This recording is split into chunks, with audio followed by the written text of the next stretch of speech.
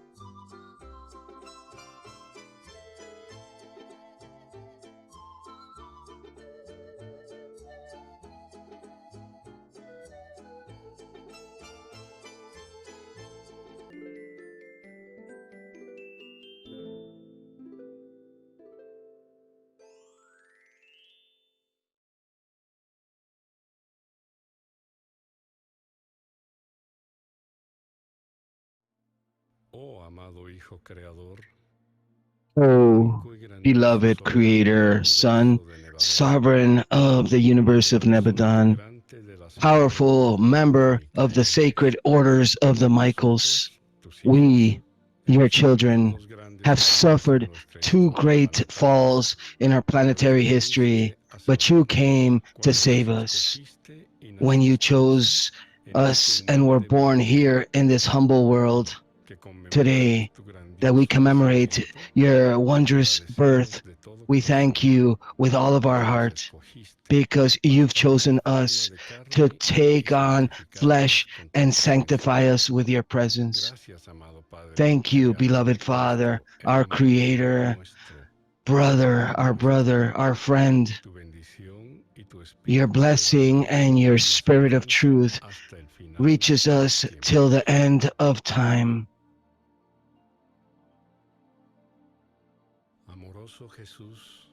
Beloved, loving Jesus, Master and Lord, on this wonderful day when we celebrate another birthday for my soul brings you the most sincere gratitude. Well, now that I know much more about you, via this fifth epical revelation, you've inspired me even more, and you've increased my admiration for your glorious mission. This has stimulated me a lot to make a positive change in my life and spiritual growth that is ever growing. It is my greatest hope that each and every one of us are dedicated to your loving guidance. And I ask you, despite I know that just as our Divine Father does, you give us everything that we need in order to progress. I ask you to continue to train us according to your own methods so that we can achieve an understanding of greater clarity. What is the will of the Father and what are the weaknesses in each of us? If each of us works on each of our weaknesses, we will not fail you in putting into practice that will of the Father that we have become or started to understand. May each day we have a greater awareness that your plans coincide with the plans of the Divine Father, whose main foundation is that none of his creatures should be lost. Thank you once again, loving Master, for that inspiration and that strength that you continue providing us to confirm our final choice of eternal life. Jesus, Master and friend, tender and courageous, I thank you for having walked amongst us in this world. Thank you for being so close to us today, even though sometimes I don't see you with my eyes. I know that you are walking together with me in my soul. Thank you for showing us your life and how to love, how to forgive, and how to trust in our Heavenly Father. Thank you for coming to this world to teach us the way of love and the way of forgiveness, of beauty and goodness and truth. Thank you for showing us how to live with a purpose, how to trust in God, and how to serve others without expecting anything material in return. On this very special day, I thank you for my own life, for my soul, and for the Spirit of God who abides within me. Thank you for helping me grow inwardly. Thank you for allowing me to be more perseverance in goodness, to think with clarity, and to act with love as you showed us. I wanted to tell you that yes, I want to continue to follow you. Help me to understand who I am and who I can become together with you. Give me strength in order to choose what is right, bravery in order to say the truth, and an open heart in order to love as you have loved. Teach me to listen in silence to your gentle voice, to follow truth, even if it costs me, and shed light for others on this world. Don't allow me to wander away from you. And if I do deviate, help me to return with humility. Jesus, make me more like you, a child, a son of man, and a son of God, so that my life may be a gift of love to the Father who is in the heavens. Jesus, when I feel fear or sorrow, remind me that I am never alone. When I get lost in my thoughts or desires, show me once again the correct path. Give me patience in order to learn, humbleness in order to recognize my mistakes, and joy to share all that you have given me. Make my life be a simple light, a smile, a gesture, help, something small that does good to others.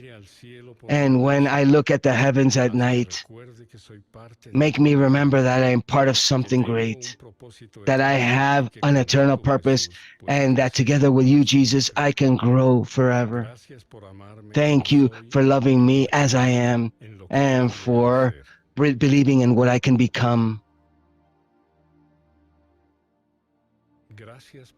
Thank you for being my Savior, for your valuable life lessons.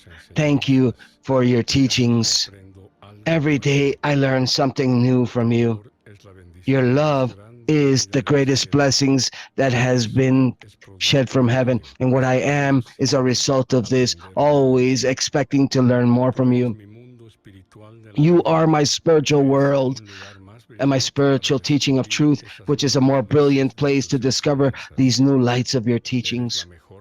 You are the best person in my life because you are within my life, and no one has ever done so much as you have done for me and for all my brothers and sisters on earth. I thank you for showcasing the best path forward of tolerance and patience and love. Today we celebrate because you're the most marvelous person, hoping to be a life model for my brothers and sisters and my own family, as you have been an example to us all. Master Jesus, I feel very blessed to have learned with your actions and your way of being, because you have given me life based on love, hope, faith in the invisible, and the joy of living, because you are in my soul, and each of my memories from your teachings as a treasure of incalculable spiritual value, because every time that I walk, I feel that you are beside me, guiding me towards salvation, as was the will of the Father, our universal Father. Today is another year of our era, another year of learning, another year of love, and it will always be engraved in my mind and soul. Beloved Father, with simple words, Dad, I want to tell you how much I love you, how much I trust you, and how deeply I feel your care and your protection. Thank you for being born on this planet and showing me with your life the path to follow and how to live it. For your love, your selfless and intense love, when your flames embrace me every day. Thank you for your eloquence and for your understanding of your smallest, youngest children, the most helpless, the most disoriented, because we had no guide or teacher until you arrived, and with your light, you shed a light upon us. Thank you for allowing me to keep your spirit of truth, which has never abandoned me, not for an instant. And I can see what is true with your help and with your provision. Thank you for loving me like a spiritual baby that I am, and guiding my rebel steps and faltering steps in this world in which you yourself lived the same experience. Thank you for having taught me to trust in our eternal Father and to learn about his personality and his eternal energy distribution, truth, beauty, and goodness at every moment. Thank you for the life that you have given me and the freedom to live that life, and to have discovered that, having decided that my will actually becomes your will, I understand much better my destiny within your plans. Thank you for everything that I imagined and I conjectured with your inspiration, even without knowledge. Because of your example and your revelation, this became a reality, and the chaff that hindered my existence was made whole. Thank you for allowing me to recognize error and sin, and teaching me to overcome that every single day via your own guidance, infallible and loving guidance.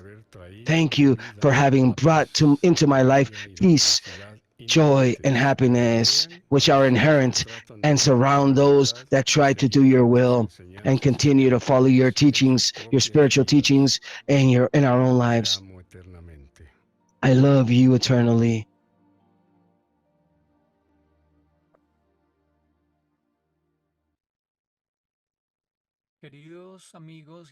Beloved brothers and sisters from all over the world, welcome to the Latin American Urantiathon 2025. This is not simply a regional event. This Urantiathon is a global encounter. It starts with a great celebration where every continent, with its representatives from the association and other communities of readers of the Urantia teachings, has an opportunity to share the fruits of the wisdom that we have learned, our role, our effort, and our enthusiasm. Today is Latin America's turn, and together we wanted to show you all the spiritual and cultural wealth that unifies us in our spiritual path with our Master Jesus.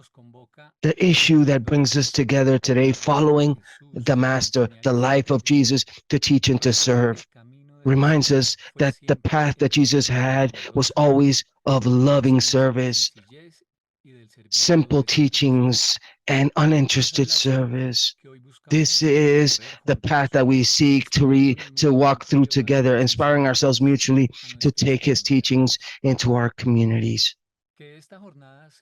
May this session be a space of fraternity, joy, and hope, where every word, every reflection, and every contribution reflects that if we follow the Master, we will build a great spiritual family that will strengthen itself in unity.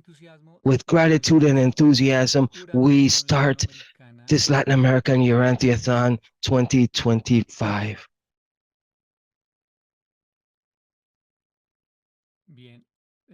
Very well. Please, everybody, remember that you would need to select the interpretation icon and choose the language of your preference, whichever one you feel most comfortable with. But please choose a channel for the interpretation. On the chat, we will also give you further instructions every so often. Very well.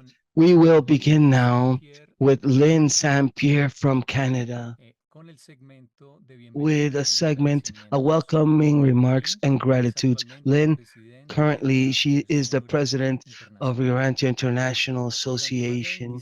For over 25 years, Lynn St. Pierre has walked a path of services, leadership, and spiritual brothership within the Urantia book community. Now, as the president of Urantia International Association, she contributes deep commitment with unifying readers worldwide in a shared mission of love, truth, and service.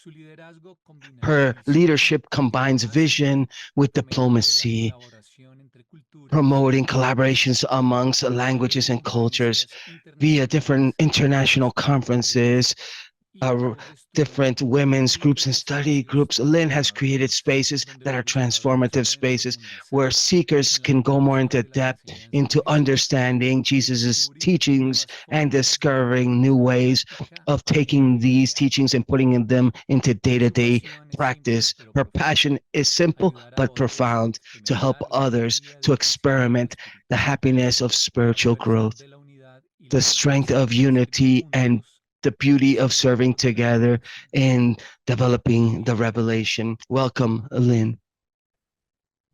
Thank you, Andres, for this introduction. And it is such a wonderful time for me to be here with you. And I don't know who did compose the prayer this morning, but it was so beautiful as an introduction for this celebration. So, dear brothers and sisters, dear friends from across Latin America and from every corner of the world, it is a profound joy to welcome you all to the Continental Urantiathon of Latin America 2025.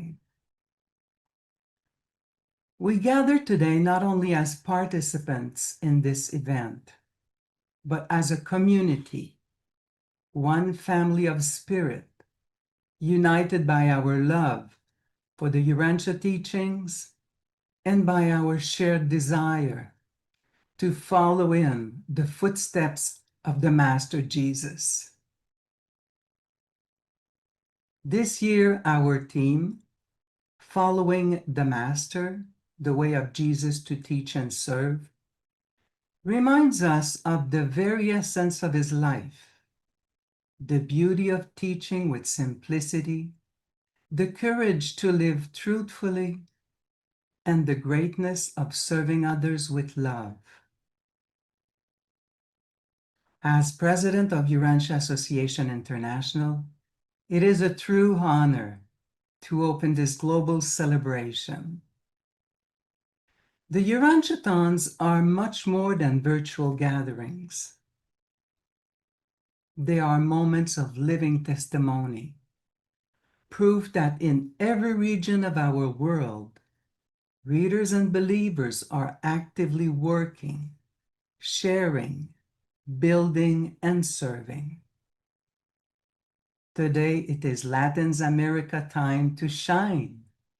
And what a joy it is to see this wonderful community come together with so much enthusiasm and creativity. But friends, none of this would be possible without the hard work of those who serve behind the scenes. Allow me to take a moment to express my heartfelt gratitude to Andres Ramirez, our Continental Coordinator for Latin America, whose leadership and vision have been a guiding light in organizing and uniting so many efforts. Thank you, Andres, for your dedication to bringing people together and for ensuring that Latin America has a strong and vibrant voice in our global community. To Alejandro Aran, one of our most active volunteers from Latin America.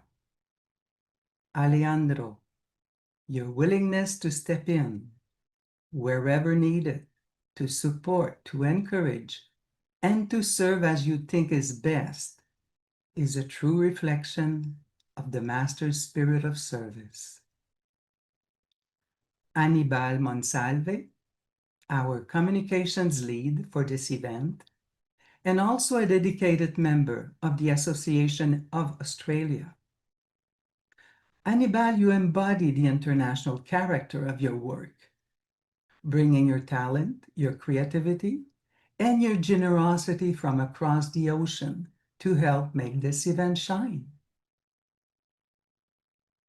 To our dear friends from Grupo 21, Flor Robles, Marinette Morales, Pablo Morales, and Fernando Maldonado.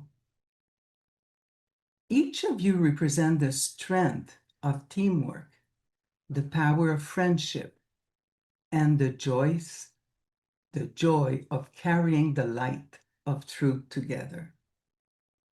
Your contributions today remind us of the richness that comes when groups unite for a greater purpose. And of course, to the members of our conference committee, whose steady work ensures that events like this are possible. Antonio Scheffer, a tireless servant who has given so much of his life and energy to building this association. To Jenny Vasquez, who so beautifully coordinated this program, weaving together each session with care, vision, and love. Jeannie, your effort is felt in every detail of today's experience. To Juan Jamarillo, our conference committee chair, whose leadership, patience, and constant dedication continue to open doors for new ways of connecting and celebrating across the globe. I also want to give a very special thanks to those who stepped forward as presenters in today's program, because it is through their voices that the Master's way of teaching and serving becomes alive for us. Santiago Nilan from Mexico, thank you for bringing your perspective and your spirit of faith. Jorge Wilsick from Argentina, who reminds us how to follow Jesus today in times of confusion. Arturo Garcia from Mexico, for your dedicated participation. Sueli Travers from Brazil, for your faithful service and inspiring presence. Isabel Reynoso from Colombia, who helps carry the light of these teachings to her community. Liliam de Cristo from Brazil, for your heartfelt contribution to our program. And Enrique Travers, also from Brazil, former president of Urantia Association International. Thank you, Enrique, for your leadership, your service, and for your continuing to inspire us with your wisdom and example. Each of you has added a unique light to this Urantiathon. We also want to express our heartfelt gratitude to the sponsors who make events like this possible. The Urantia Foundation, Urantia University Institute, the Center for Unity, the Urantia Book Fellowship. Your support allows the Urantia teachings to reach far and wide, and our commitment strengthens our global community. My heartfelt thanks to each and every one of you. But most importantly, my thanks go to all of you, to every participant who is here today. Whether you are joining from a large city or a quiet town, whether this is your first Urantiathon or one of many, without you, there is no event. You are the reason we gather, the reason we celebrate, the reason we continue to serve. Events like today are not just milestones. They are stepping stones in the long path of building a community of truth, beauty, and goodness. Let us remember the words of Jesus when he said, "He who would be greatest among you should become the server of all." And here we are, centuries later, seeing this principle come alive through your service, through your volunteering, through the dedication of your time and energy that helps spread light in this world. The Urantiathon is not just a live stream. It is a living testimony of faith in action. It shows that when we unite, despite borders, languages, and cultures, we create something that reflects the very family of God on earth. People joyfully working together in love and harmony. Latin America has always carried a vibrant, passionate spirit of faith. That passion is what gives the event its unique flavor. And it is this spirit that will continue to illuminate the path forward, not only for this continent, but for our global community. So today, as we begin this Urantiathon, let us keep in our hearts the spirit of gratitude for the volunteers, for the organizers, and for each other. Let us open our minds to the lessons, the music, the prayers, and the reflections that will follow. And above all, let us remember the Master's way, a way of simple, loving service. Together as his ambassadors, may we carry his light into our families, our communities, and our world.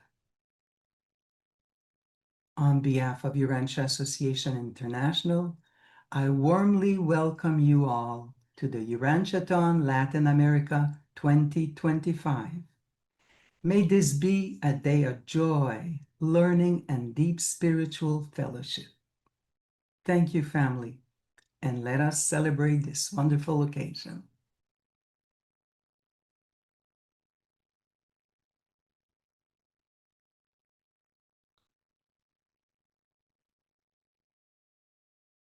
Gracias, Lynn, por tus palabras.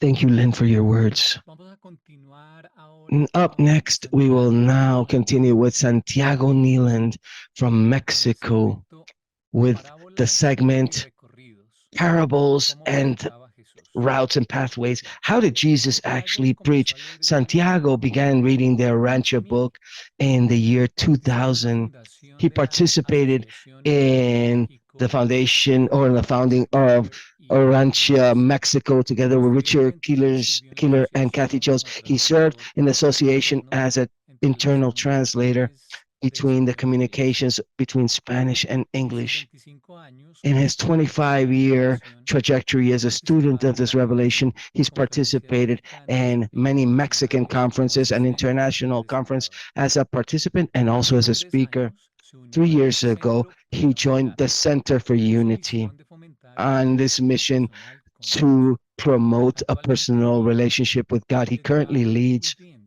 the podcast Divine Within como podcast anfitrión y as a productor host ejecutivo. and an executive producer. Este podcast forma parte de This la podcast is iniciativa part of del the Centro para la initiative Unidad, of the Center for Unity, para reunir a CFU, miles de in order to investigadores unite explorando many preguntas searchers that are exploring profundas the de la vida, deepest questions creando related to life. conversaciones using conversations, authentic conversations that unify old wisdom with modern challenges.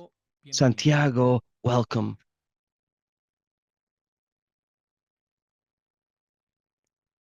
Debes abrir tu micrófono, creo.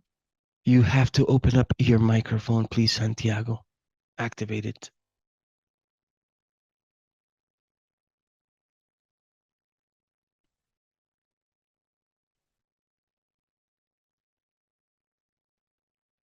Vale, ¿ya me escuchan? Can you hear me now? Yes, now we hear you. Muchas Welcome, gracias. Pues bueno, Santiago. muchas Thank you so gracias much. por la Well, invitación. thank you so much for this Después invitation. de gran After that great ojalá podamos beginning, hopefully cooperar, ¿no? we can Pues el try día de hoy, to si me do our permiten, part as well. And pues today, if you allow me to present a little bit, I'm going to speak. puedo compartir para poder Can I share my screen? no sé si tenga perfecto. Perfect. Thank you. I'm going to share a little bit about how nuestro maestro enseñaba. our beloved master taught us. Just give me 1 second. Bear with me. Listo, que lo veamos completo. Great. Y pues bueno, Okay, and well, when they invited me to give this talk, I think this is very aligned to what we're actually doing and what we believe in the Center for Unity, the way in how Jesus taught.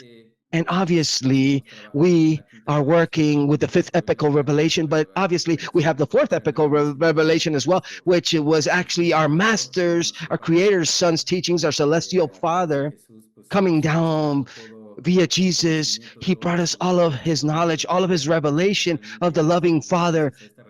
And thanks to this revelation, well, we have the foundation that we can actually share within the fifth epical revelation. And something that we have worked on quite hard, and personally I've worked on throughout my experience as a Urantiathon book reader, is trying to understand Jesus as a human being and also obviously as a divine being, but especially that human side of Jesus. What can I learn from him? What can I see as a human being? What can I take from his example? I think he's a great master, the great example, and he will always be so. I think we're privileged on this planet of having had that opportunity of his bestowal. And now let me speak about the way he taught. He used two actual pillars which are fundamental: parables and tours. And Jesus was not simply a master of spiritual truth. He made those truths be actually accessible to the masses. We see him as a master and a teacher. Simply, he was a teacher that brought the teachings of God to this planet. And well, the two methods that he used were relationable parables or stories. And Jesus made day-to-day parables so we can actually understand the teachings, digestible parables.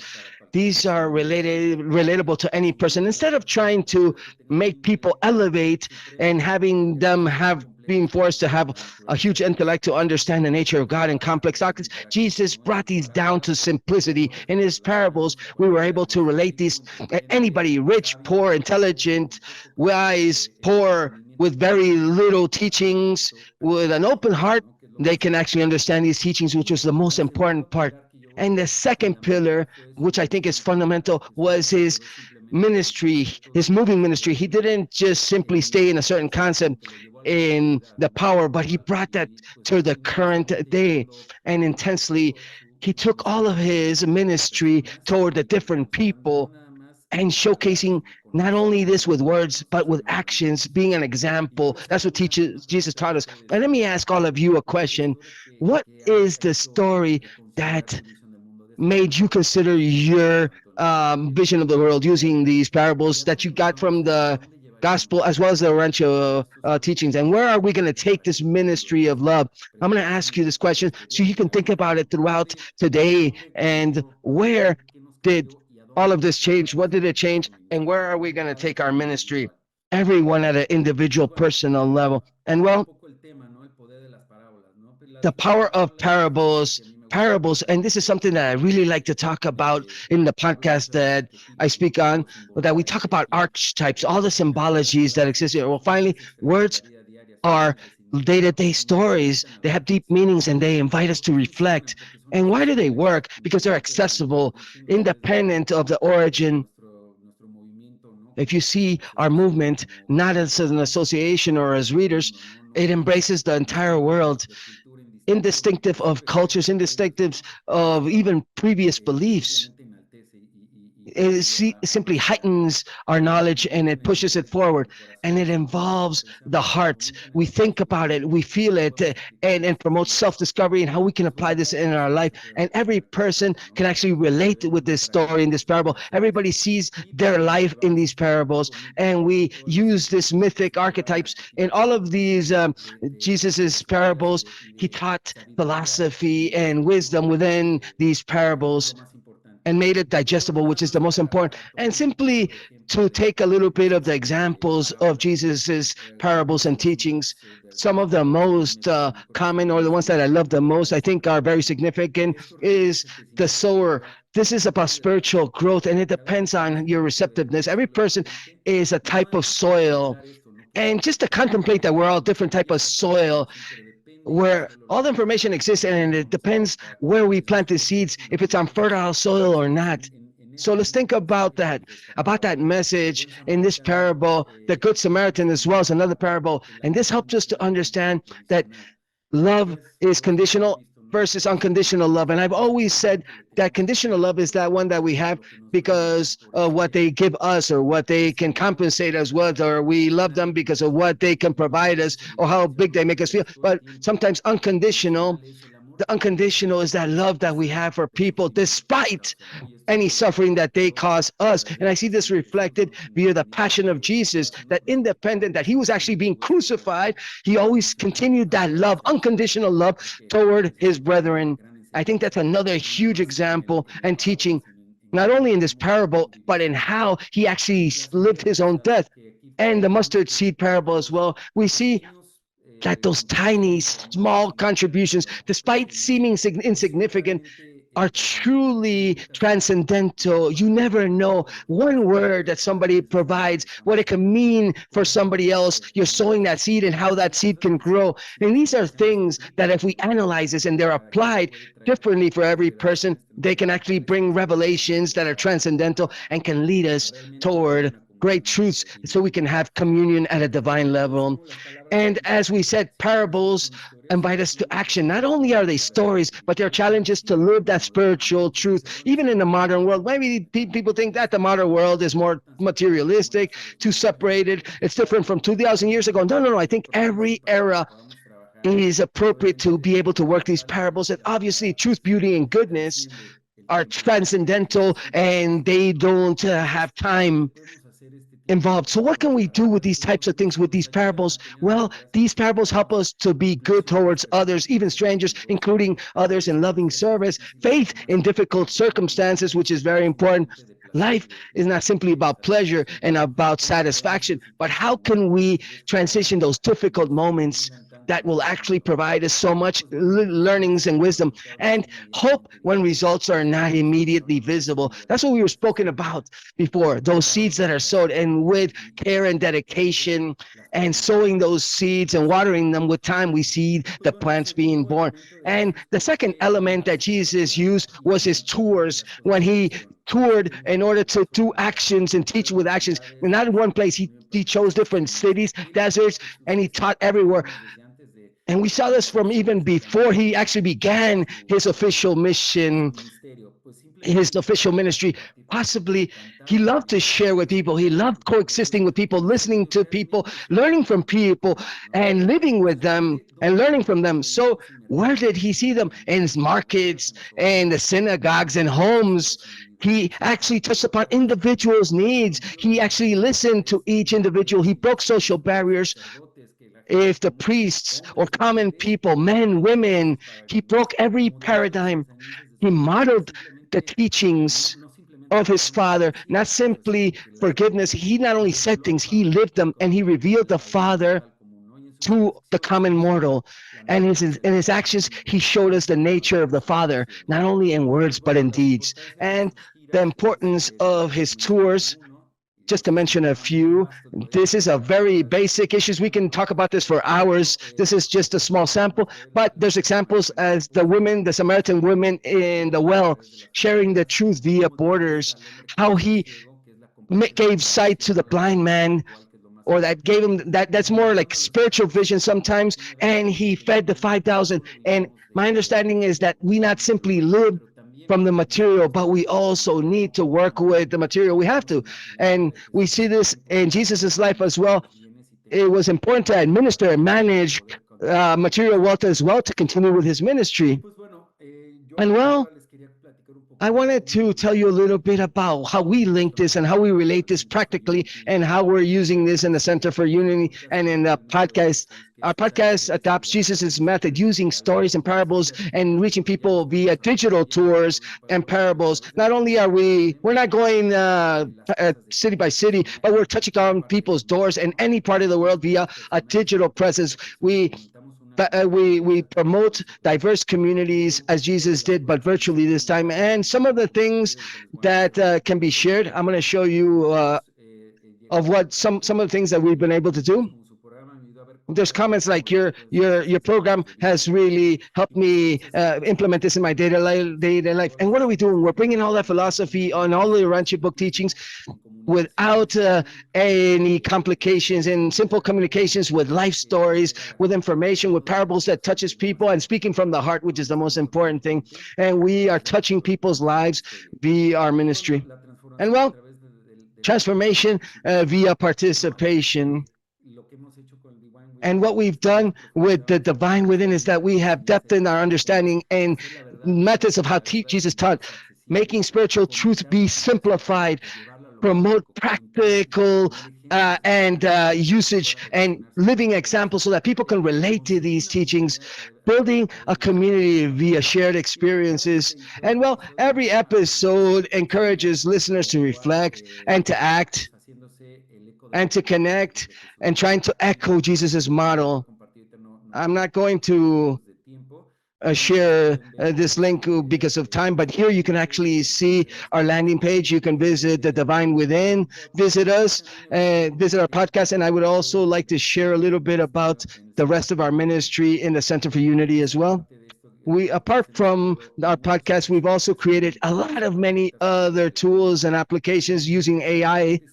And frankly, I am very, very proud, very blessed to announce today that this Thursday, the 21st, on Jesus' birthday, our great brother and friend and colleague, Gabriel Reinberg, together with Mike Robinson, a teacher which is the best in class, just developed and we just launched Discover the Urantia book, which allows any reader, whether long-term reader or new readers, to identify his level of readership.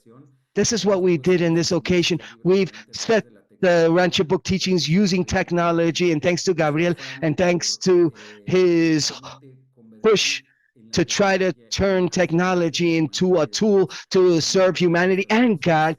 They've worked on these things, and now we have this gift on Jesus during his birthday presented to all humanity. Discover the Urantia book, and any person can access it, whether you're a teenager, whether you're a long-term reader, intermediate readers, whatever level you find yourself in, you can actually understand the teachings at your level.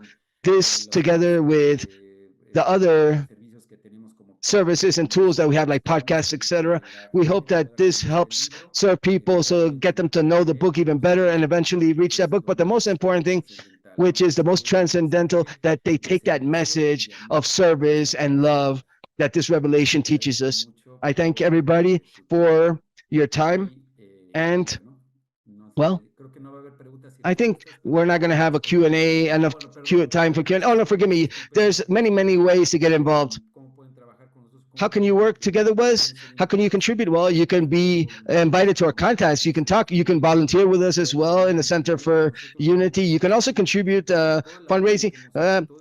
And you can help us economic. All of the contributions from all the Urantia communities, your treasures and your fundraising has allowed this to happen. If you have any mystery, you have any idea, something that you wanted to share with us, we'll try to incorporate that as well. We want projects different from what we can think about sometimes. If you have any ideas that you can help us to transform the world, in the Center for Unity, we have an open arm to listen to you and see what we can work together with. Thank you.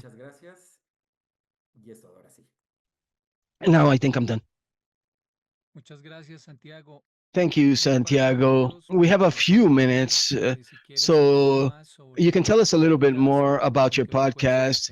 How permiten, frequently si lo haces en do you vivo, do this? Is it a si live prefieres hacer podcast or is it grabaciones, pre-recorded? How does it work? On caen las personas this, en what edad. website can people visit to listen to the Sí, pues podcast? mira, Yes, of course. el Listen. podcast Well, the lo podcast transmitimos, lo we producimos y se produce transmite and semanalmente it is aired aproximadamente un día a la weekly. vez. It's También mostly in tenemos una English. versión en We also español, have a Spanish todavía no version. está completamente It's lanzada, still pero not sí completely es launched, parte but in fact, de mi this oferta. is part of my offering and my help. Anybody that wants to share a space, we want people that want to share the living experiences and any important information about the book. All of you are welcome. Lo grabamos, yo lo So edito, we lo record grabo, this. lo I hacemos en record this. vivo. We still are not doing live transmissions yet. We are using Spotify. We're using YouTube. We're pre-recording, but then putting it later on and publishing small clips and then the larger clip. But if you can help me, the exact link is the link address is www dot the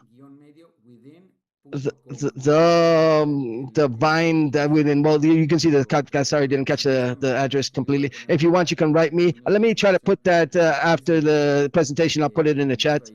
But any ideas are welcome. Muy bien. Tenemos tiempo para We una still pregunta. have time for one more Una question. pregunta para If Santiago. anybody has any questions for Santiago, we have time for one question.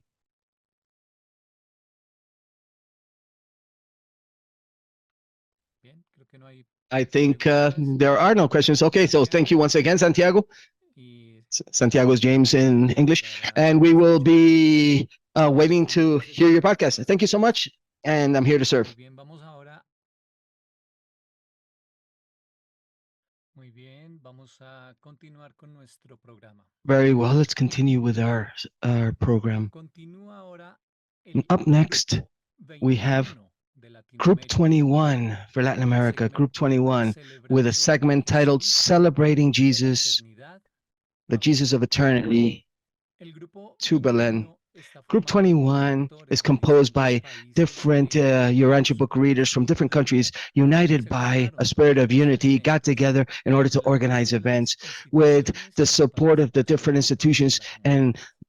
and volunteers Su from the propósito community. es Their resaltar la purpose belleza is de to las highlight fechas truth más and the significativas beauty of the most expuestas en el significant quinta revelación. dates that are laid out within the fifth El epical 21 de revelation, agosto, especially the día que se 21st of August, conmemora el the day in which we nacimiento de commemorate Jesús. the birth of A Jesus. través de diversas Via herramientas diverse y con un different enfoque tools moderno, and with a modern realiza un approach, servicio this planetario group lleno de does planetary dedicación, service full amor of y dedication, apertura love, generacional, and buscando generational integrar opening, personas de trying todas las to edades incorporate en people una of all ages experiencia espiritual within a compartida. spiritual shared experience. Hermanos y hermanas del grupo 21, Brothers and sisters from bienvenidos. the 21st group, welcome.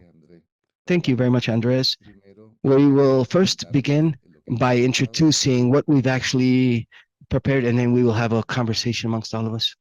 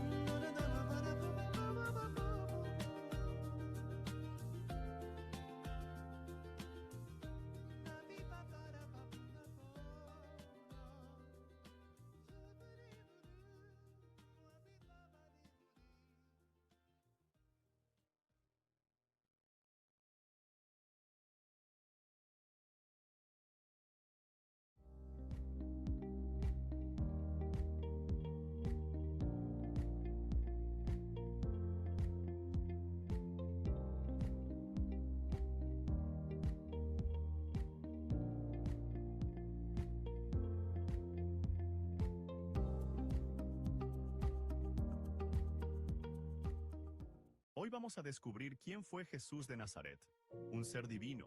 Today we're going to discover who is Jesus of Nazareth, a divine being, a creator son known as Michael of Nebadon, whom existed first in paradise and 2031 years ago was born as a human baby on planet Earth.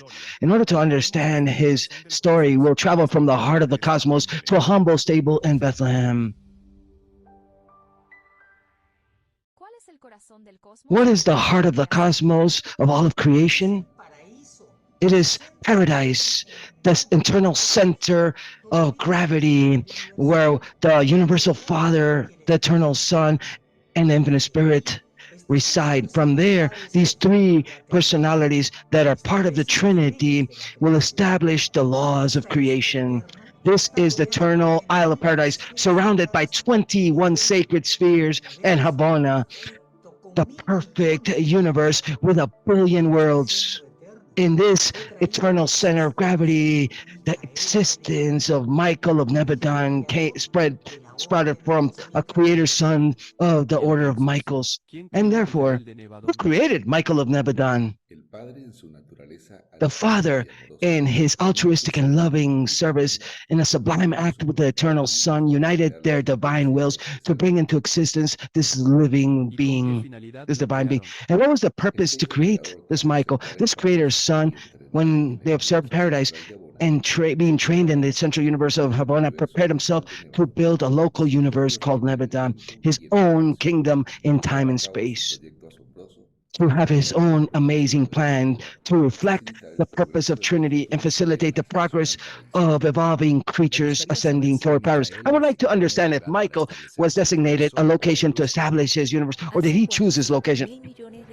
400 billion years ago, Michael was observing the cosmos, and he selected that Andromeda Nebula in the seventh super universe, where he decided to create his local universe. Michael of Nebadon did this great works completely alone, or did he have any help with him? No. In that same moment when the Father and the Son brought into existence this Michael's Son, the infinite Spirit individualized the maternal creative spirit, his eternal consort, so that together they can undertake this kingdom work together in time and space.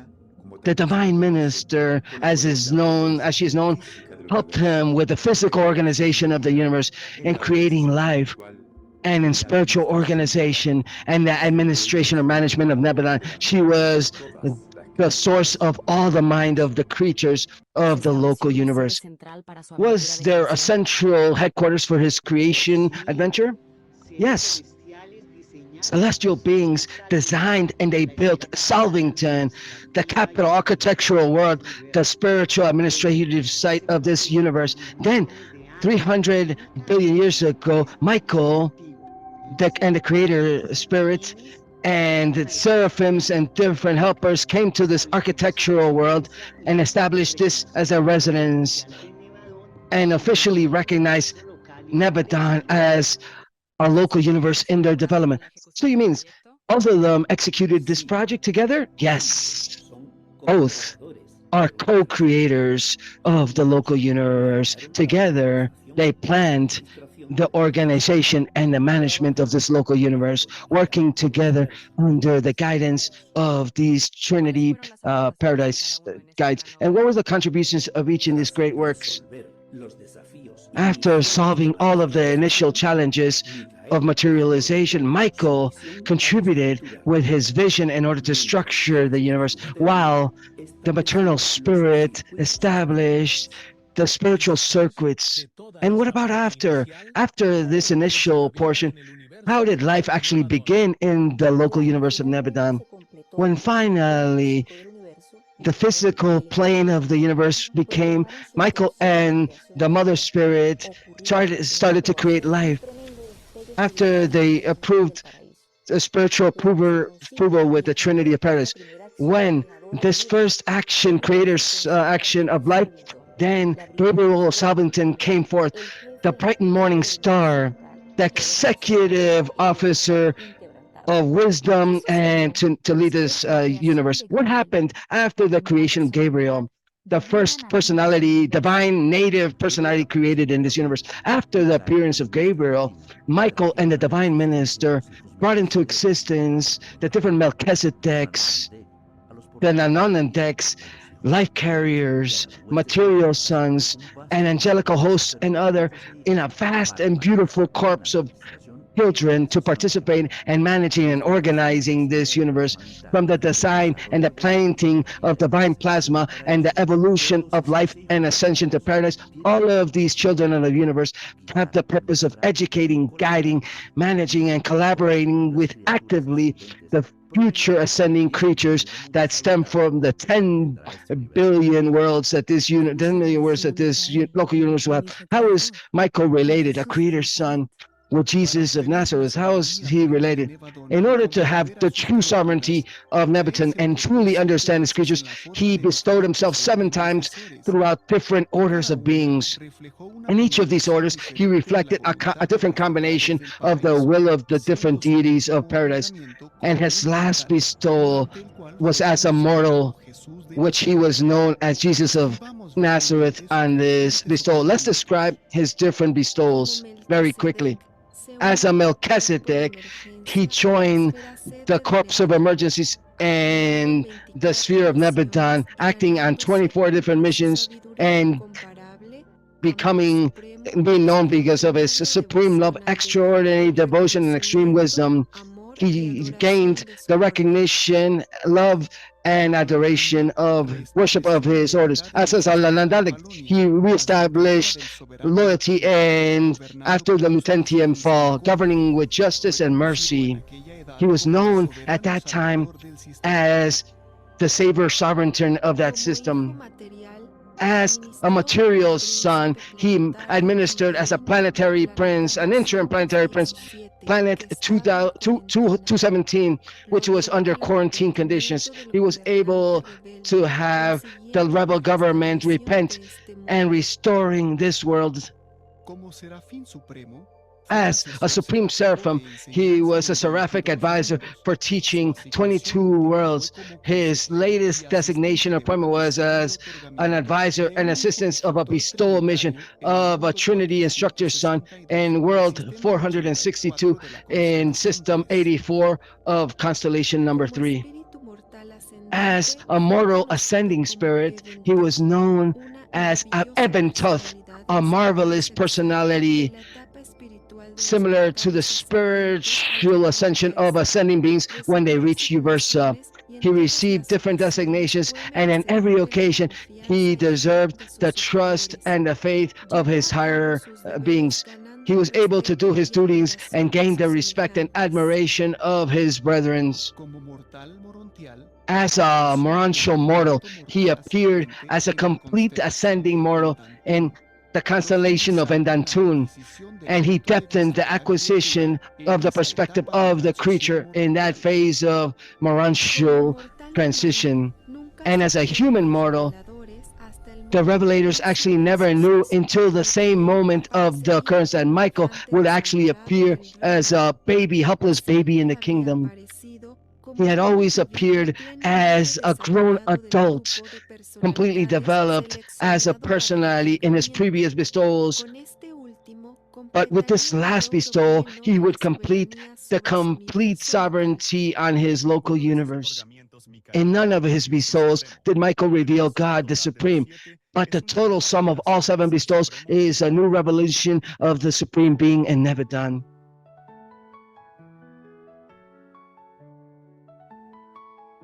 He came not in power but in tenderness, not down from the throne but to purest rest. From the timeless heart of paradise, Michael came down with no sign or cry. He became like you, he became like me, and raised us high through love set free. He showed that God is not far above, but lives in the simple and mirrored love.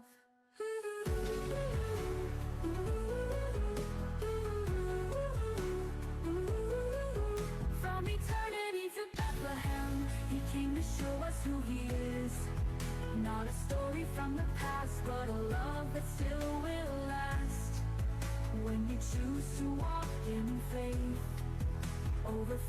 that fades away. You return again to Bethlehem, to God in flesh. This is no tale, it's the flame that ignites living hearts and souls in light. Choose the truth above the wrong, and you'll feel that same love strong.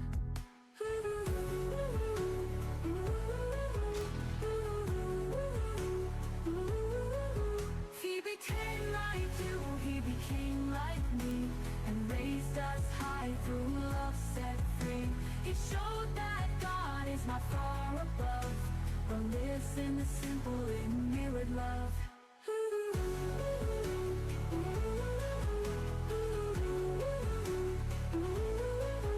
From eternity to Bethlehem, he came to show us who he is.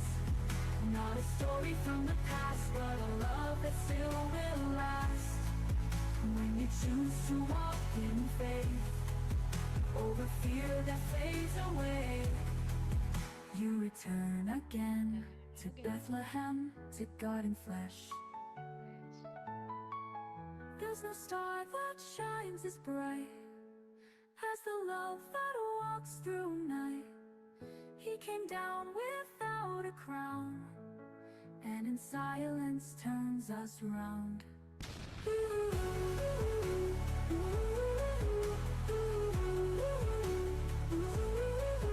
From eternity to Bethlehem, where the good of us began, every soul that dares to see becomes a light eternally.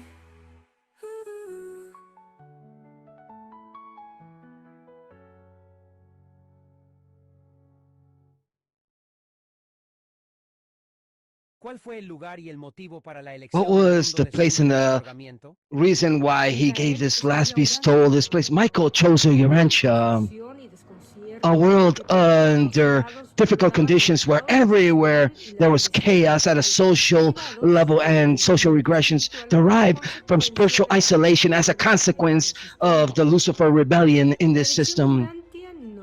The choosing of Urantia was not a coincidence. It's not that the planet actually needed this bestowal of a creator's son in order to put its affairs into order, but rather horror, evil, and sin because of the rebellion represented for Michael a more spectacular transcendence where he could reveal the love and the mercy and the patience of the Paradise Father. Michael announced publicly his decision after learning about the downfall of Adam and Eve, the default. When did the Lucifer rebellion actually occur, and why did this affect Urantia so much?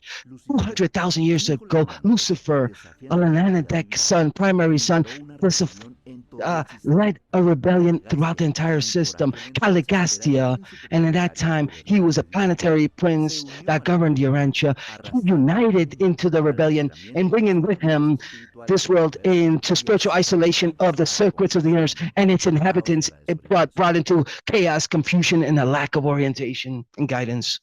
The rebellion that you mentioned, did it affect Adam and Eve's mission? Not when they were still in Jerusalem, the capital of the system, because they continued to be faithful. The problem came 38,000 years ago when they came into our planet. That was already under a state that was deplorable. Adam and Eve, the material sons and daughters sent from the system in order to be biological uplifters of the races of Urantia, failed in their mission 117 years after their arrival. Their judgment error created even more chaos that was already existent. This Adamic couple was communicated, they were degraded and became mortals of the kingdom, and they were learned that from that point forward, they would have to behave as man and wife of Urantia, with and seeing the future of the race of Urantia as their own future. Sometime afterward, they received a message from Michael where he said, I've considered the circumstances of your default, and I've reminded us of the desires of your heart was always to be loyal to the will of the Father. You embraced the mortal. When I will reach Urantia, if the subordinate sons of my kingdom will not call us before that moment.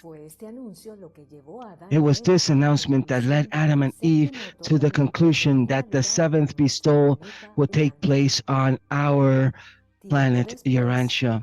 Sometime later, before descending to Urantia, Michael gave his project over to Emmanuel, receiving some advice from his older brother, Emmanuel.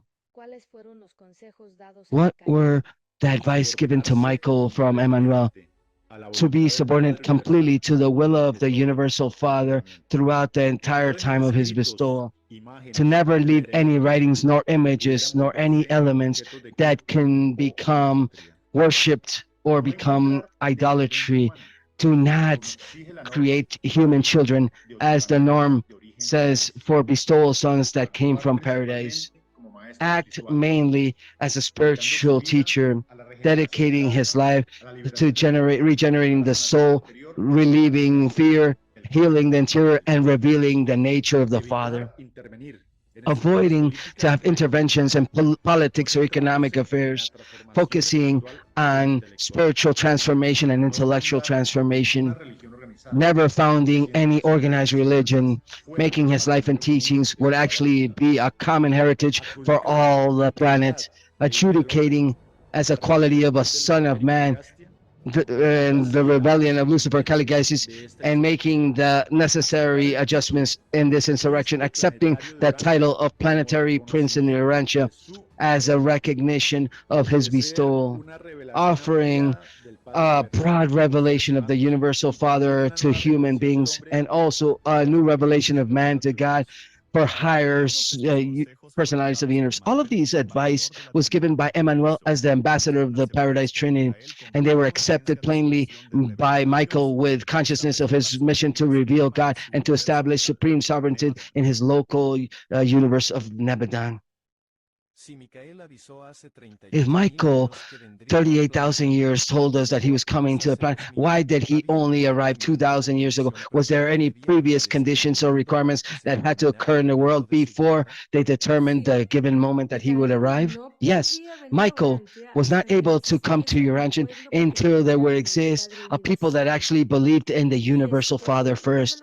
And this was one of the purposes why approximately 4,000 years ago, Machiaventa Melchizedek, whom was amongst the groups of beings in charge of the planetary supervision, decided to appear as a mortal of the land as an adult in an emergency meeting. He was known as the wise man of Salem, the saint of Salem. He preached only one God. He instructed Abraham. He preserved monotheistic visions, and he prepared the spiritual background for the arrival of Michael as Jesus later on. Melchizedek, priest of El Elyon, the Most High, the one and only God. What was the region like that Michael would arrive to in Urantia? And the first century Palestine, that included Galilee, Samaria, Judea, and Perea, was under the Roman Empire, with safe paths and seas free of pirates, commercial routes that were very important, that were across the entire region connecting Egypt, Syria, Mesopotamia, and the Mediterranean Sea. Caravans would transport goods and different oils, wines, salt, and dry fish. It was a group of Greek, Jewish, and Roman cultures. The Hebrew people oppressed by Rome was divided into other peoples because of Pharisees that continued the Moses law strictly, in Sadduceos, which were more pragmatic and aristocratic Jews, Essenios, a religious sect that would practice celibacy, and the Zealots that sought to have political freedom. These religious groups, guided by monotheistic teachings and by the scriptures, would wait for a Messiah with varied expectations, from a warrior to even a spiritual guide. The region in general was a vibrant location, which was ideal to receive the universal message of love and brotherhood that this divine Son would reveal and would personify. And how did they choose the actual home where Michael would be born? Michael's plan was to appear as a common man so he can be received and understood by simple people. So therefore, after studying a study by the Melchizedek, when they studied many Jewish families, Gabriel actually selected a young couple, Joseph and Mary. Both possessed the most ideal combination of races and personalities. Joseph, a carpenter from Nazareth, was a fair and reflexive man, deeply devoted to religious traditions of the Jews, with a lineage that was enriched by different races from Urantia. Mary was a young and happy youth. She was practical. She possessed vibrant faith and an exceptional talent as a weaver, and she was an excellent housewife. Both had higher education, higher than the average of their times, and a strong spiritual commitment. They met when Joseph was working, expanding Maria's father's home, was doing some public works there. During lunchtime, she brought him a cup of water, and this marked them and began their love and began their relationship. Joseph and Mary were married according to the Jewish customs when Joseph was 21 years old. This wedding was the culmination of a normal boyfriend-girlfriendhood for almost 10 years. Then they moved for 2 years. Then they moved to Nazareth, which would be their new home.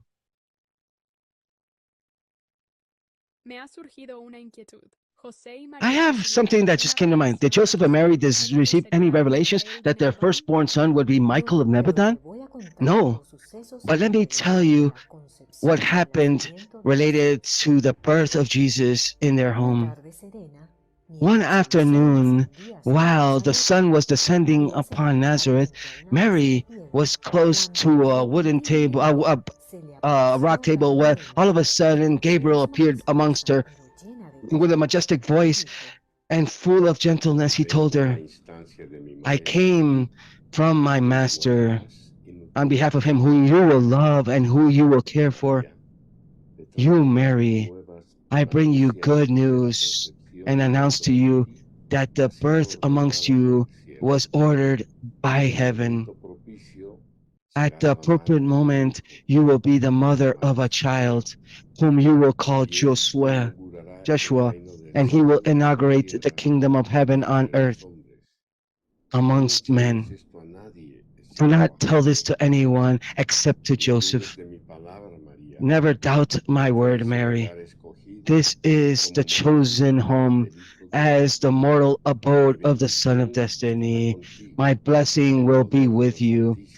The power of the Most Highs will strengthen you, and the God of all the earth will contemplate you. This announcement by Gabriel to Mary was the only divine supernatural encounter during the pregnancy of this Son of God, and it occurred the day after the natural conception of Jesus. Mary, even though deeply moved by the words of Gabriel, she kept them in her heart, and only when she was truly convinced about her pregnancy, then she told Joseph. Joseph, on his side, had some doubts. How can he understand that the child that they were expecting was actually sent from heaven? Until one night, while he was asleep, then there was a celestial messenger that appeared before him in his dreams and told him, Joseph, due to the mandate of he who reigns in the altitude, I come to tell you that the child that Mary will bear, which will become a great light upon this world, will bring light, and this life will be the light for humanity. First, he will come to his own people, but it will be difficult for them to receive him. However, all that receive him and accept him, he will reveal that they are sons of the Father, children of the Father. Joseph and Mary continue to prepare their home with lots of love for the arrival of this child. Sometime afterward, to comply with the edict and the census that was demanded by Caesar Augustus, that in the kingdom of Herod there was occurred 1 year after, Joseph began a travel to plan his travel to, and Mary, which was a lover of adventure, insisted in accompanying him despite her advanced pregnancy phase. Apart from that, she did not want to stay alone just in case the child was born during Joseph's absence. When they reached Bethlehem, they tried to stay at a place, but there was no space. However, they did find a refuge in a modest stable that was conditioned previously as a temporary room. There, at noon, on August the 21st of the year -7, in the humbleness of that home, she gave birth to Jesus. And that's how the promised son was born, in the same fashion as any child from before and today continued to reach this world. He was called formally Joseph ben Joseph, Joshua ben Joseph, Jesus, the Creator's son, Michael, turning into a mortal creature of the realm. Jesus was a divine illustration of the fraternity of God and a deep demonstration of the brotherhood of God and the paternity of God and the brotherhood of men. Why the birth of this child of Bethlehem has a cosmic meaning. Jesus' birth in Bethlehem was not simply the beginning of a new age, but the voluntary descension of the Creator's Son to a child of man. With this act, this was his seventh and final bestowal, and now achieving the supreme sovereignty on his local universe. Doing this, he revealed the character of the universal Father to his creatures, and at the same time, he offered superhuman intelligence to the superverse, a new understanding of humanity. This birth united heaven and earth. The infinite became finite. The eternal entered time, and the Creator lived as a human. In Jesus, God showed himself as a father, and humanity understood his divineness. That's why in all of Nebuchadnezzar, this event was celebrated as the most relevated event of paradise and the deepest act of love. What impacts does this have on us today, this bestowal? Jesus' bestowal, Michael's bestowal, invites us to understand our dignity as children of God, living as one of us. Jesus showed us that every human being can aspire and hope to learn about and doing the will of the Father. His life is an inspiration, an eternal inspiration for faith, compassion, forgiveness, truth, and unselfish service, but also his bestowal transformed the universe, consolidated spiritual government of Nebuchadnezzar, strengthened the loyalty of millions of celestial beings, and sealed the destiny of creatures under ascension. This singular act reverberates from paradise all the way down to the lowliest worlds, including our own hearts. In other words, what is the essential value of all of this story? The voyage toward eternity to Belém is a story of God that decided to reveal himself not with power, but with tenderness, not from a throne, but from the humbleness. The story of Michael Nebuchadnezzar, that from the center of paradise descended into our world, became like us, and elevated us to a new understanding of divinity. This voyage from eternity to Bethlehem is not simply an event of the past. This is a living truth that continues to transform lives, elevate awareness and consciousness, and revealing the perfect love of the universal Father. And every time that we choose faith above unity, the truth above error, and love above ego, then we relive this humble location where this revelation became the largest revelation of the common God in each of us.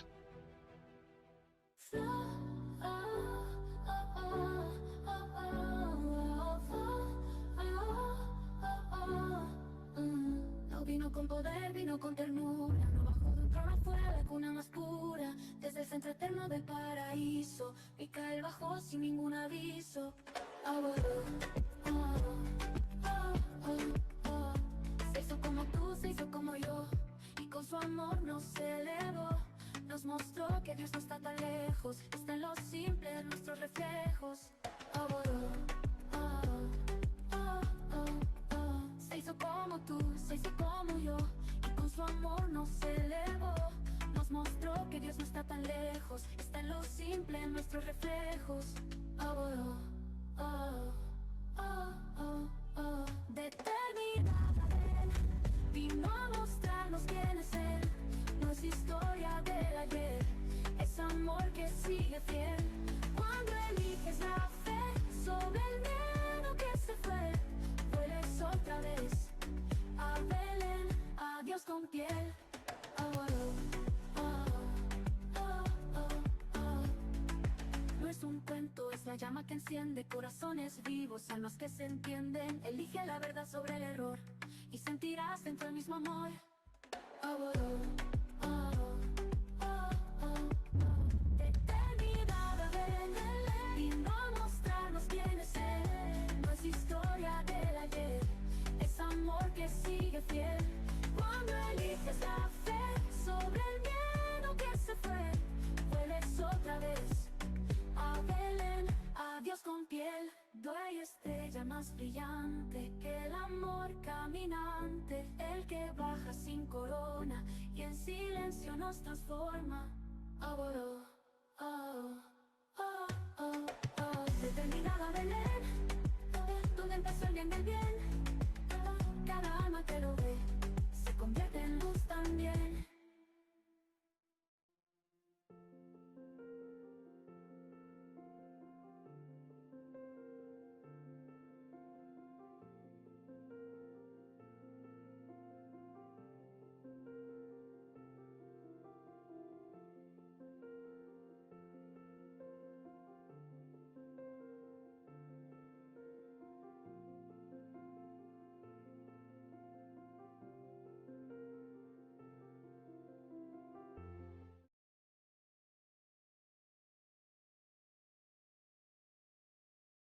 Bueno, pues esperamos que Very les haya well. gustado. Well, we hope that you Hicimos liked con mucho cariño. these presentations. We did this with lots of love, made it for all of you. ¿Alguna pregunta? If anybody has any questions, if anybody has comments, you can raise your hand and we would allow you to speak. We will be here having a brief conversation and to solve any concern or question.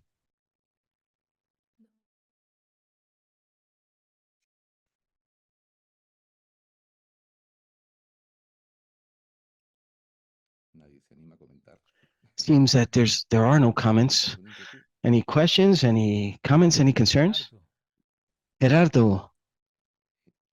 Gerardo, please go ahead. Gerardo wants to say something. Yes, yes, thank you. Hello. Congratulations and a big hug to everybody with a fraternal love of our father and brother. What a beautiful presentation. My brethren from Group 21, you've really moved me with this beautiful presentation. And I would like to ask if this will be available afterwards in order to see this again. I wanted to see this with greater detail and show this to other people because this is something super beautiful. This is a beautiful effort. You use some amazing, beautiful tools, such beautiful and loving illustrations that this deserves to be disseminated even further and propagated and share these beautiful emotions of those stories that we already know, but we know that they have a new impact. They have a new way of understanding a dynamic, a very attractive dynamic, an emotional sensitivity which is deep. And within educational settings, this has a deep teaching that goes way further than what sometimes words can try to express, because you have touched upon all of this art. You have touched upon all of us, our hearts and sensitivity. Thank you so much for that.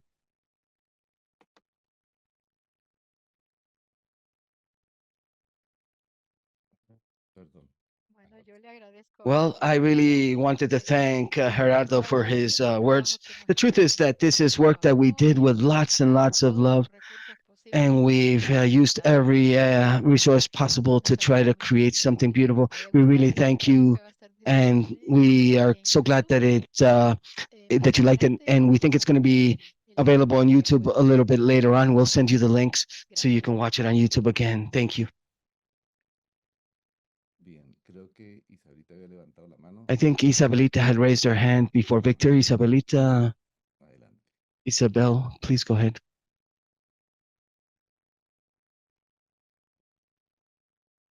Tienes micrófono cerrado. Your microphone is muted. Now I've activated. Well, good day to everybody. What a pleasure and what an enormous joy to meet again between such dedicated brethren to this dissemination. But apart from a great congratulation that Gerardo beat me to the congratulations, but I echo Gerardo's words. That's what I felt in my soul when I saw this marvelous effort.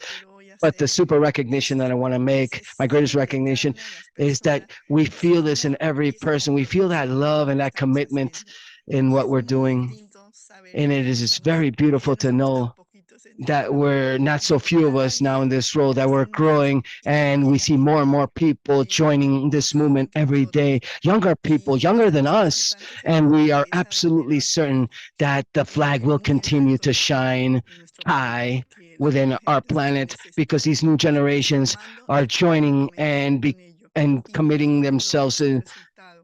And I have no doubt that this is the result of all of our efforts in propagating this image. And many people are not able to accompany us today, but we are consciously developing this great dissemination, which is necessary to disseminate broadly within our planet. Congratulations again with all of my gratitude, eternal gratitude. Thank you so much. Muchas gracias a ti, Isabelita. Thank you, Isabelita. Víctor. Please go ahead now, Victor.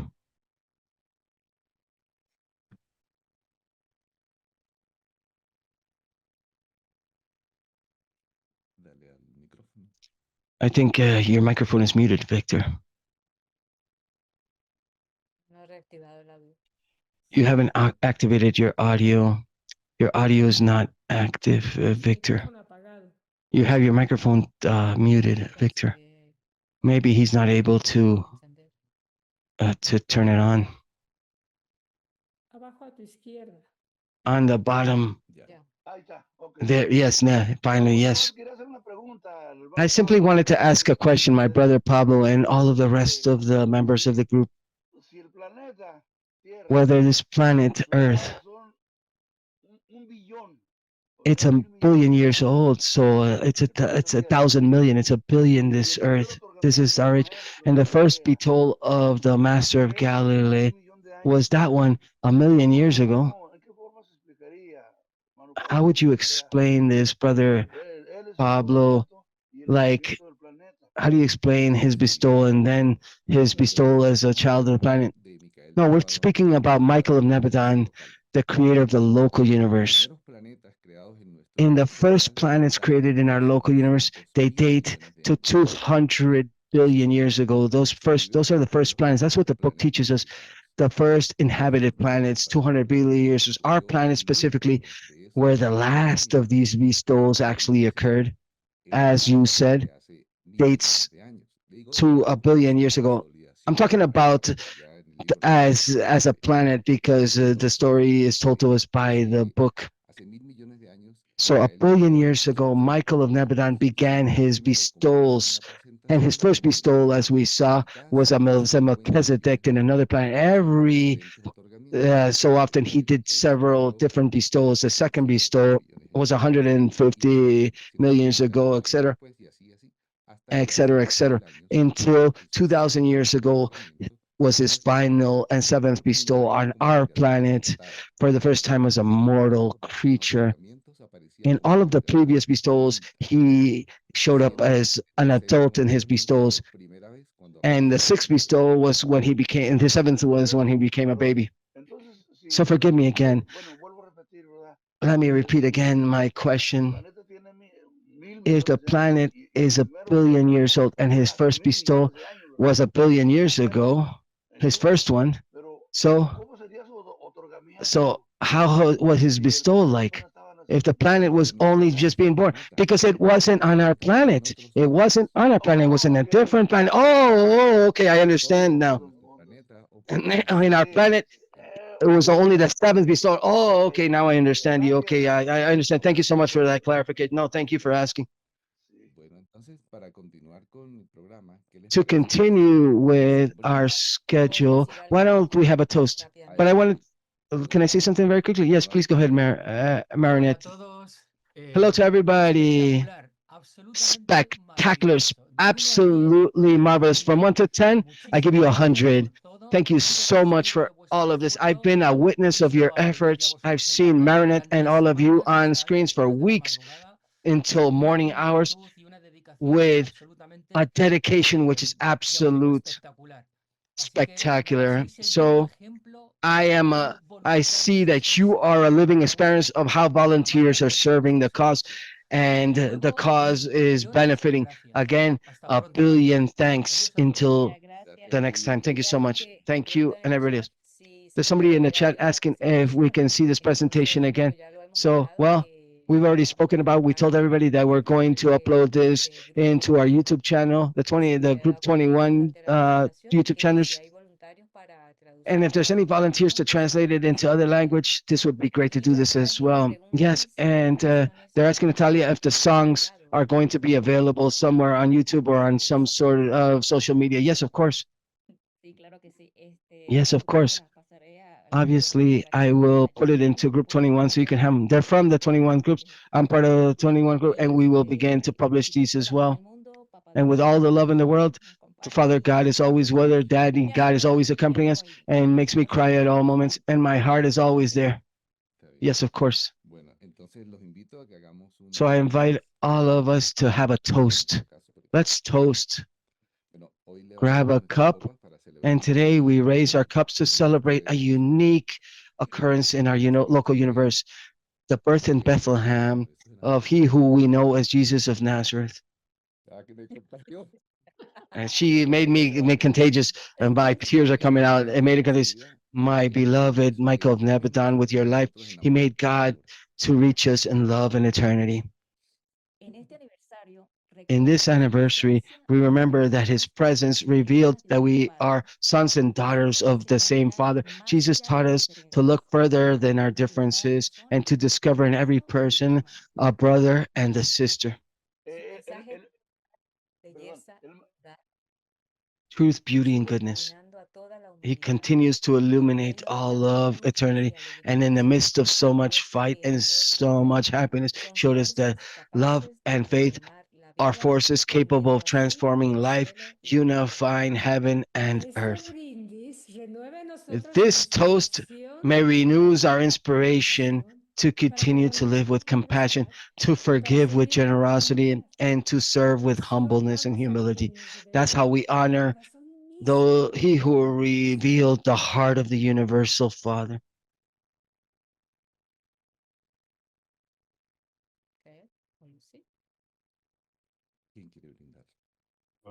Who wants to toast? Let's all toast for the universal Father, inspired by these revelations. It's a joy to participate with all of you in this celebration. Well, we're all so excited. This toast is so emotional and such from the heart. So let me tell you, let's have the toast. Let's toast for Jesus, for the brotherhood of humanity, and for the perfect love of the Father that lives in each of us. Amen. Cheers. Salute. Cheers to our brother and father. Jimmer has his hand raised. Let's allow him to speak. How are he's toasting right now? Yes, thank you. I'm super excited for the beauty, the amplitude of what's actually occurring. This is a cosmic day. I'm not sure if it's worthwhile mentioning and if you consider this or not. If you consider no, but it's okay. But on the 21st, I wrote a poem that came from my soul to celebrate from my own heart the birth of Jesus. Last night I read it in a small study group, a small, beautiful group that I belong to. And on behalf of everybody that's present, because it's marvelous to see this fraternal grouping together, I would like to ask you for permission if I can read that poem. If it takes 3 minutes, if not, it's okay. But I'm so excited, and that's the most important thing. Adelante. Please go ahead, read it, Jimmer. Thank you.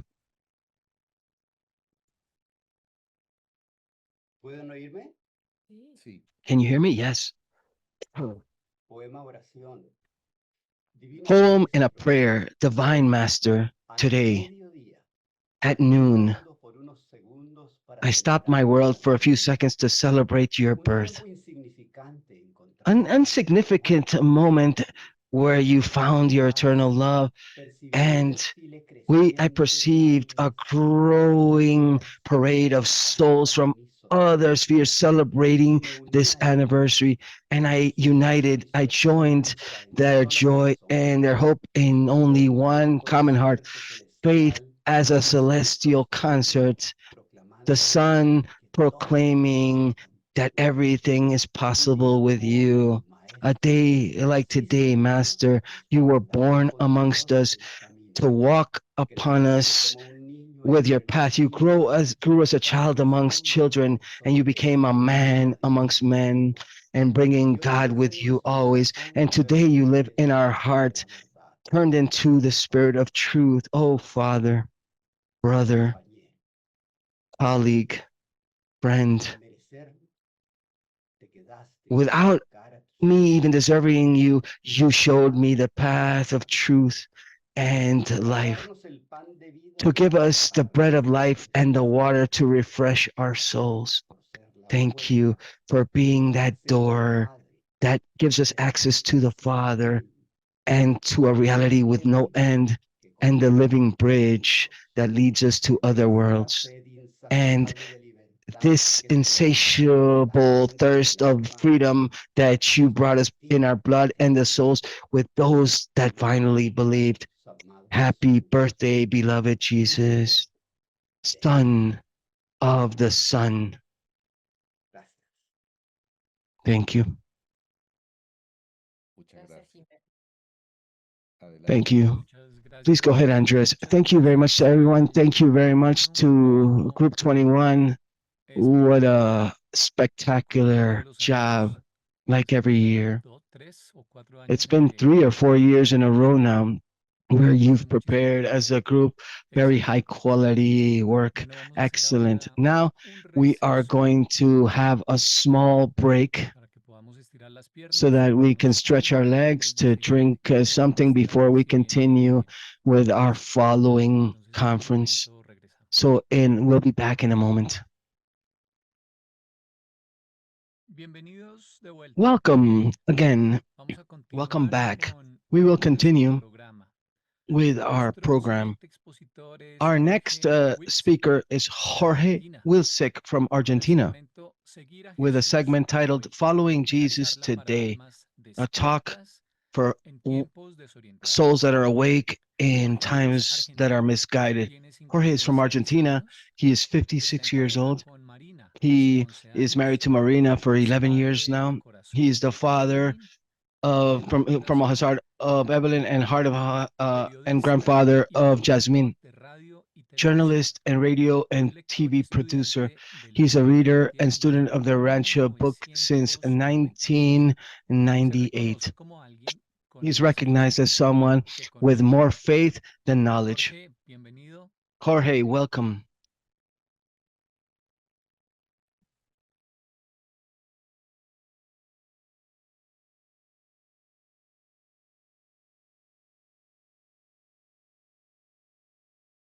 Abre tu micrófono, Jorge, por favor. Please open up your microphone, Jorge.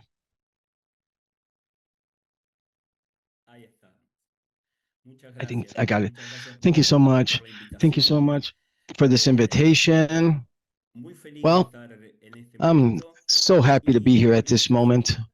And my invitation is not only to listen to this talk, but to also participate in this years as a reader and as a student. I think if there's something that made me learn more is an exchange of ideas. That's why during my talk and during my workshop, what I propose from right now is to be very attentive, because throughout the talk, I'm going to ask you to participate. Apart from just developing how we can serve and develop ourselves and develop our community and all of these results, in terms of the teachings of Jesus today, I will share one way in which Jesus used. This is something that we saw earlier with parables, but in this case, what I'm going to present are new parables. Throughout my talk, I'm going to talk about 4 parables. All of them are very similar, the same style that Jesus used to use, but with minor changes. And that's why I'm going to ask to pay a lot of attention, because it's going to be very important.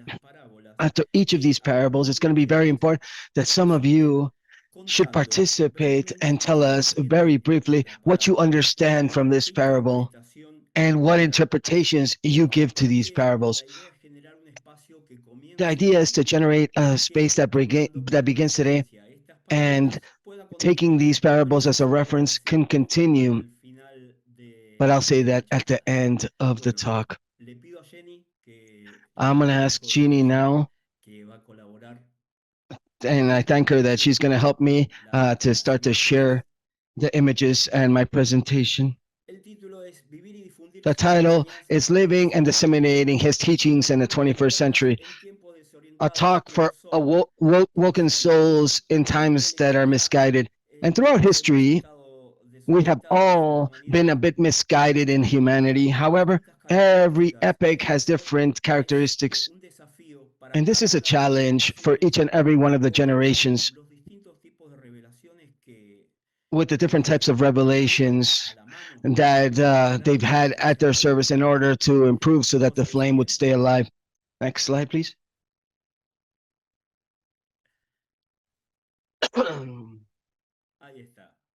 Here it is. We have the 5th epical revelation in this time, which is a huge advantage for us. For many, it's a treasure. I think that we have to see this as a map, a guide of relatives, truths, higher truths, maybe higher than the average truth, that they speak about personal religious experience, expanding cosmic consciousness, and expanding spiritual perception. This is a concept, but let's go and speak about Jesus. Jesus was a map and a treasure, marvelous treasure. He was amongst us. He taught us, and at the same time, he actually lived these teachings that we should try to emulate and learn from and develop ourselves. The most important thing is that he showed us the path, and he walked that path together with us. And speaking about maps and treasures, I wanted to propose that we are precious stones, raw precious stones before they're cut. If we these at plain sight, if you look at us at plain sight, it's impossible to think that we can be the image of the Creator. However, with all the tools that we have, with all of the support, with Jesus' own experiences coming into this planet, with the Urantia book that was given to us at this moment, we have so many different tools in order to cut this precious stone, to expand our cosmic consciousness and elevate our spiritual perception. And here it's important that we understand that with a good artisan that guides that precious stone, it can become a brilliant and shiny precious stone. And we have a lot to do, and we can become at the image of the Creator with the chisel, with firmness, and how that precious stone is actually cut, which is us. Without a doubt, it depends on our capacity in order to actually be made better with these tools that we have to learn how to use and that we have available to us with this map. And for this first time now, I want to stop right now. And I wanted to open up and talk about the first parable. The four parables have the same title. It's called the parable of the pigeons. And really this came about from something Western that actually happened. A Western occurrence. My dad has a parrot. The parrot is 59 years old. He's actually older than I am. If we have no sunflower seeds, he we found some other the parrot didn't want to eat. I had to bring it home, the parrot, and I said, well, I'm gonna take it to I bought him some food that he didn't eat. So I told him I'm gonna take this to the pigeons in the plaza or the square. And this parable just came to mind, the parable of the pigeons. And this first parable says as follows: a man went to have lunch at the square during his workday, during lunchtime, when he was at rest. He took a sandwich with him. He sat down at a park bench and he saw a group of pigeons that were pecking at the floor, searching for food. And he felt a nudge to take part of his sandwich, break it up, the little crumbs of the bread, to break them up, and threw them on the floor. The pigeons automatically grouped together near the crumbs. Some were already accustomed to doing this, others because they were imitating the other pigeons' actions, and they got closer and they began to eat with a lot of enthusiasm. The man smiled with satisfaction because he said, well, I fed the pigeons, and continued his route without knowing that those crumbs, despite that they were received with joy, were not healthy for that pigeon. In reality, that bread, with the products that it includes and has, can actually generate a lack of nutrition, malnutrition, and even certain fungi or problems in these pigeons. In fact, many of us, because of customs, we believe that breadcrumbs are actually good, in the same fashion that we think that milk is good for cats. Well, this is where this content begins with four different parables. After hearing this first parable, after you hear it, I want some of you to weigh in, to raise your hand and tell me what you understood from this parable, where a person goes and eats a sandwich, takes his breadcrumbs, throws it to the pigeons, and gives them food, thinks he's very happy and is very happy to have done this without actually realizing that it wasn't the best food for them. Can somebody, well, just one person per parable, so we don't have too much time, but yes, I would like to hear one person right now, anybody in any language. You can say it in English, French, Portuguese, or Spanish. Please raise your hand. Whoever wants to participate, raise your hand so we can help you open up your microphones. Raise your digital hand, and we will give you,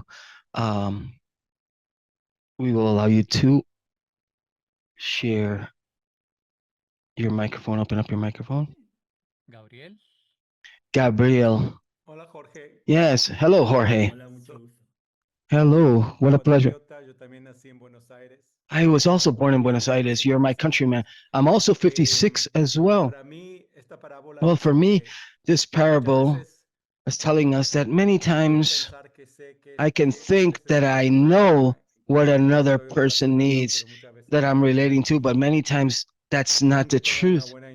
Despite having good intentions, one thing that I may do or say may not be the best for them. Many years ago, I had an insight that when I don't know what to ask for another person, I ask that the best thing occur for their soul, or the best occurs for anybody that's involved, because many times I don't know what is best, and that what comes to mind with this parable. Great. Let me clarify something. All answers could be valid, I have my interpretation, but I'm not going to say my interpretation just yet because there are so many things that can be derived from each of these parables and can be discovered. And certainly not even I will know what they are. But when I hear this exchange of ideas and everybody's opinion, we're all going to be enriched and we will find observations and valuable content. Let's do it one more. Let's get somebody else's opinion. One more. Yes, please raise your hands as well, digital hands. Miguel, adelante. Miguel, please go ahead.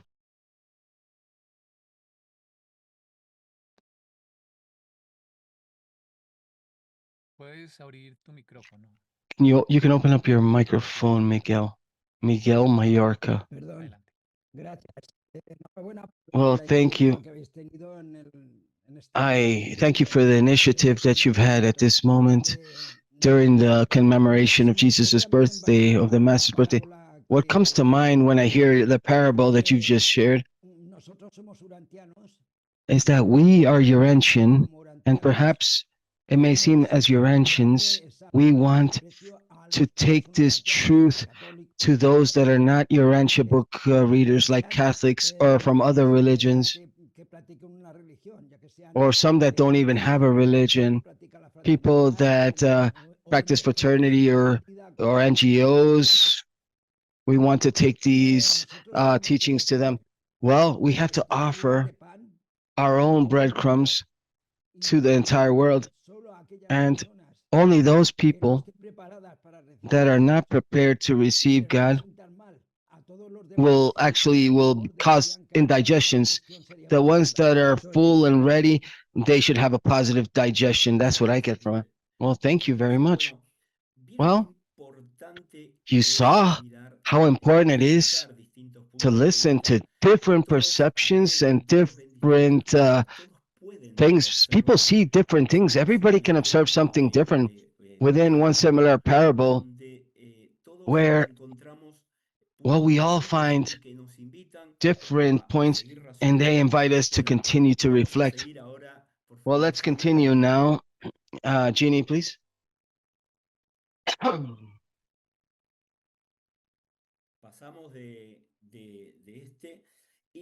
We went from that last one, and now let's speak about Jesus, about his lifestyle. What was his lifestyle? If we can summarize it, he lived with action. He lived under action.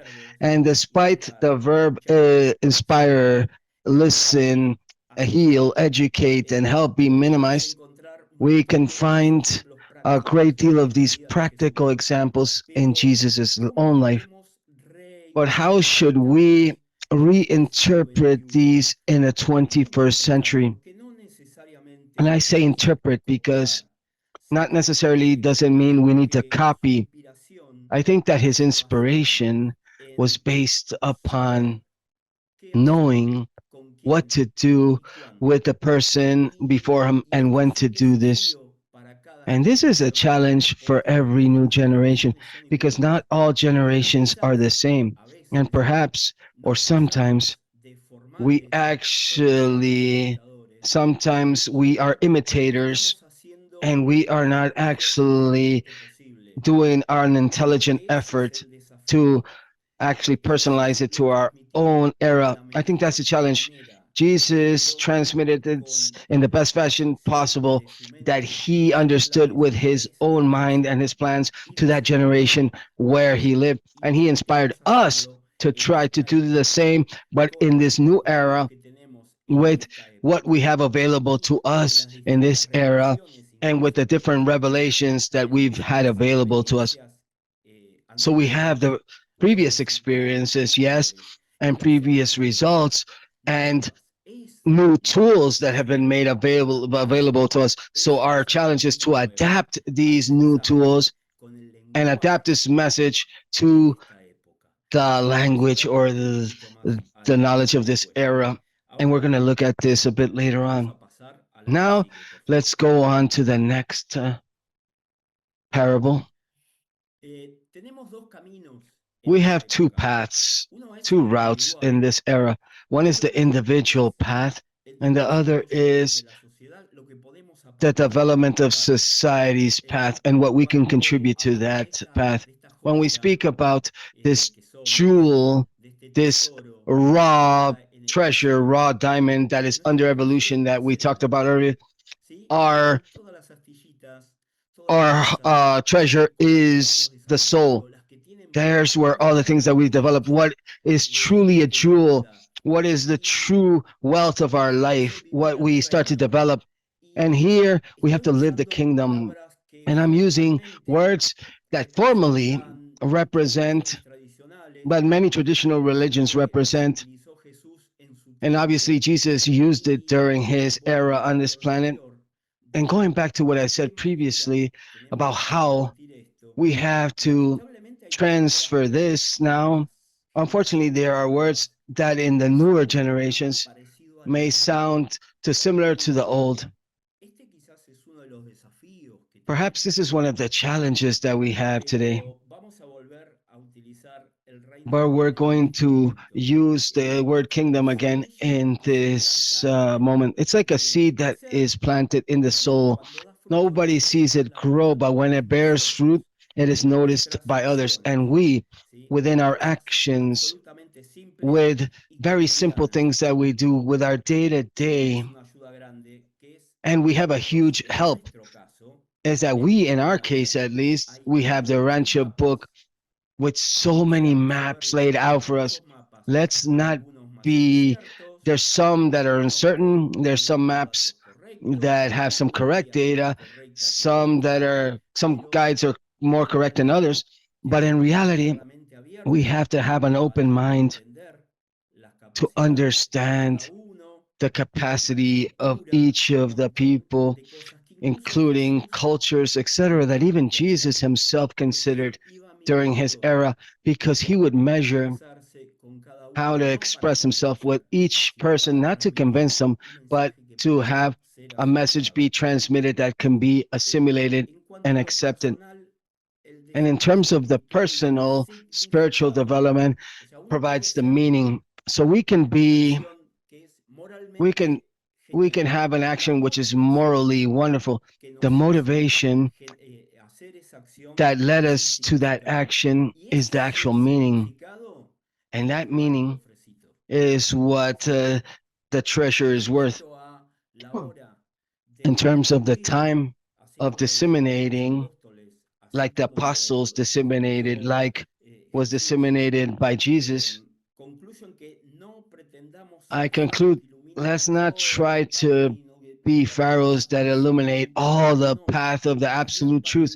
No, no, no. Let's be living lamps that illuminate what is nearest to you, what is surrounding you. They don't have to be super transcendental lights. We have to be lights that while we are shining, they shine upon those that are closest to us.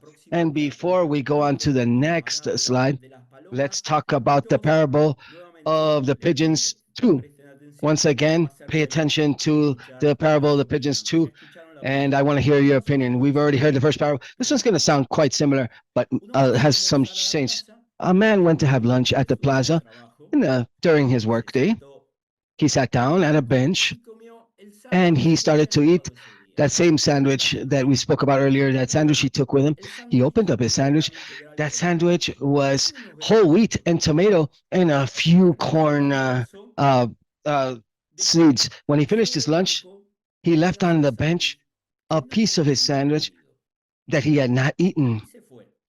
And he just left without paying attention that he had even realized he had left that piece of sandwich there. A few minutes passed, and then the pigeons that were always walking around the plaza got closer to that piece of sandwich. Some of these pigeons began to pick at it. They took that bread. Some ate the corn seeds, and they just started to peck at it. Others preferred the bread. Others actually pecked at the tomato directly. And a few just were at a distance, just looking from afar. The man never actually saw that that he actually fed his these pigeons. In fact, only some of them only ate the corn seeds. Others ate whatever they we're left with, that is parable 2. Now let me invite you. If you're brief, we can do 2. Please raise your digital hand, and Andres can give you permission to speak. Thank you. Angela Maria. Maria, yes. Angela Maria. Hola, gracias. Buenas Hello, a thank you. todos. Feliz cumpleaños. Bueno, Good para day. servirles, Happy birthday to everybody. I'll try to be brief. From what I understand in my humble interpretation and wisdom, la información, el conocimiento, information, knowledge, lo que se nos da desde el Padre, what is given to us from the Father or from Jesus, all of that that we have received, some of us are willing to understand all of this, to assimilate and practice it, and to make it interiorized. So a lot of knowledge is given to anyone that wants to receive it.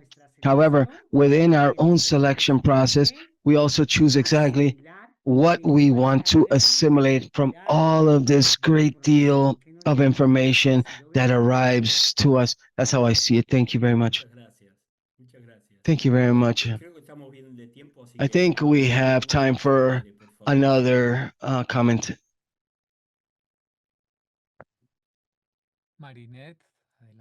Marinette, please go ahead. Thank you, Andres. Well, I'm not sure if the person that left the sandwich was because he didn't like it or because he was full with a little bit that he did eat. But what I could interpret here is that sometimes we leave food, in this case, our spiritual food behind, that at a certain moment it wasn't useful for us, but probably it can be useful for somebody else.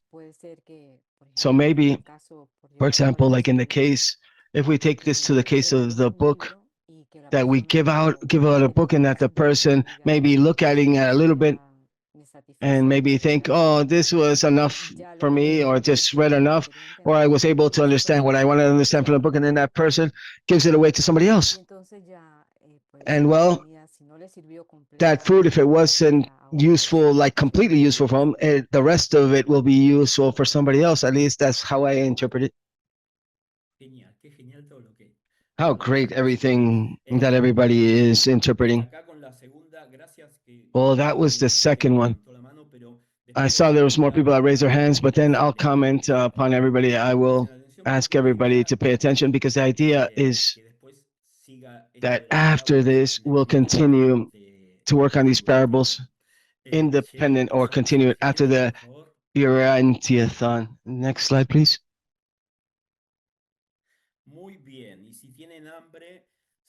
And if you're hungry, you will probably be tempted right now. Better than knowing is being. And let me use a phrase that we heard from the Tehuantán Congress in 2023. Be tacos, not their recipe. And what does this mean? We're talking about disseminating Jesus's teachings. And sometimes, without even realizing, we fall into the error of speaking about the book and not thinking about the content of the book that can be useful for the person that we are speaking to. And let me reiterate the example of the phrase, if you want to tell somebody, I will show you the image of this taco, and I don't need further explanation, or not much explanation, and you can try to become tempted with this without even having clarity what is the recipe. But if I would tell you, take a simple mass or tortilla, cut some pork meat, find some pineapple cubes, cut some tomato, then the truth, it's not going to tempt them so much. However, if you show them the taco already made, I assure you that it's going to be much more attractive, much more tempting, and it's way more probable that if you are certain that what you're offering them is actually delicious and healthy, then they will accept it. But the way in how you communicate is just as important as the content itself. And there's 3 important points. Reflect truths. Live what we believe, our truths, that sometimes are relative truths, like the Urantia book is relative. y nos lo dicen. And the book tells us that Hablar itself, con tus palabras speaking with es your own mucho más words, fácil llegar a it's una much persona easier to si reach uno no tiene people que if we forzar do not el have to lenguaje. force your language Todo es upon them. mucho más sencillo y Everything is fluido. much more Y simple. It aparte, flows better. And sabemos que apart from tenemos un this, we ajustador know that we que nos have a está thought tirando adjuster letra. that Y is aquella pushing us decirá to speak in a de la certain forma fashion. que cada uno And then the way in conecta which o se each of us desarrolla connects o or develops logra or cierta is inspiración able to para achieve certain comunicar. Es inspiration algo in que order to es communicate. un ejercicio. But this is an Es un ejercicio exercise. que con el This is an tiempo, si exercise querés, that with time podemos is actually empezar achievable. hablando como un We gemelo can begin feo by y con el speaking tiempo like one of the twins, and then adaptarse later y on we become a conectar con Peter. cada alma. So let's connect with every soul. ¿Por Let's qué? reflect truths. Porque a Why? veces hablamos Because sin pensar sometimes a quién we le hablamos. speak without thinking about who Y es we're parte de la speaking to. comunicación. And this is part of our ¿Quién? communication. El emisor y The el issuer receptor. and the Si receiver. yo If no we don't hubiera speak, traductor hoy, if there was no translators ¿quién today, entendería los what que no would hablan español? those that don't speak Spanish, Nada. how would they understand? What would they Poco. understand? Possibly nothing or very little. Lo mismo pasa Well, the same si thing no happens consideramos if we don't a quién le estamos consider hablando. those that we are speaking Y to.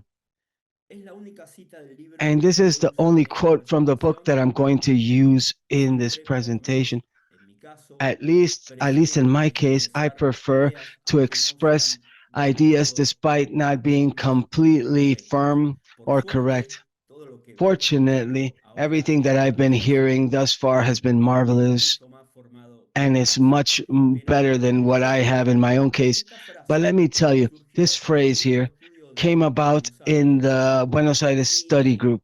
aunque estamos un poco locos, Even though les we are a aseguro little que con crazy in esta our frase group, let me assure estuvimos you that with this phrase, hablando una hora y we media, spoke about for an hour and a half just upon this desmenuzando phrase alone. esta We frase, broke it down, this que es phrase, el poder de una idea. which is the power No se of an encuentra idea en is su not realidad found in ni its en su reality razón, nor in its sino más reason, bien but en la rather in intensidad the y intensity universalidad and de su universality aplicación of its pronta y quick and sencilla. simple application. Aquí, de una manera Here, quizás in one way or another, menos perhaps coloquial, nos in a dicen less colloquial fashion, they que tell us si ustedes if aprenden you a comunicar, learn to es más communicate, importante que el that's more contenido. important than the content ¿Sí? Aquí la itself. responsabilidad es The un responsibility here contenido is a bien good content, comunicado, but if it's properly es el or well ideal. communicated, that's the ¿Sí? ideal. Jesús lo intentó con los Jesus apóstoles. tried to do this with his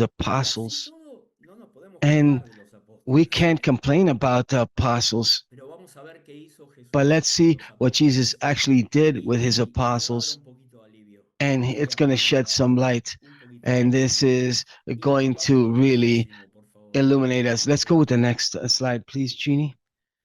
Aquí está lo que And this comentaba is what I was saying quizás el about caminito perhaps ideal, that ¿no? Si vas a ideal compartir path, that algo ideal route. con If you're una going to clase, share something te from the preguntes Rancher book, lo que le ask vas a yourself, decir a alguien. ¿Es are útil what you're going to tell somebody, is that useful for the person that is listening, for the listening? porque Are they hoy a la verdad interested? más Despite reveladora it para being the vos truth, es la even if it's persona, a revelation to you, ¿sí? will Cuando it be estoy hablando useful con lo que hay to the en mi person that alma I'm o speaking of what there is in mi my memoria o soul? mi Am I mente. speaking with what is in my soul or La with the imagen memory quizás from my que mind? In intenta this image, reflejar what I es try to el reflect with this ajustador image is tratando the adjuster de trying pasarnos to el GPS send us correcto y that a correct veces GPS nosotros coordinate, and sometimes we no lo logramos. are not able to A veces capture it. la intensidad o la Sometimes velocidad the supera la precisión intensity absoluta. overcomes or Conectemos con la exceeds mejor precision. conexión. Let's connect with the best Parece connection. una frase It muy seems like complicada. this is Pero bueno, quite el a punto es que no complicated nos phrase, but convirtamos the en un point is, audiolibro. let's not become an ¿Sí? La audiobook. gente puede leerlo el The libro. people can Cuando read the book nosotros themselves. transmitimos When we actually eso, transmit that llega message, a la it gente, reaches them le better. reach When we lo que say it in our entendimos, words, the bien people y mal, will reach what we positivamente. understood, good Pero or bad, or properly understood siempre or con la improperly fe understood, que but tenemos, always with the más faith that allá we de la have, capacidad de apart traducir. from our capacity to transfer that knowledge. Let me tell you about a personal experience within my own job and my own work. One time, I was creating the program for a channel. I had to go look at a universal church pastor from the kingdom of God in South America. This religion is quite extended, but this is a church, an evangelical church. It's not seen as positive with the rest of the Christians. They focus a lot on the financial practices and certain other practices. But I didn't have another option because that church actually bought spaces, ads in our channel, so I had to go speak with that pastor. The point is that I arrived during the morning hours, and I got there during an hour where they were having a meeting or mass. Oh, I'm not sure exactly what they call it. And that's why as soon as I came in to the location, which was like a cinema room that the church had actually bought, it was actually a movie theater that the church was using as their own event site. There was only one guy. He was about 18, 19 years old.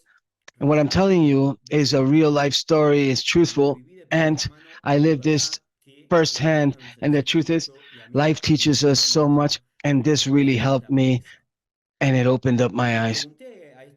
So I asked this young man if the pastor was there. I can't remember what his name was. He had a Portuguese accent, but he was more Argentinian than barbecues with leather. I don't know, just that's our own expression. But I asked this young man, I said, I came to see the pastor. And he said, no. And the young man was super educated. We saw his education. He was very humble, very educated. And he told me, no, the pastor is currently speaking. And he stayed to the side. And I said, can I go in? He says, you're not going to be able to speak with him because he's the one that is giving the talk or the sermon. Oh, so I said, okay. So I waited a little while. And just to talk, to make a conversation, I said, have you been in this church for a long time now? And he tells me,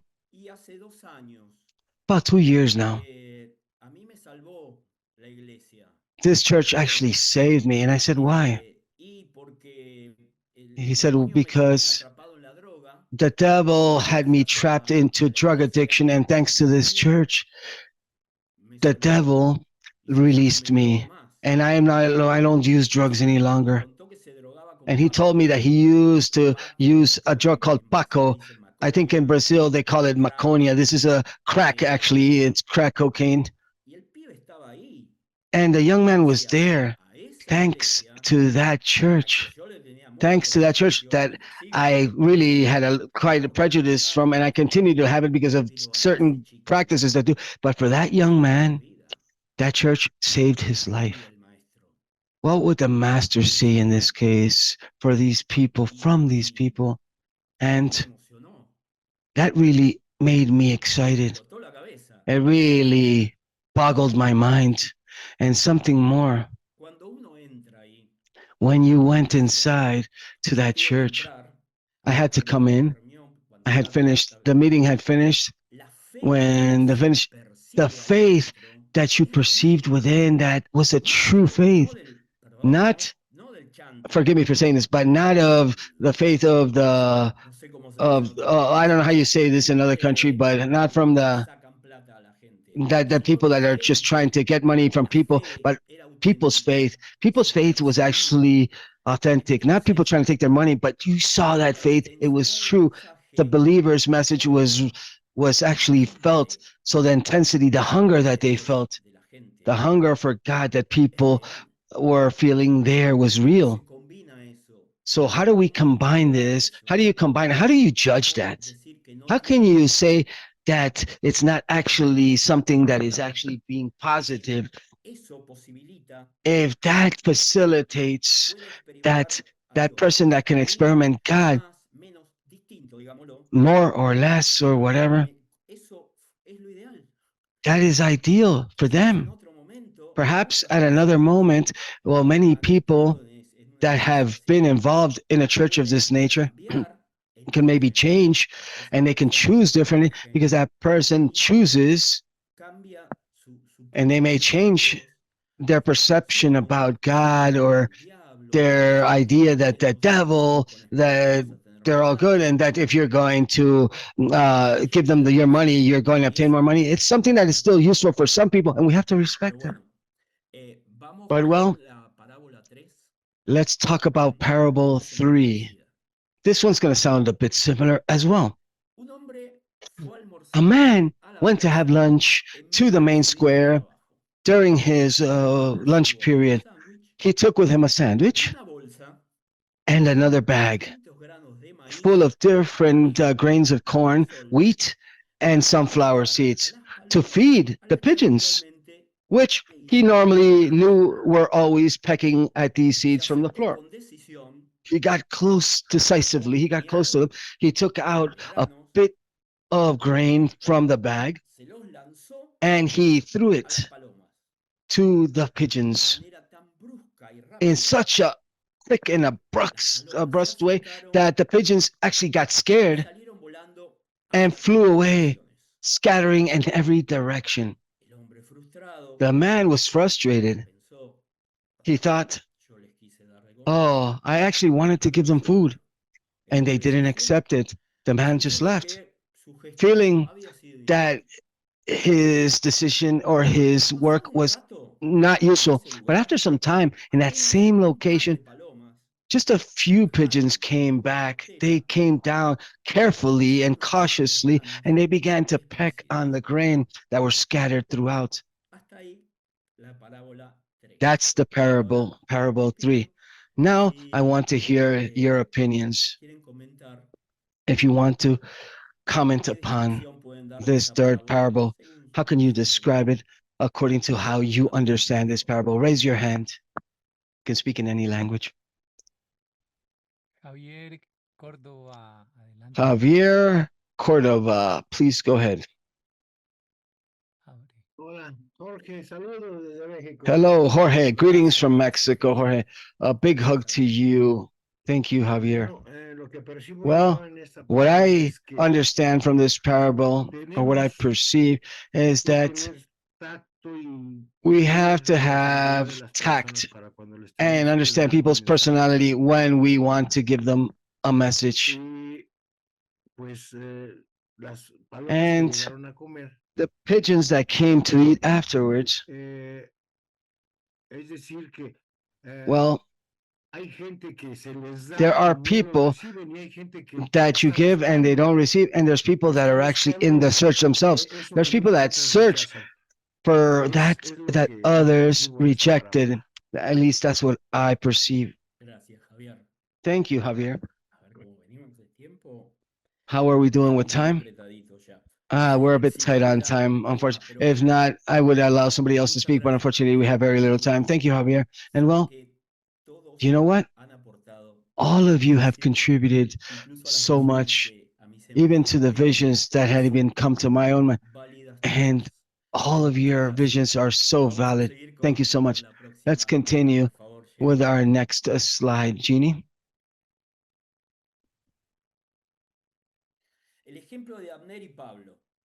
Abner and Paul, their example, incredibly, I think that before they invited me to participate in the Urantiathon, these were some of the topics, or a lot of what I'm speaking about today are topics that we spoke about the day before yesterday in our own study group. So my talk is almost what we did in the Buenos Aires study group, because that's the content that came about here. And the example of Paul and Abner, there's a difference between what Abner represents versus what Paul represents. Abner from Philadelphia, we know that he was the one that maintained the gospel of the faithful. However, Paul, his gospel was less precise. It was more influential. Somebody that never met Jesus, that did things that we can consider that should be censored. The gospel that Abner preached had spiritual precision, which was higher than Paul's gospel. However, why was Paul's gospel so accepted, so much more, accepted? Precisely. That's what we spoke about earlier, because of how he communicated, the power of communication. So I thought that the current challenge, I was thinking about combining spiritual exactitude that Abner has with Paul's communication ability. And now we have a text with its errors. However, that for us, it's the best thing that we can possibly have. But we can not change the message, and let's improve its communication. The kingdom is not sold, it is lived, it is transmitted, and it becomes contagious or viral. Listen, throughout time, they've given us greater and greater responsibility. That's why before, they used to send us the planetary prince, Adam and Eve, the Melchizedek. Jesus had to come. You know what they tell you? You guys are already old enough. Here you have it. Grow on your own.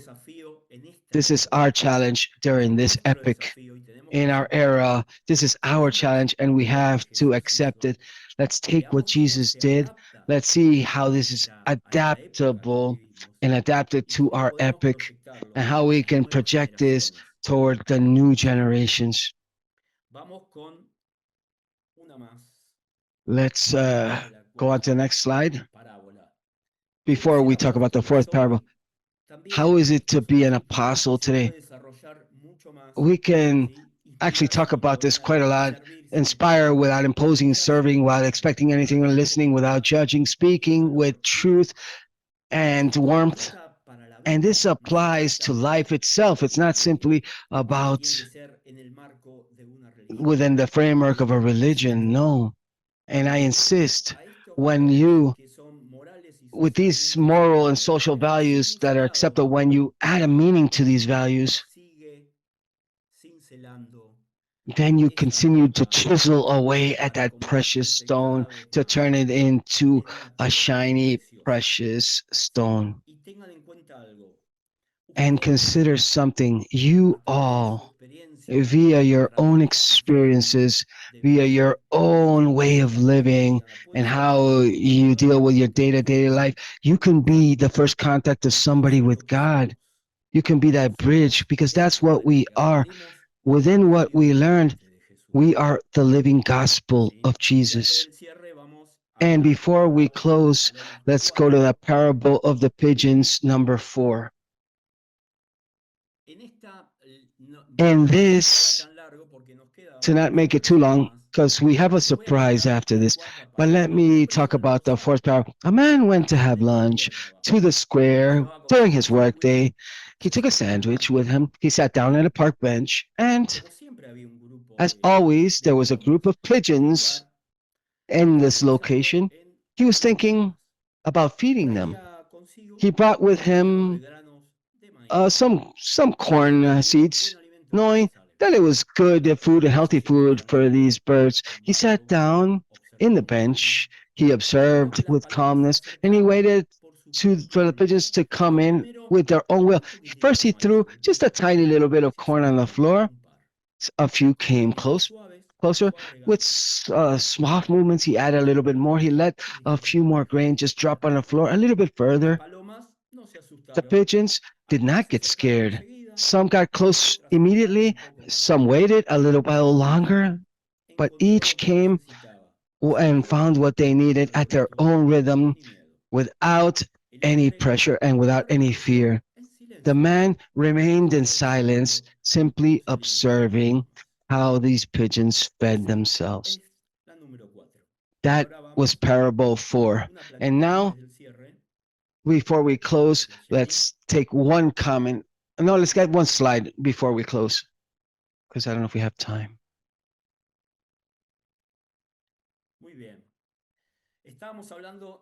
We were speaking about the 4 parables, right? I wanted to propose something, that during this part of the talk, we should keep this part of the talk open so we could continue to share our interpretation of all these parables.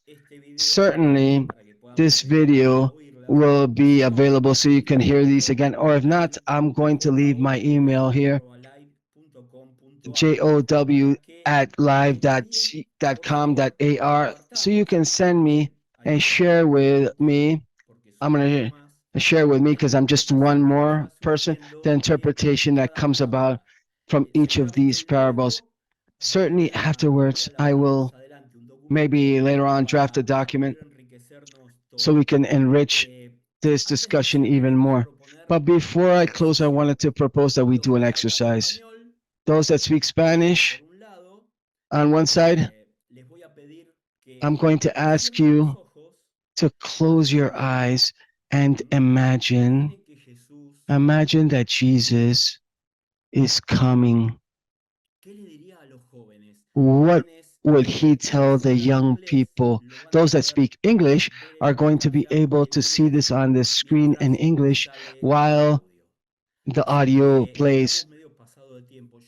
Unfortunately, the time is very... I'm going to ask the Spanish speakers to close your eyes and imagine Jesus with a group of young people. What would Jesus tell these new young people from this epic, from these times? Please play the video, Jeannie.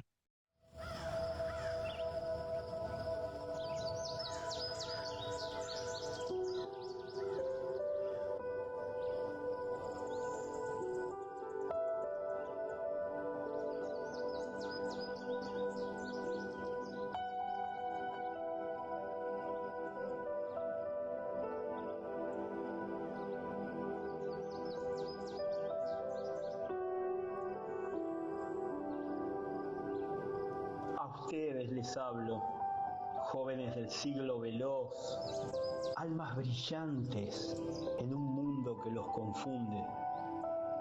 Han heredado tecnología sin sabiduría, ruido sin verdad, libertad sin propósito, pero dentro de cada uno arde aún la chispa divina, ese espíritu creador esperando ser reconocido. No son cuerpos vacíos buscando placer pasajero, son hijos e hijas de ese espíritu, dignos, potencialmente eternos y profundamente amados. No permitan que este mundo les venda su valor en etiquetas, seguidores o likes. No vine a imponer reglas muertas. Vine a despertar la libertad de cada alma, a mostrarles que esa chispa no está en los templos antiguos de las estatuas ni en los templos modernos de las redes sociales, sino en ustedes, cuando deciden amar, perdonar y servir, aunque nadie los mire. Sé que muchos sienten un vacío, aunque lo disimulen con fiestas, metas o sarcasmo, pero dentro de ese dolor silenciado hay un alma clamando por verdad. Les digo, ese vacío es el lugar exacto donde Dios quiere morar. No les pide perfección, solo sinceridad. Los invito a buscar a Dios como a un amigo real, no como un dogma. No teman cuestionar, llorar, errar. El Padre Celestial se llena de alegría en cada paso que dan hacia la verdad, aunque sea incierto, aunque tropiecen. Ustedes están llamados a algo grande, no a buscar reconocimiento, sino a vivir con propósito, no a tener poder superficial, sino a hacer la diferencia donde más importa, en el alma, en los vínculos, en lo invisible. Ser luz en una generación distraída, ser esperanza donde abunda el cinismo, ser amor en medio del egoísmo. no les traigo una religión de reglas estrictas, sino una de experiencia personal. El alma que vive para amar, crecer y servir nunca muere. Y aunque el mundo los olvide, el Padre jamás lo hará. Los invito a conocer a Dios, no a través del filtro de reglas o tradiciones que a veces nos alejan, sino a través de la experiencia viva que nace dentro de cada uno. Dios es la fuerza que inspira, que impulsa a amar, crecer y servir en el día a día. No es algo místico o lejano, ni un misterio que hay que descifrar, sino la luz que brilla en ti. Siente su brillo. Ahí está.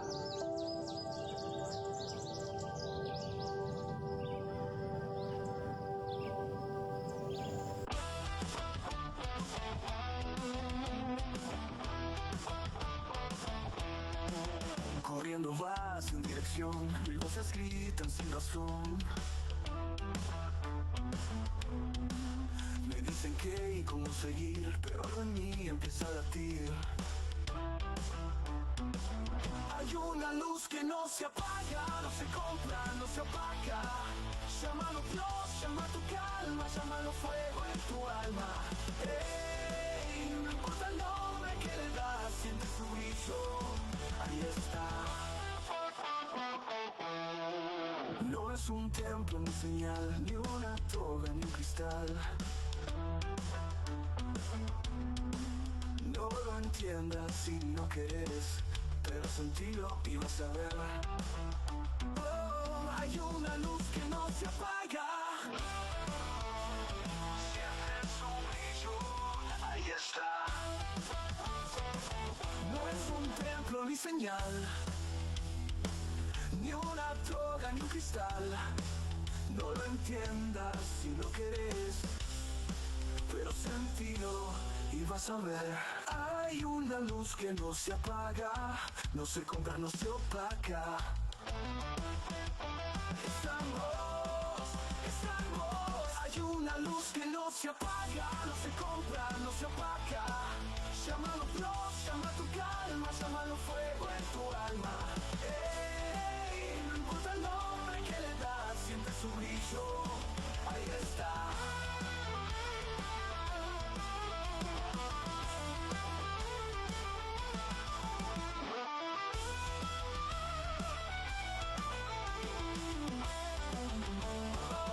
No es un templo ni un cristal.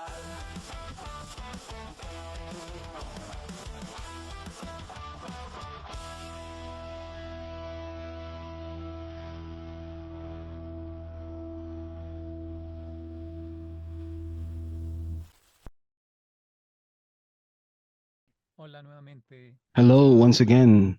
We are back. Vamos a continuar con Up next, we will continue with Alejandro Aran from Mexico with a segment titled The Ministry of Jesus. Alejandro comes from Mexico City. He is a personal trainer by profession, and he's a reader from the Rancho book since the year 2013.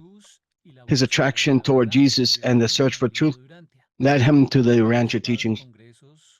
He's participated in different congresses, and study groups at a Mexico level and internationally. He is director of the Youth Committee or Young Adults from the International Urantiathon Association. His desire to live, share, and disseminate the teachings of the Rancho book has grown enormously. Alejandro, welcome. Hello, Andres. Good day. Greetings to everybody. Thank you so much for allowing me to participate in this. I would like to know if my audio is fine, if you can hear me okay. Yes, we hear you fine. We hear you. Very well. First of all, good day. Well, good afternoon, good day in Executum, or good evening, good night if you're somewhere else in the world. And let me share my screen. And let me talk about this small segment that I was able to create for all of you.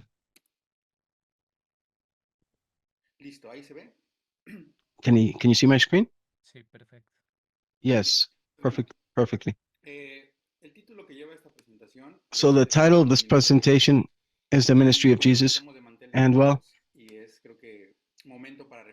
I think this is a moment to reflect upon the ministry of Jesus during these difficult times and understanding what we ourselves are doing with this information that was given to us with the fifth epical revelation at a personal level, as well as a movement, as a group level. Before we begin, I would like to give some people some small general guidelines or tips about my presentation. And the first is the objective. The first is that I hope that we achieve in this space in terms of the legacy and our role as ambassadors. In other words, what are we doing with this gift that was given in our hands? So some suggestions that let's share, let's ask questions, let's dialogue, and let's enjoy. Remember that we're all here to try to learn and to be able to share and to actually all benefit after this moment where we dialogue and have a discussion. How is this going to structure? I'm going to give you some quotes from the book. Obviously, I'm going to give you my personal opinion and then a mix between quotes and my personal opinion. The estimated time is 30 minutes. It's going to take, and 20 minutes for questions at the end, and also to reflect.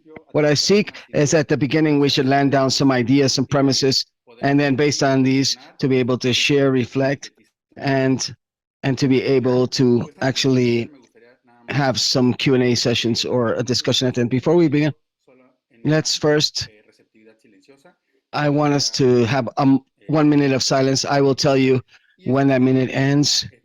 And this simply so we can actually breathe for a little while. Simply start breathing, close your eyes, and then just monitor your breathing and only do that. I'll let you know when the minute has gone.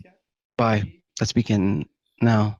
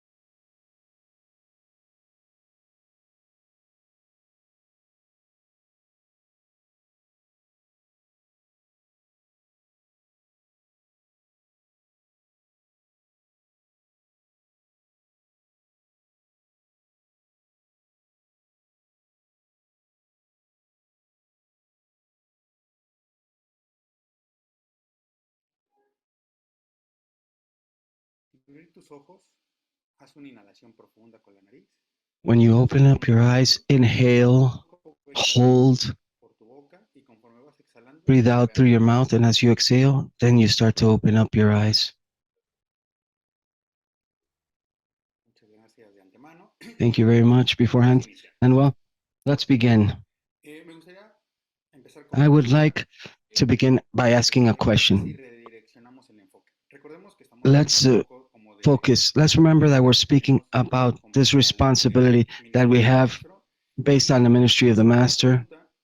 And an idea came about if what we understand, or from what I personally understand, I also wanted to mention that this is my personal reflections or interpretations for 6 years that I've been participating in, being quite active in the events of the Urantia book readers, in congresses, etc.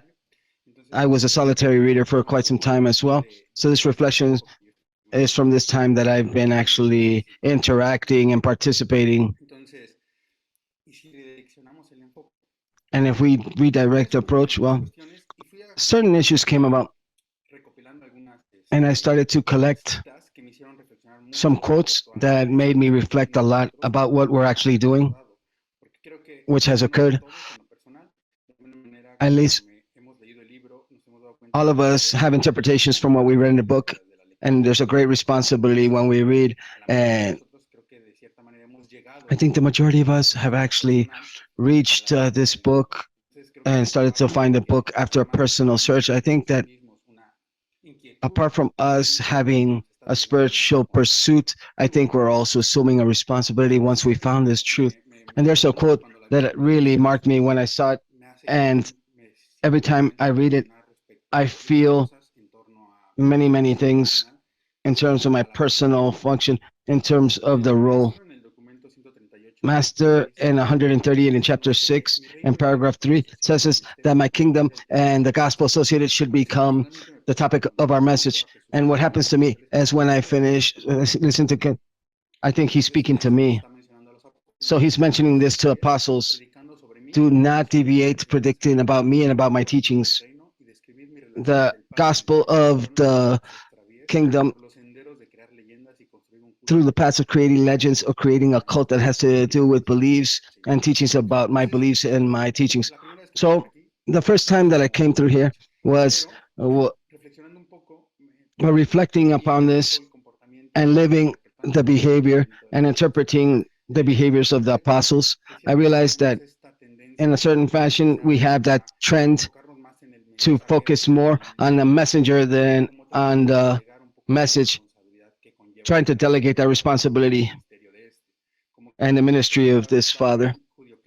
Like these Judeo-Christian values in terms of waiting for a Messiah has made that we've been waiting for somebody to solve our problems. And that's something we give them the responsibility and give them all the credit in a certain way of our progress and our well-being. So I think that it's very clear that Jesus allows us to see that we have to, in one way or another,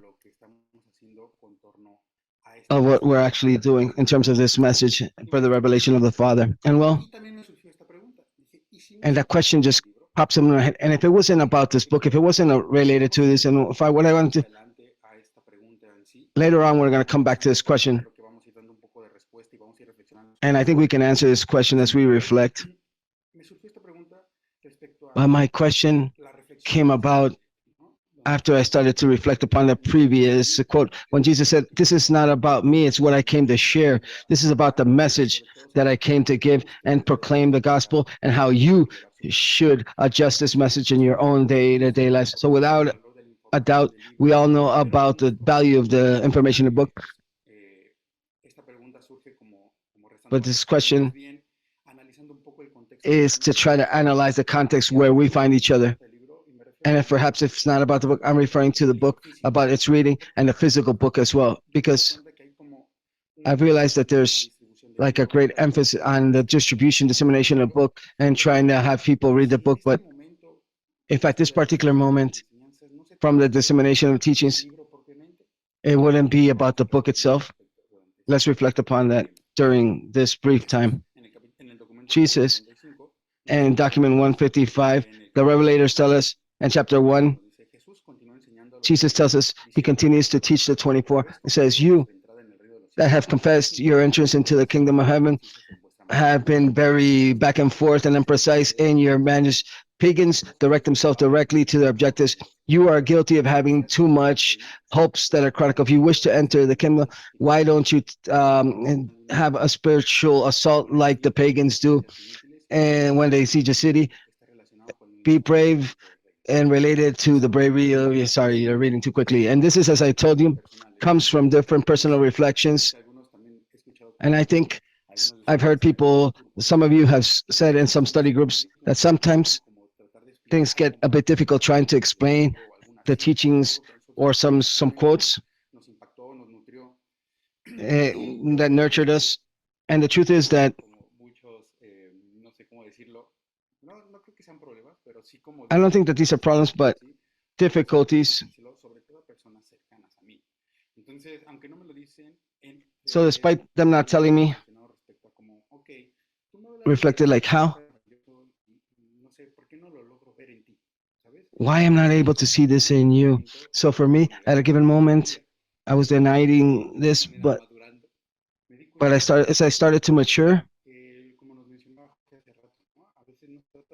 as was mentioned earlier.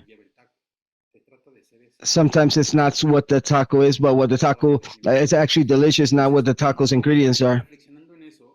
So reflecting upon all of this, it was complicated for me because this leads to a great responsibility. Not studying but textual, conceptual issues, but rather how I'm actually living my life. This is very important as well, because I think at this particular moment, with the information and the over information, you're going to find information everywhere. So I think that people, apart from the information, apart from adding information to their own day-to-day life, which is a bit saturated because of the current context, I think that people are thirsty to have tangible evidence that anything that you promise has to be valuable.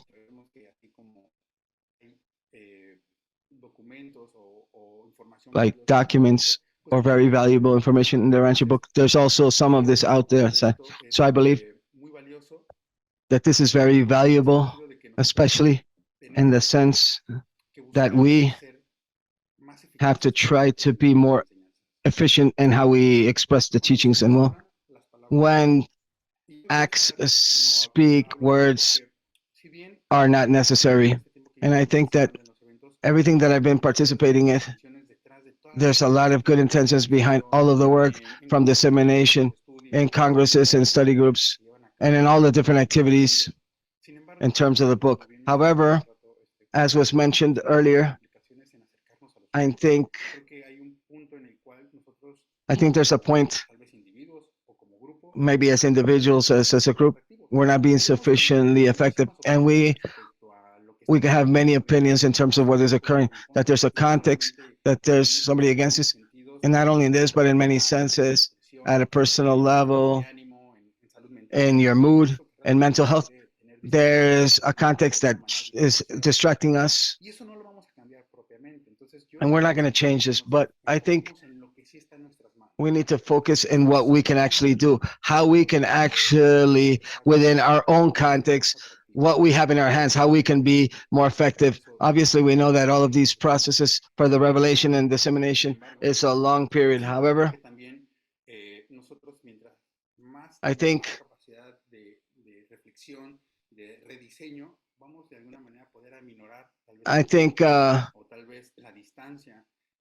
the distance between the dissemination and the establishment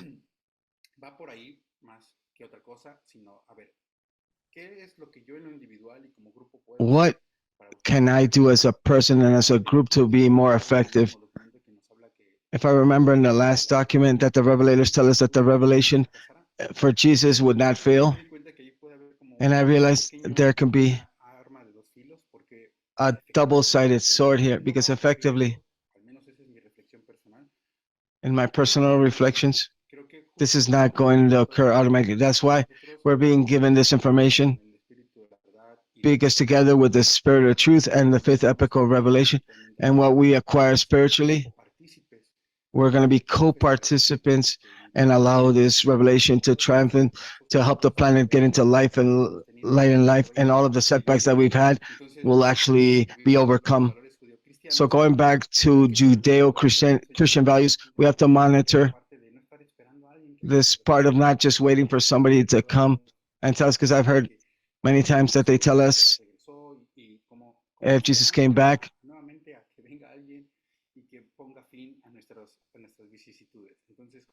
and somebody that helps us end our vicissitudes. And there we have precisely the opportunity to showcase the value of these teachings in our day-to-day, in our lives. The revelators told us that these last advice, talking about a period that Jesus had with his apostles, working together with Jesus, and they considered him his best friend, their best friend, and all of this human being, apart from his extraordinary teachings, led to marvelous results. What really marked them after the resurrection and after they continued sharing the gospel, I realized that a big part of the activities that we are working with in our movement is very focused on technical issues. I think it's marvelous.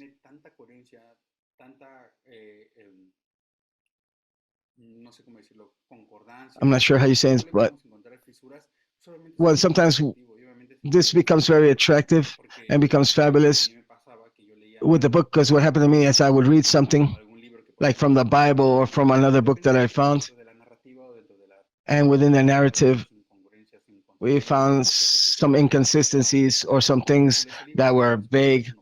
When you read the book, you realize that this is not happening. There's the narrative has to be congruent, and this is actually appealing to our intellectual values, because our intellect is what's leading us to where we're going. But those of us that have had the opportunity to participate in in-person events, we realize that we nurture ourselves in these events. The biggest value in these events precisely is when we have the opportunity to exchange one-on-one and discuss things like the conferences, the topics about the Supreme, about the universe.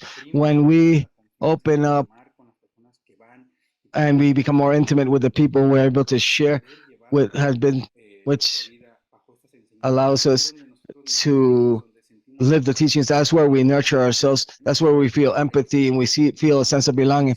I think when we share with others, we begin to experiment that sense of unity of that cosmic family. Sorry, his sound is really, really bad. So let's try to focus on Jesus's experiences and his relationships. Not because it's less important, but we have to put our intellect to the side sometimes, and these things have actually helped me out throughout all of this time.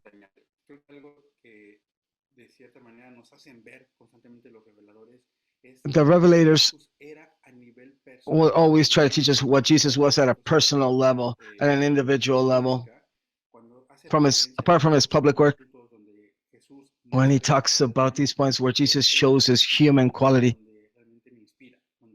I think that's where he inspires me, where I can truly understand that I have somebody leading this great universe that actually knows what I'm going through, a God that loves me and that understands me as a human being and is helping me in my ministry, and that all of his career was dedicated exclusively to show us the light and the path. So another question comes about. So I can understand,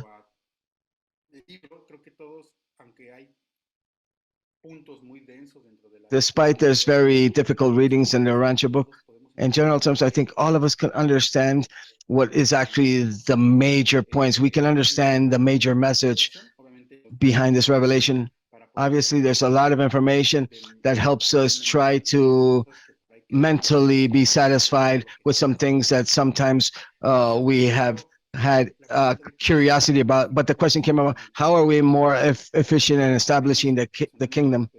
Because at least personally, after having read the book, I understood that there was a responsibility, and I assumed that responsibility of trying to be an ambassador, to minister, to be in constant service. So how can I do this? How can I be more effective?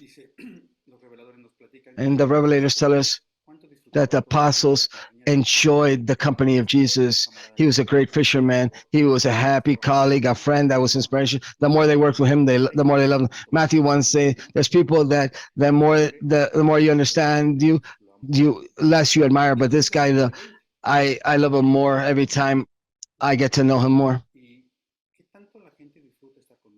So how much people do they, how much do people enjoy being with me, enjoy my company, or appreciate me as a colleague, as a human being? How am I an inspirational friend? So these questions started to be in my head, and I started to reflect upon these because I was searching. I wanted to see myself in a very assertive fashion, and I was trying to transmit information, but how are people truly searching for me, or how much do people really enjoy my company? And so I started to try to ask myself these questions.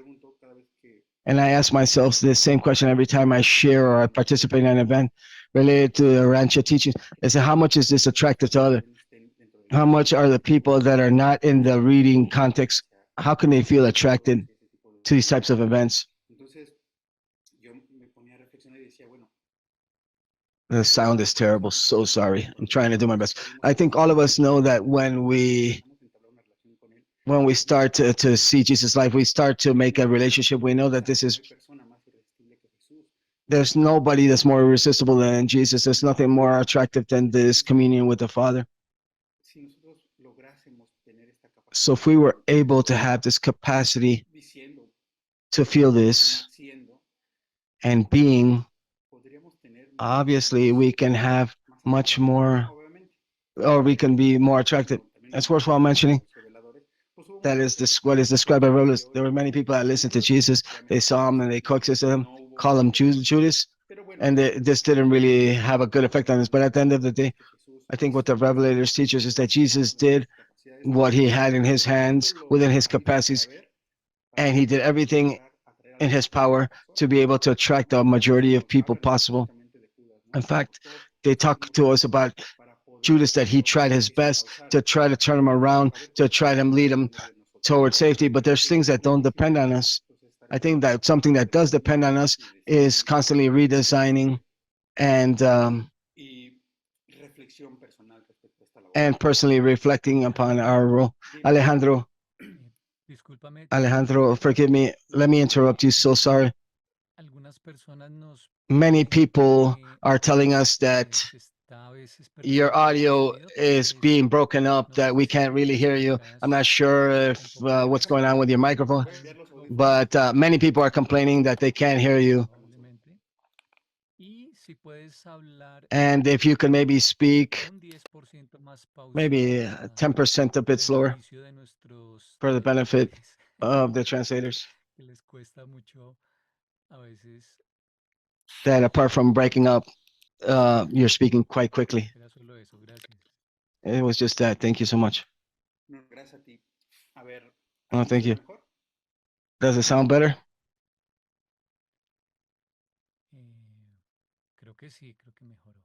Maybe.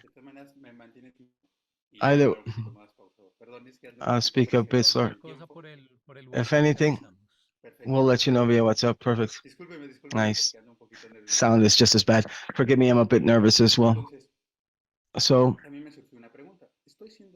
a question came about, am I actually being attractive? I think that I've heard this on many study groups.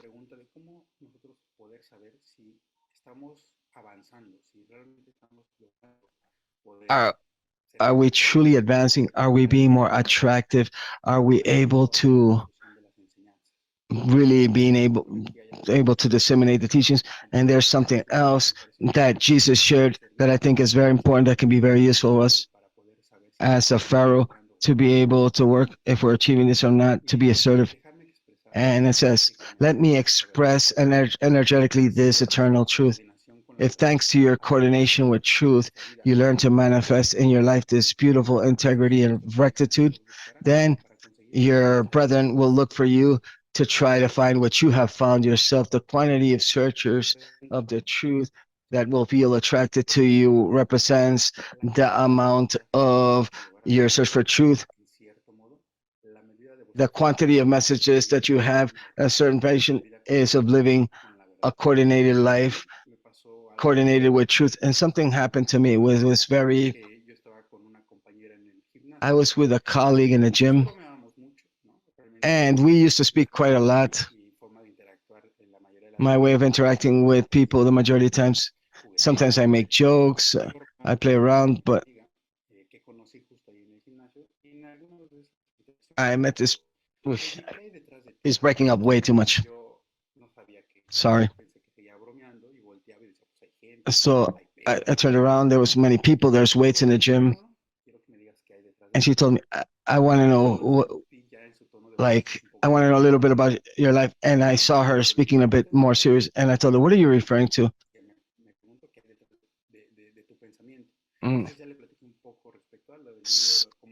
So I told her a little bit about the book that I was reading and about the community. Nah, impossible. It was breaking up way too much, sorry. So I invited her to a meeting in Mexico, and she felt attracted. And I had never spoken to her before about the book. But during my own interaction, she recognized something in me that attracted her and it caught her attention. So what I'm trying to talk about with this quote, sometimes we don't have to say a lot. Sometimes we don't even have to speak. Sometimes we have to just live that message and people feel attracted to it. Having the ability to incorporate the teachings in our own life and we become way more attractive towards others. And I think this also allowed me to see that we had to look inward to be able to do a personal reflection about this mission, about this work. And well, it also speaks to us what the revelators that there was a baptism of adversity for the two evangelists in the sense that this was the most difficult period about feeling the satisfaction of gaining souls for the kingdom and their own soul and the spiritual pathways. I think this moment where we're keep being worried about being more attractive toward, and we can have these worries, especially when we're dealing with young people. I think this is. Sorry, keeps getting cut off. So we can redesign our strategies to be more assertive and more effective when we actually become ambassadors. There's a phrase that Jesus references in terms of Gentiles and a sense of humor. And he says these Gentiles were not afraid of Jesus. They dared to accept this message. Throughout all the centuries afterwards, men have not been incapable of understanding Jesus. They've been afraid of understanding him. Jesus also enjoyed the acute sense of humor that these Gentiles showed. Jesus unfortunately lamented that his people, the Jews, did not have the sense of humor. One time he told Thomas, "My people takes things way too seriously. They're almost incapable of appreciating humor." I think this is a very important moment, and the occasion warrants this, to try to be brave. Let's try to understand Jesus and let's live under his teachings. And I think this, without a doubt, is going to have way more impact than anything else. And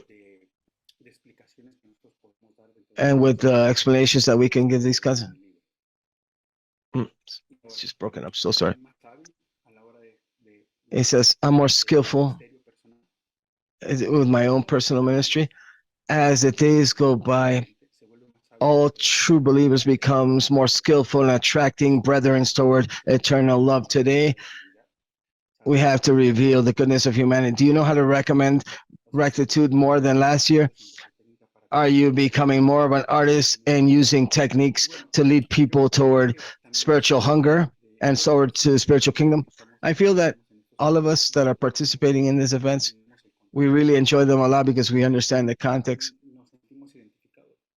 We feel that we identify with these. I think that sometimes we're excited about thinking about outside of our circles and thinking about the people that don't have access to this information or are still in a search for truth. So my reflection, yes, this is cool and I love enjoying these events, but I think this has to transcend and we have to attract people that are not in the movement itself. How do you impact those other people that are out there? It's about living. Forgive me. Everybody's asking if you can maybe get closer to the microphone or something, to your microphone, or that people are still not hearing you. Maybe louder, but not quicker. I think maybe a little bit. Yes. Well, so speaking about Jesus' revelation, he revealed the Father, and the unique idea of his teachings was to represent his universe, the personification as supreme wisdom that can only be understood if you live it. So this really clicked, because without a doubt, I wanted to say, I tried to transmit people how valuable it is to have this relationship with God, Jesus' guidance, but this is only going to be able to transmit and to be able to emulate this in the day-to-day. This is going to be way more powerful. And simply, this is about a friendship with God. When you preach the gospel of the kingdom, you will be teaching simply a friendship with God. This communion will attract men and women alike in the sense that both will find in this gospel what is going to satisfy them in a more effective ways in terms of their hopes and ideals. Sometimes we don't have to say much. Sometimes less is more and more is less. It's simply about speaking and about living and experimenting this relationship that each of us have with God. In a certain fashion, the Urantia book teachings is helping us improve to have a healthier relationship with the Father. And that's what it's about. That's what life is all about, really. This relationship that we're offering God. Sometimes there's not a lot to do, simply just act and share. Maybe that's very powerful.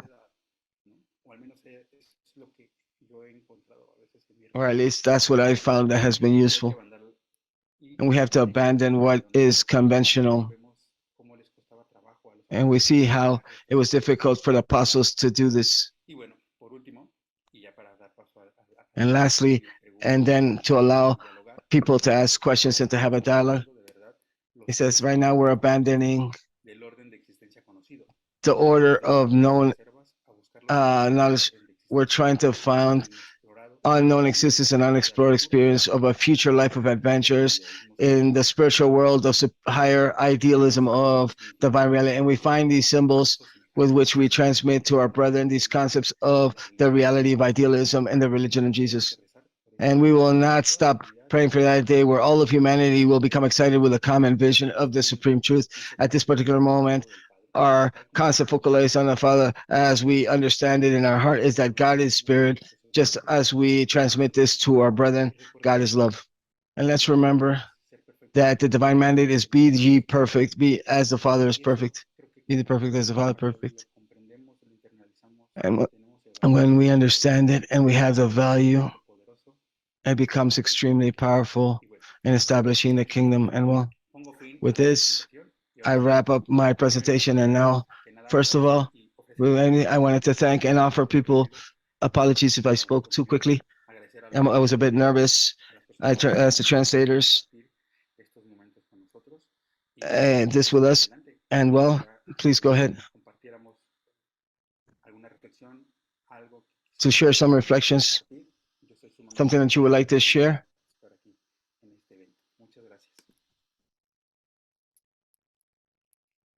Muchas gracias, Alejandro. Thank you very much, Alejandro. Muy bonito tu compartir. Very nice what you're sharing, and very difficult Lo que cuentas. What you're talking about. Es lo que más nos cuesta a veces con el ejemplo. It's what is most difficult to do, to attract people, be an example. Adelante. Octavio, please go ahead. Brother, what a pleasure. Thank you for being here. What can I tell you? You're always so joyful with your songs. I don't know. You always give us a lot of teachings, and it's very good to see you again. I wanted to reflect upon something, even though it may seem a bit exaggerated from my side, but I would like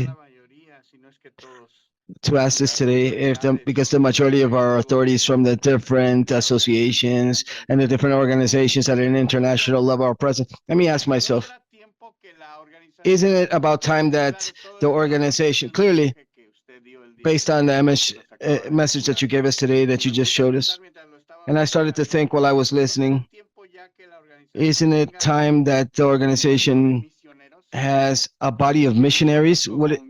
That we, as members of the organization itself, we can finance these missionaries?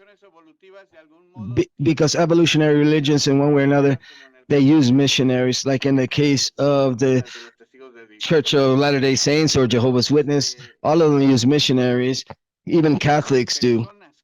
They have actual people that are dedicated to disseminating the teachings of any of their doctrines. We know that our doctrine, well, is not just any doctrine, it's the revelation itself, and that's how we understand it. And I think we all believe it, all of us that are here present. So my question is, isn't it about time that our different leaders and organizations create a body of missionaries that is in charge of disseminating these truths and showcasing these realities and revelations? Jesus did this in his time. His apostles were actual people that were dedicated to this mission in one way or another. They were financed in one way or another. There was some sort of financing that Jesus himself structured and managed. Isn't it about time for us to now create missionaries? Obviously, from a personal perspective, we can do everything that you've said from the personal teachings, everything that you've told us about. But maybe some of our brethren, some people can perhaps dedicate our lives exclusively to the teachings. I think many of us would do this without a doubt, but we would need maybe some sort of support to do this, because I think many of us don't do this because of our personal circumstances.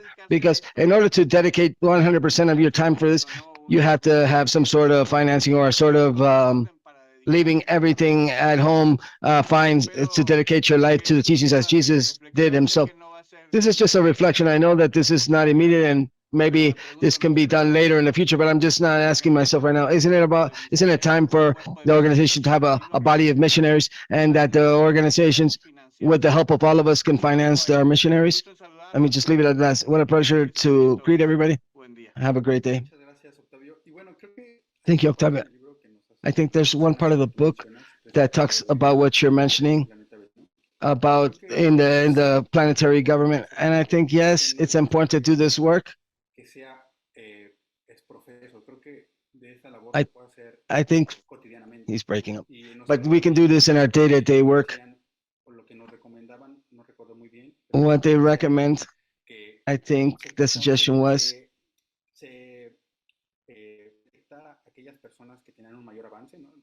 those people that had greater spiritual advancements, like the most evolutionary stocks, and then train them and then send them back to their own peoples, to their tribes or communities. That's how they did it on a neighboring planet. So I think that's maybe what we can do at a personal level. Try to find those people that are most attractive, that are in the search, that are capable, that they come and share, and they themselves go back to their own lives and share and live these truths with their peoples. I think that's maybe the simplest way of trying to do this.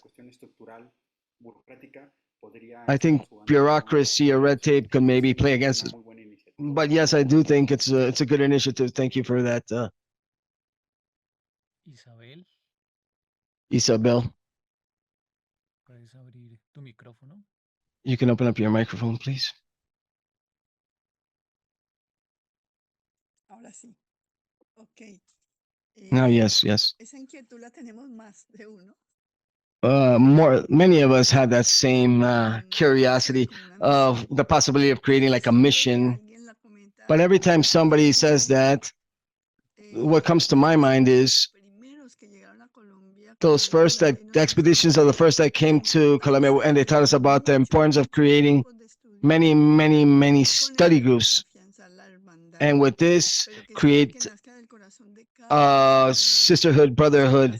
But this has to be born from every person that was awoken in the spirit and decides themselves to dedicate their lives to the service, with the support that sometimes we're able to achieve from other people that are not able to do this for whatever reason, and they can contribute and help finance certain missions. But what really may concern me is the proposal. I think that Octavio made that does concern me, because they also alerted us that we shouldn't create an institution that will crystallize truth, because the Rancho book was given to us for the next 1,000 years, and perhaps if we institutionalize it, it can become just another religion. And many of the Rancho book students, what they find is freedom within the book, the freedom to live and the freedom to exercise their own spirituality. That's simply what I wanted to say. Thank you. Thank you, Isabel. And talking about what you mentioned, I simply wanted to share something that I've reflected upon throughout this complicated year.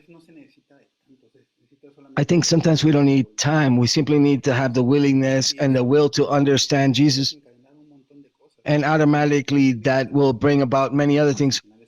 And maybe this is not structurally organized, but the role is there, as Jesus did, do the good when he was possible. I think we all have this possibility, and sometimes thinking about an ideal world of how to reach more people maybe distracts us of what we can actually do. Sorry, getting cut off in the committee. So I think that that's where my reflection is going. Even though what you're doing at a structural level is very valid, I think the most transcendental what we could do in our day-to-day, in our short life, behind the scenes, because that is truly what is more intimate. And I think that that's what we need. We need to create genuine links between all of us. Hilario, 30 segundos, por favor. Hilario, 30 seconds, please. Rápido. Tres manos Era, sí, gracias. Era Yes, the colleague that spoke before me pretty much said what I wanted to say, but I think that the point is, or the secret would be to actually be able to share this with those that are actually ready to receive it without trying to dogmatize or create dogma or crystallize religion. Thank you. Thank you. Yes, without a doubt. What Jorge mentioned earlier is important. We should be able to share what is authentically part of our wanting to serve. This is going to be very important in the role that each of us play. Alfonso, adelante. Alfonso, please go ahead.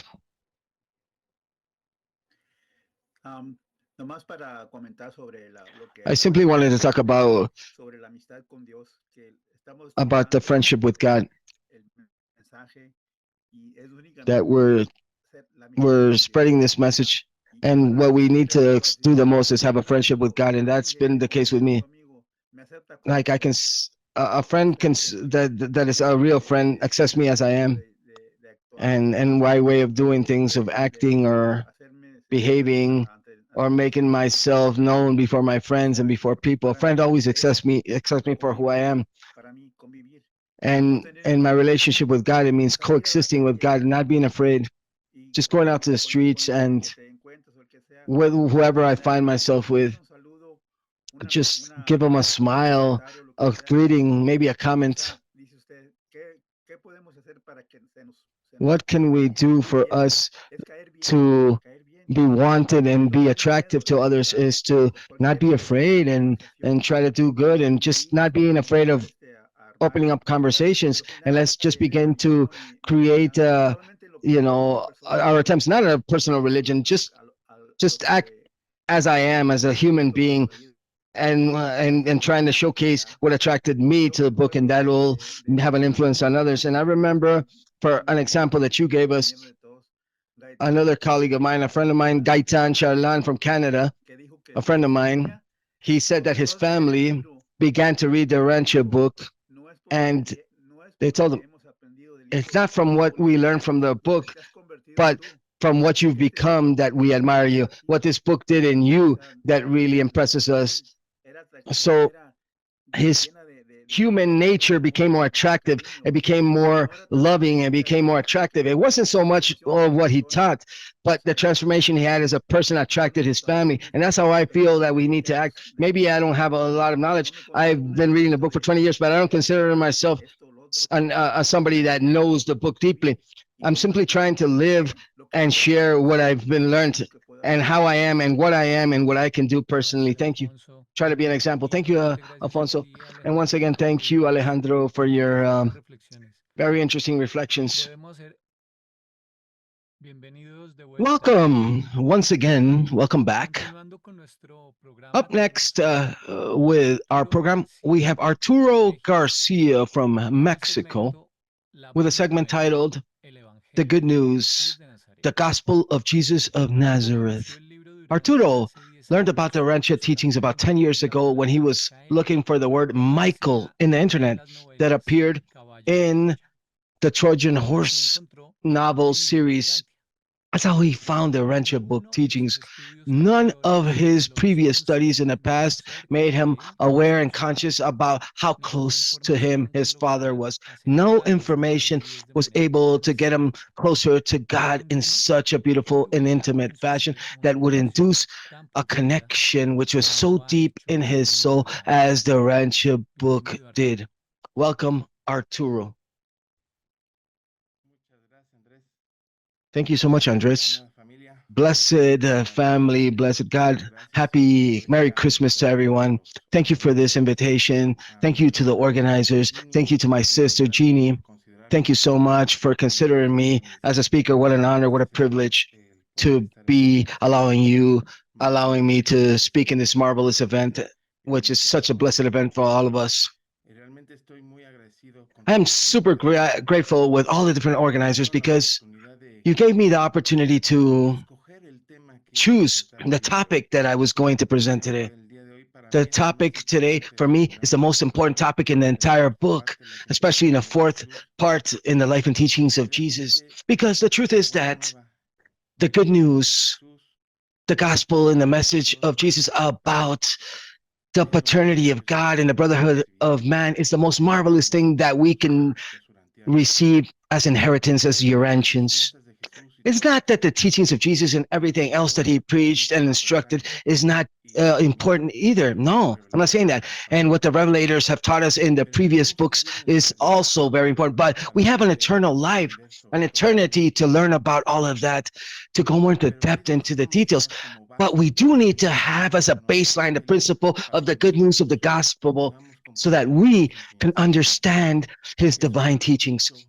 Something that Jesus did in his personal work and in his public works was to increase our knowledge gradually. He never revealed a teaching that was deeper than what his followers and disciples could absorb and understand, in such a fashion that the instruction was equitable and it matured as his people matured spiritually. Well, family, I hope you enjoy this presentation, which is an honor for me to bring to you.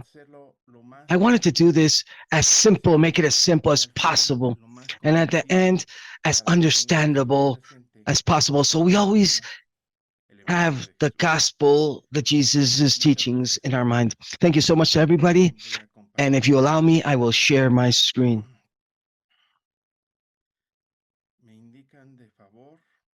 Please let me know if you can see my screen, if you can visualize it.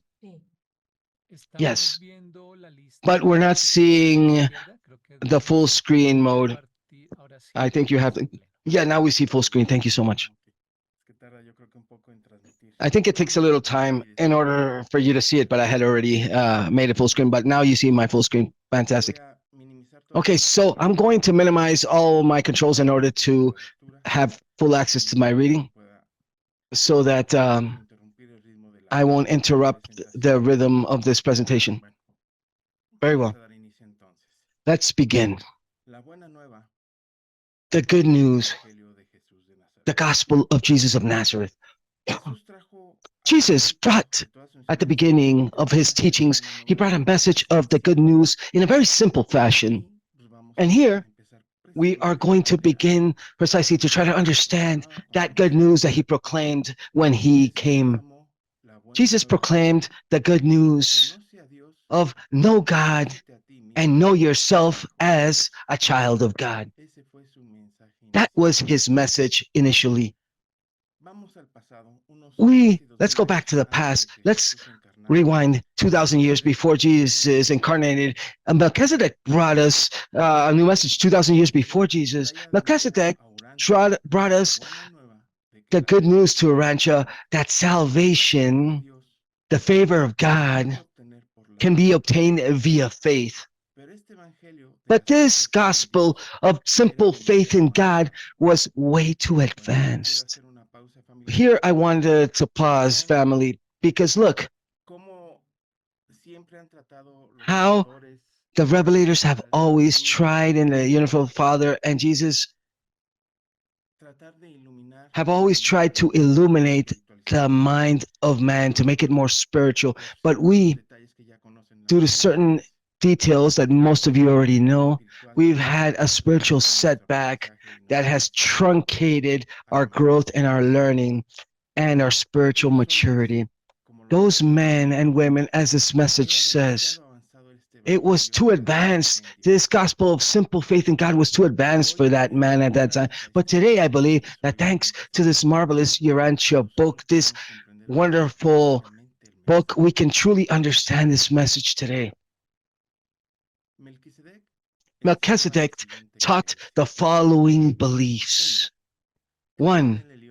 I believe in Elyon, the highest God, the only universal Father and creator of all things. 2. I accept the alliance of Melchizedek with the Most High, which provides me favor with God due to faith and not because of sacrifice nor holocaust. 3. I promise to obey the seven Melchizedek mandates and to disseminate to all men the good news of this partnership with the Most High, the 7 commandments. And I think, family, almost 4,000 years ago, notice that Melchizedek already brought us this alliance with the Most High, is that alliance between Son and God, Father and Son. But in fact, a very simple faith declaration, such a short faith, was even excessive and way too advanced for the men of that time. Simply, they were not able to capture that idea of finding divine favor in exchange of nothing, simply via faith. They had too much deep-rooted beliefs, too many, that man was born with lost rights that were lost before the gods. They had offered sacrifices and they had given gifts to the priests for way too much time and with so much seriousness to be able to actually understand the good news that salvation and divine favor was an actual free gift for anybody that wanted to believe. Very well. Let's go back to the life of Jesus.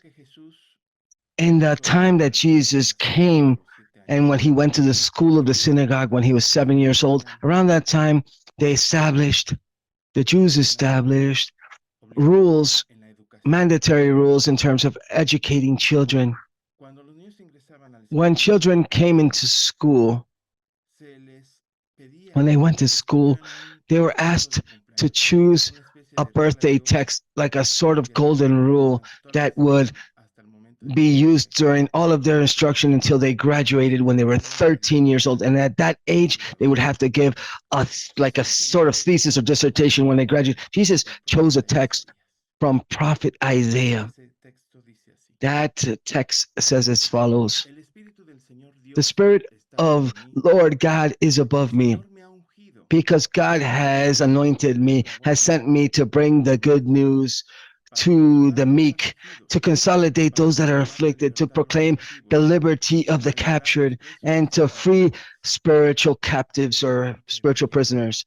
See how beautiful this teaching that Jesus took from Prophet Isaiah when he was only 7 years old. I think he already had full awareness of what he would be doing in the future. The central idea was always the fact of the love of the eternal Father and the truth of his mercy. That was the major idea, the heart of his idea, united to the good news that man is a child by faith of this same God of love. Jesus said, despite further on, Jesus ordered the apostles to actually leave as John had done, to preach the gospel and instruct the believers. He highlighted the proclamation of the good news of the kingdom of heaven. and careful with this part, my family. He highlighted the proclamation of the good news of the kingdom of heaven. I think at the end of this presentation, we will completely understand why he highlighted this message of salvation. He tirelessly pushed his associated that they needed to show love, compassion, and sympathy while they took that good news to fruition. And I ask you, family, I think that I'm almost certain that everybody that is here, that we've accepted God in our hearts, that have had within us that seed that is growing to produce the fruits of the Spirit and to share this gospel of Jesus. How many of us, when we do this, how many do we actually showcase love, compassion, and sympathy? And if we don't do this, it is the moment to start doing so, because many of the things that we lack as Urantians is that we are studying about love. We are preaching about love. However, sometimes we are not exercising that love, my family. We have to preach via example. From the beginning, he taught his followers about the kingdom of heaven, which was a spiritual experience that was related to the intronization of God in the hearts of man, simple, establishing the kingdom of heaven within the hearts of men. Jesus continued and said, "This kingdom that I proclaim is rather a life of progressive rectitude of righteousness and growing joy in an ever more perfect service of my Father that is in heaven." Why? He did not say the Father referring to his children of the world. It is my will that you are finally perfect as I am perfect.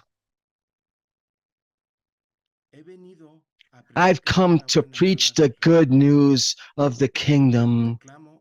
I proclaim a new and better way. And what is that new and better way, my family? Precisely the fact of knowing God as a father. That simple fact of making this fact a reality in our hearts, of knowing God as being our Father, makes our way to be new and better. Everything that it costs you in things of the world, any price that you have to pay to enter the kingdom of heaven, you will receive it multiplied in joy and in spiritual progress in this world and in the eternal life in the coming era. Marvelous rewards are ahead of us. That reward that Jesus gives us for this service. Everything that we do, we will receive it multiplied in joy and in spiritual progress in this world and in the next worlds, in the coming worlds. I have not come to the supposedly just, but rather sinners and all of those that are hungry and thirsty for righteousness, for divine perfection. His disciples were marveled, but people were not ready to receive that good news from the lips of this God-man.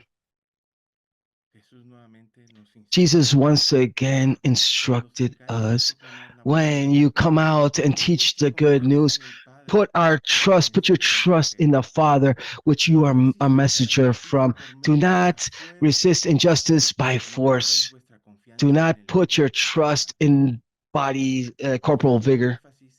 And here, let me emphasize this second and third paragraph. Look at these teachings that Jesus has given us. Do not resist injustice using force. Do not put your trust into corporal body vigor. How many of us, when we have difficulties and when somebody aggravates us, when we're immature, we come back with that same intentions and we try to get back with that same aggression? We have to change that. And Jesus taught us how to do this. And I would explain this with my own words, but I always believe that it's best doing this as Jesus taught us, the book taught us. If your brother slaps you on the right cheek, offer him your left cheek as well. And here's the example of how we need to do this. Be you willing to suffer injustice instead of pushing the law amongst yourselves. Not only should we not return violence with violence, but we have to return from violence with a response with love, goodness, and mercy.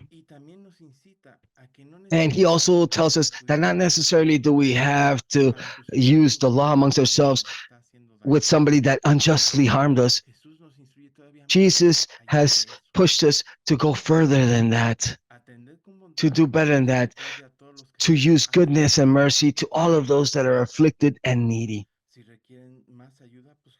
If they require more help, Jesus will continue to instruct us in the following fashion. I have told you, love your enemies, do good to those that hate you, bless those that curse you, and pray for all of those that use malice against you.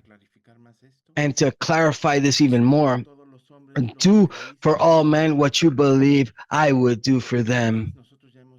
Many times we've come to the conclusions that when we do not know how to act, we simply have to ask ourselves the following question. What would Jesus do in this case if he was present? At the end of your earthly life, all of you will expect mercy. That's why I ask you that during your own mortal lives, you show mercy to all those other brothers and sisters in the flesh. And why is Jesus asking us to show mercy? He tells us that all of us are going to expect mercy ourselves in the day of judgment in Moroncho worlds. We're going to ask for mercy. And he also asks us to have mercy upon those lost souls that have been confused and those that have damned us, hate us, and actually work against us, that instead we act in goodness. You are in charge of saving men. Be in charge of saving men, not of judging them. We have been instructed to save men and not judge them. What a marvelous instruction. If we put this into practice, what we have been taught thus far,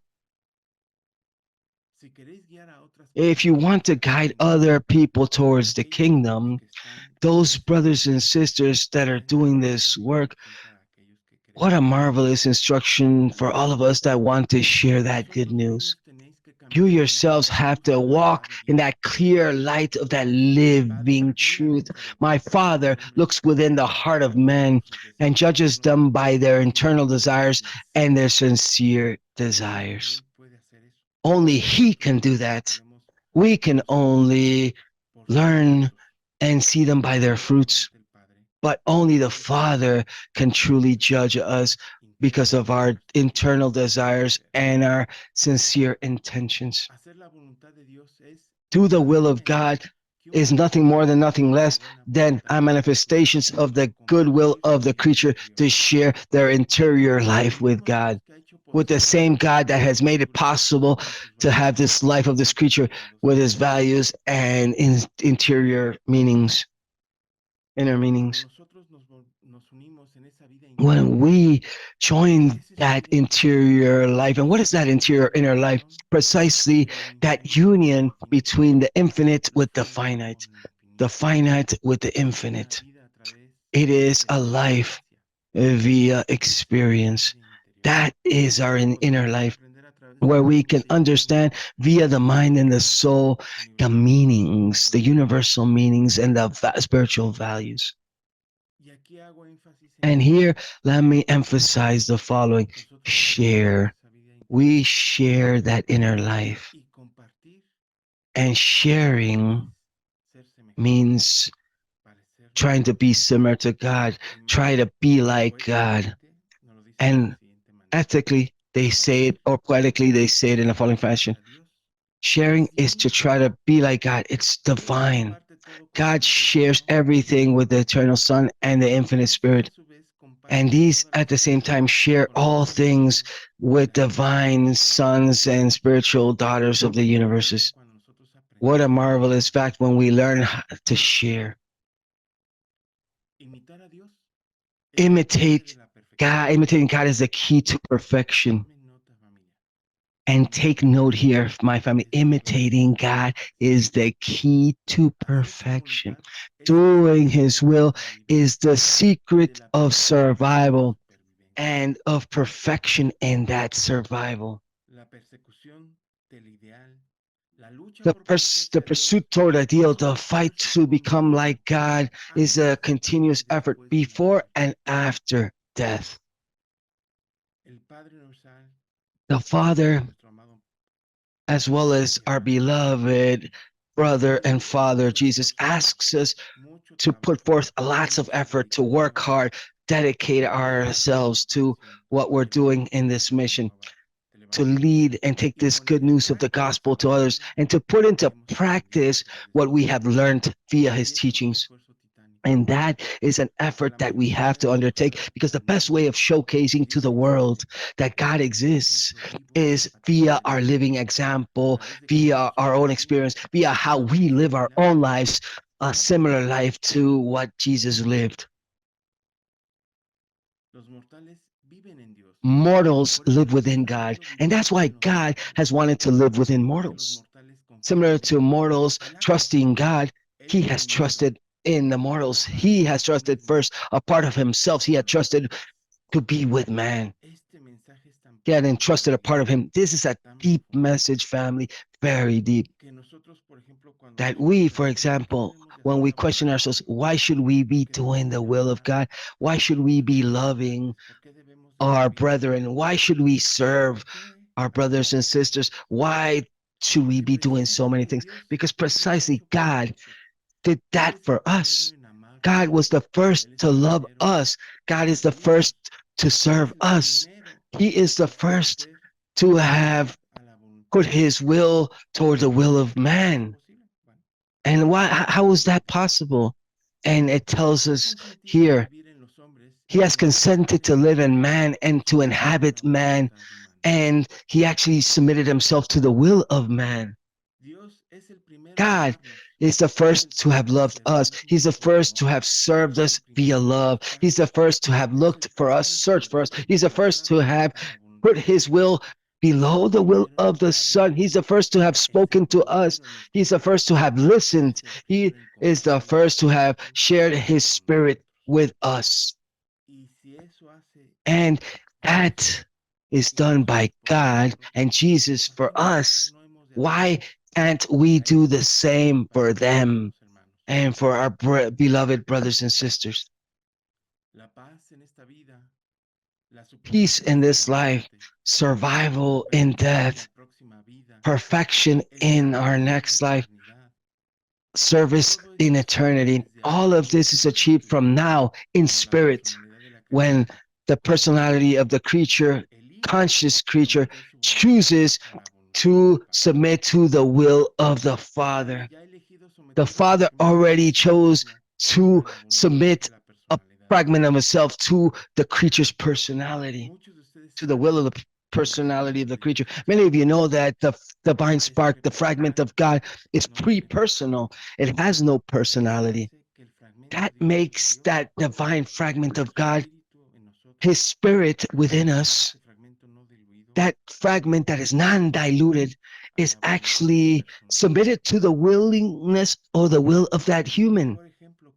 What better example than that to prove to us that he himself does not impose his will upon us?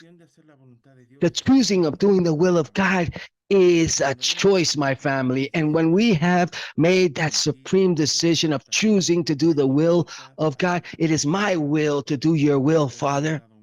Then I think we've taken a great step in our spiritual growth, my family. This fact of choosing the will of the Father is the spiritual discovery from mortal man. What a marvelous saying. This fact of choosing the will of God is the spiritual discovery by mortal man. It's the birth of an eternal partnership or alliance between the will of man and the will of God. Once again, we're talking about this alliance, this eternal partnership. The kingdom of God consists in these three essential things. First, to recognize the fact of the sovereignty of God. Second, that belief in the truth of the brotherhood or affiliation with God. Third, faith via the efficacy of the supreme human desire of doing the will of God, of trying to be similar to God, of trying to be similar to God, to imitate God. And here is the good news of the gospel, via which by faith, every mortal can possess all of these things that are so essential for salvation.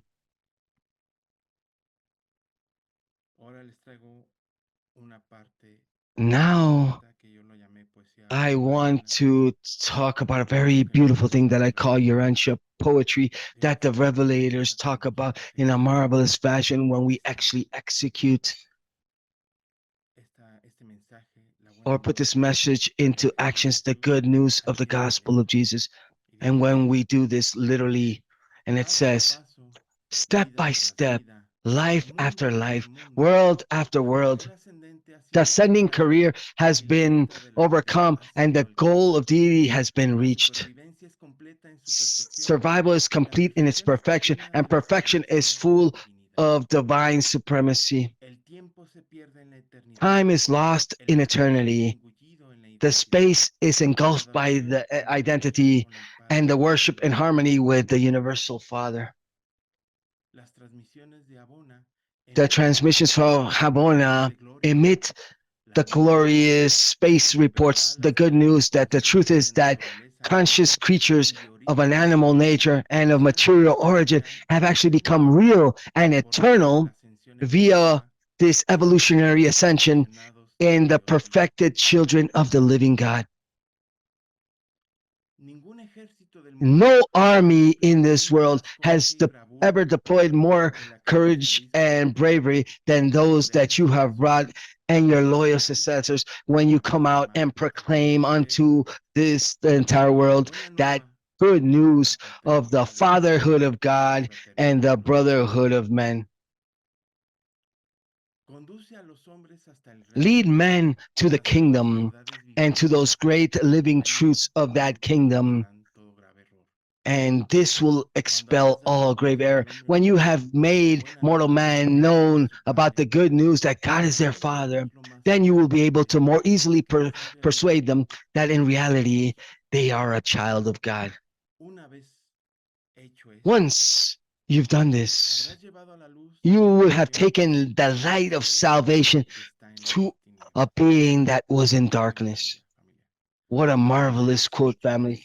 Once you've done this, you have brought light to a being that was in darkness. Our teaching proposes or provides a religion where the believer is a child of God, a personal religion. And this is the good news, the gospel of the kingdom of heaven. To end, my family, with his gospel, Jesus has loved us, has motivated us, has encouraged us, has pushed us, has inspired us, has provided us growing joy, has provided life with plenitude, has provided us interior peace to all of his children in goodwill. In fact, has encouraged us to accumulate spiritual treasure. And that ends this teaching of the good news. Thank you for accompanying us, beloved family. I wish that this was an enriching talk and has helped you with these teachings. Thank you. And if we have an opportunity now, you can also allow me to share a musical video as well that really I love. I like to dedicate a song and write a song every year to our beloved Jesus. Every year I do that. If you give me opportunity, I'm going to play this. I hope that this is a pleasant song for all of you. I try to write a song every year. The genre that I chose for this year's music, and hopefully we have enough time to show this. It takes 3 minutes and change. It's opera rock. It's something very different to what we normally hear, but I hope you enjoy it. Espero, ahora sí que no haya fallas, perdóneme. Hopefully this time you can hear it.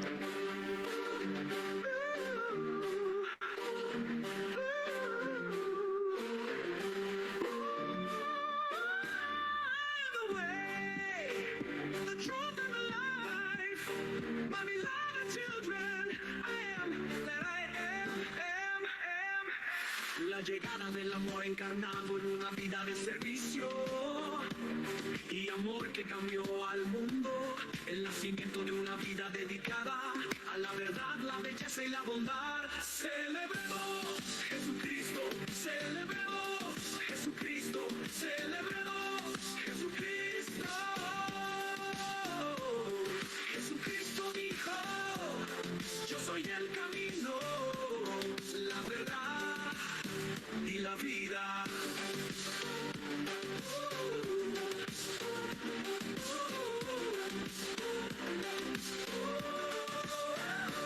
I am the way, the truth and the life, my beloved children, I am that I am. La llegada del amor encarnado en una vida de servicio, de amor que cambió al mundo, el nacimiento de una vida dedicada a la verdad, la belleza y la bondad. Celebremos Jesucristo, celebremos Jesucristo, celebremos Jesucristo. Jesucristo dijo, yo soy el camino, la verdad y la vida. Jesucristo, Jesucristo. Yo soy el camino, la verdad y la vida. I am the way, truth and the life, my beloved children, I am that I am. Si os presto así en el reino, os enviaré a buscar, para que podáis estar conmigo, en los lugares que fueron preparados para mis hijos. Aunque debo dejarlos, estaré siempre presente en espíritu. Celebremos Jesucristo, celebremos Jesucristo, celebremos Jesucristo. Jesucristo dijo, yo soy el camino, la verdad y la vida. Jesucristo, Jesucristo. Jesucristo dijo, yo soy el camino, la verdad y la vida, y la vida.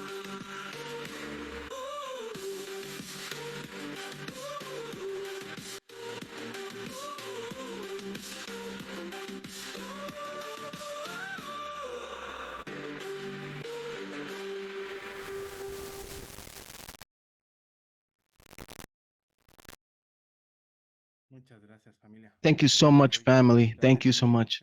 I am truly very excited. I thank all of you.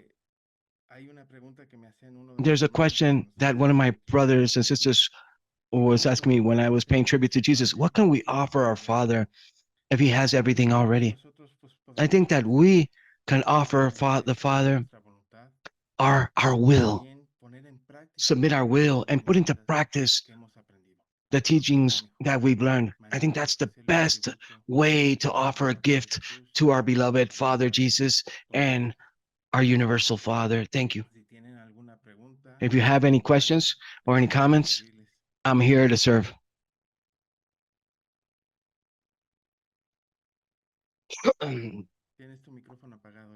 You have your microphone off.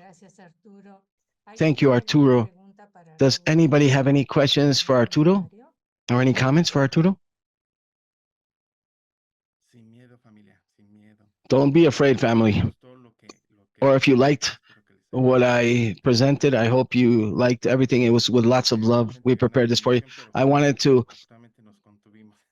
fortunately, I was, please go ahead, Octavio.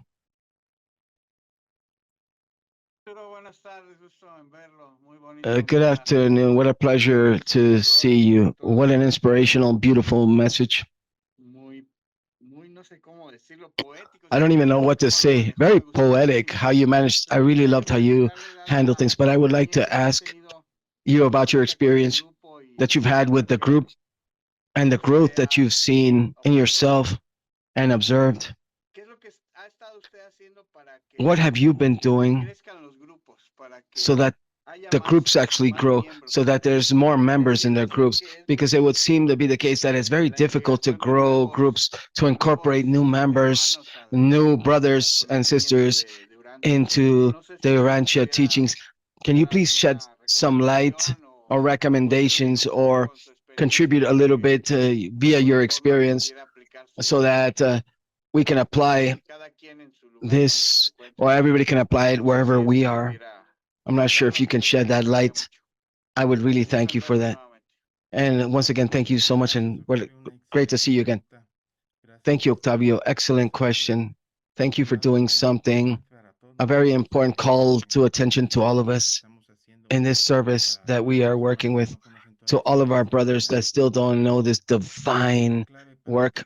I think that the key in order to attract new souls, well, one, we ourselves need to walk in that path of rectitude and sincerity, walking with love ourselves and mercy. Precisely, that's what I introduced, presented was key in that sense. I think part of what I've been able to do is to try to bring more souls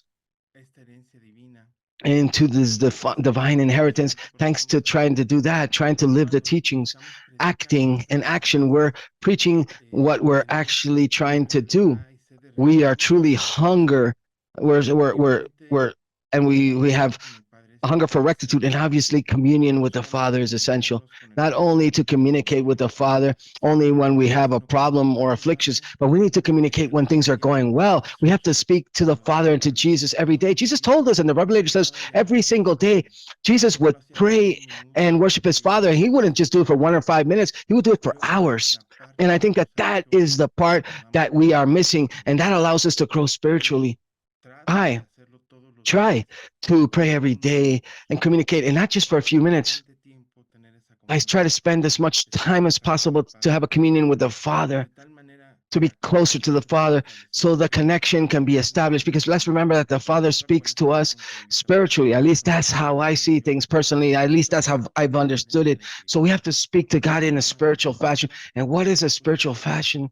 Well, with love, via love, preaching that love for ourselves and for others.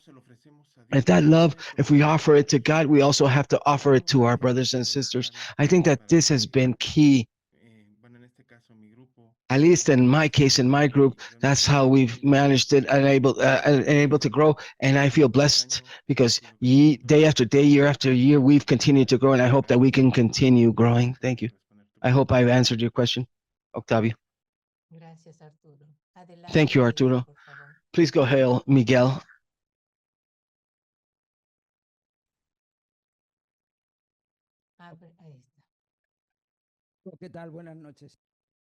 Good evening.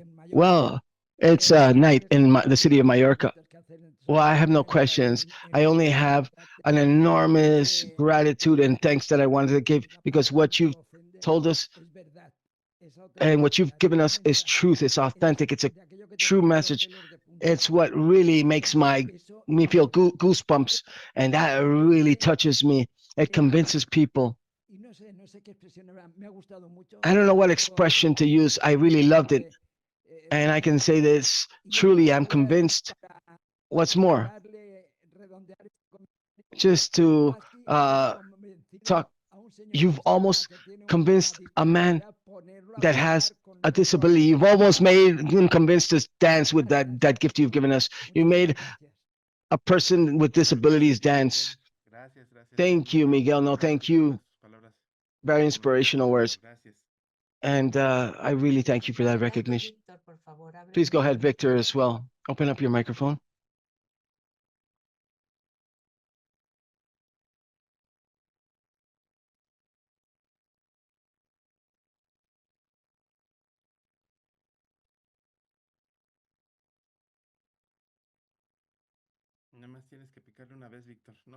You just have to click it on once. We don't hear you, Victor. Your microphone is turned off still. Ahí está.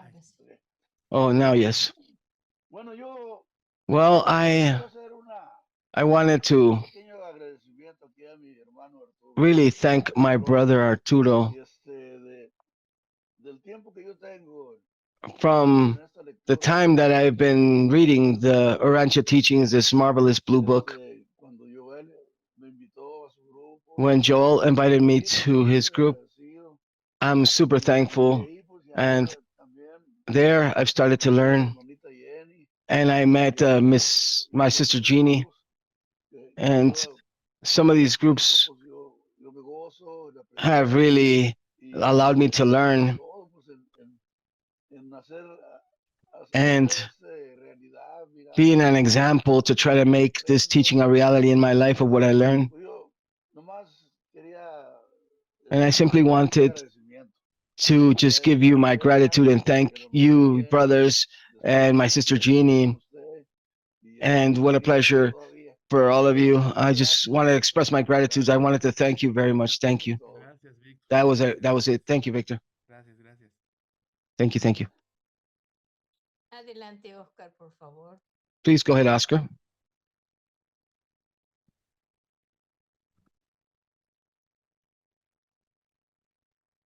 Abre tu micrófono, Oscar. You have to open up your mic, Oscar.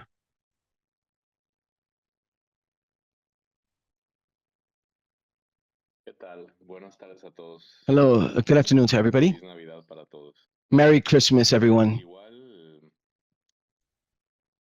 Also, your microphone got muted again, Oscar.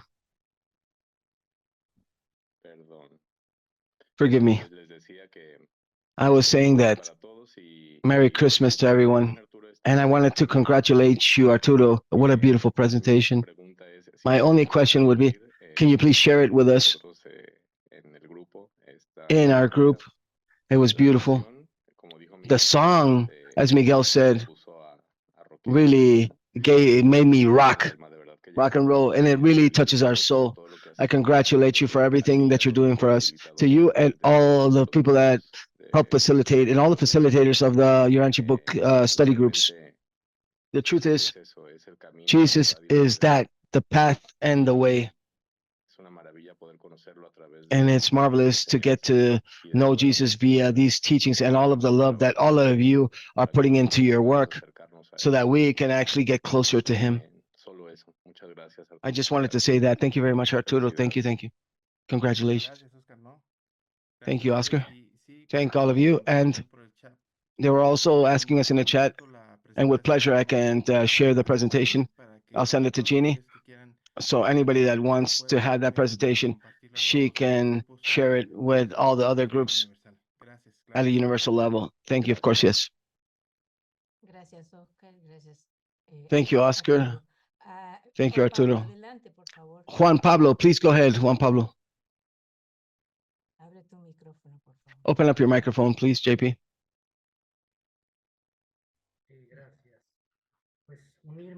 Well, thank you. I wanted to echo all the previous congratulations, Arturo. Your work is admirable.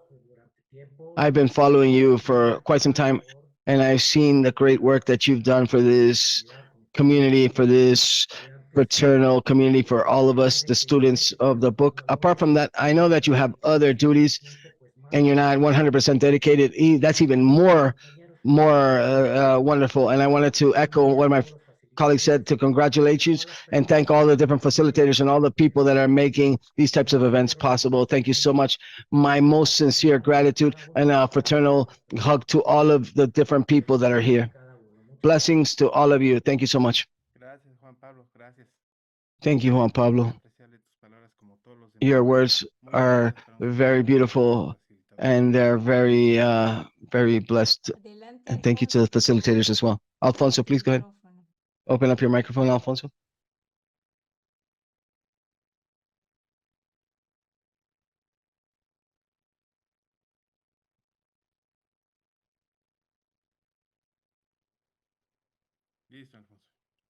Yes, Alfonso, we hear you. Buenas tardes. Buenas Good tardes. afternoon. Pues nada más Well, compartir todo lo que I nuestros wanted to compañeros share ya han dicho, ¿no? what my echo what the previous people told us. I obviously wanted to thank the Father and the Divine Spirit and Michael and his spirit for giving us all of these souls, these beautiful souls that surround us that are dedicated to disseminating these truths of the living gospel and divine gospel of our brother, Father, Creator. It's a true blessing. I, thanks to God, have or feel that I've learned so much from all of you. I don't want to mention any names because you all know that I love you all, and you know that all of you I really infinitely thank because that's where you are around us, teaching us. The Father and the Spirit of truth are surrounding us with your presence, with your words and your good intentions. And I'm certain that these are the best intentions that come from your hearts. This message, I wanted to send it on my birthday, but since I'm so lazy, you know me, but I didn't do this, but I'm doing this now. I really be the center of attention sometimes, so forgive me, but thank you to everybody. And what beautiful things that all of you are doing. Thank you so much. No, thank you, Alfonso. From all the facilitators, we thank you for your words as well and your recognition. Thank you so much. Gracias, Alfonso. Thank you, Alfonso. Adelante, Eric, por favor. Please go ahead, Eric. Eric, go ahead.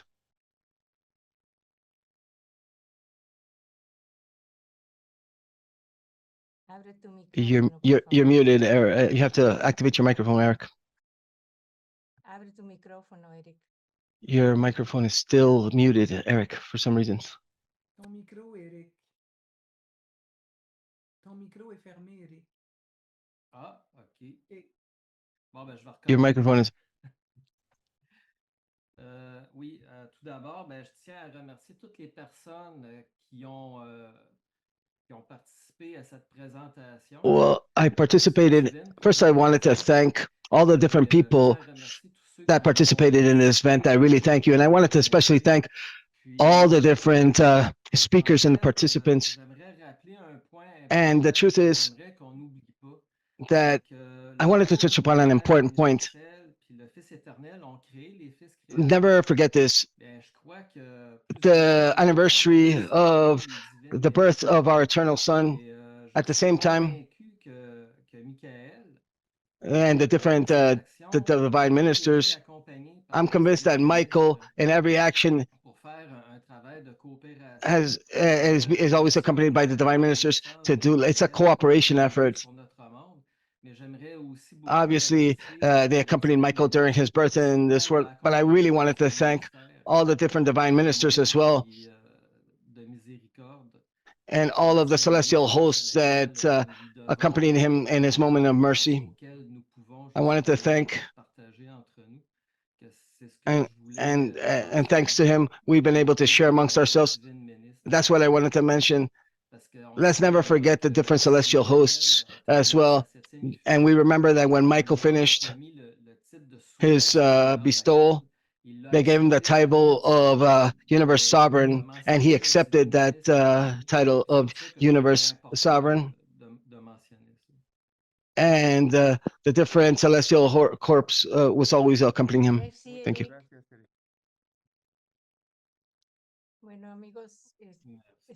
Well, friends, we're almost at the end. A few final remarks, Arturo, to wrap up your presentation. Well, I'm super grateful with all of you for this great opportunity. I feel very blessed.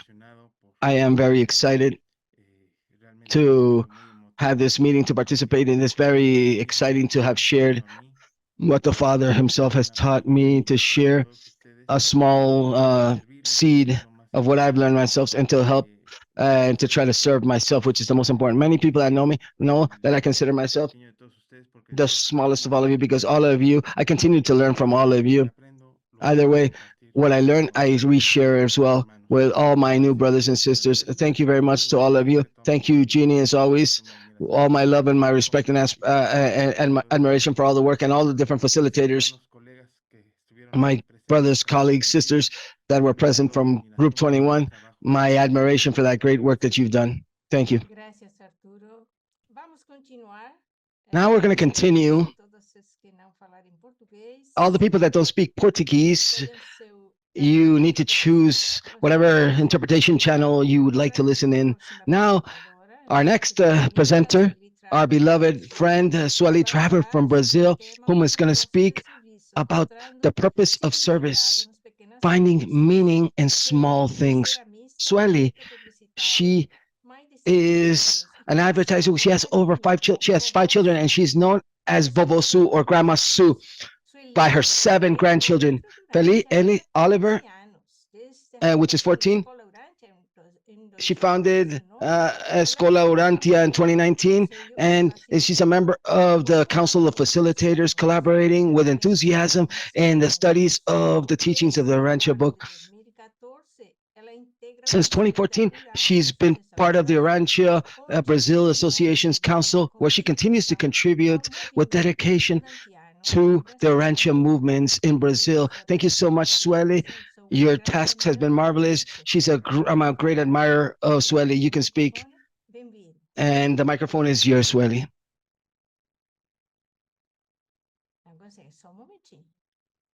Just give us a second. You have to activate your microphone. Can somebody make Sueli co-host so she can present? I think we're good. We're good. Okay.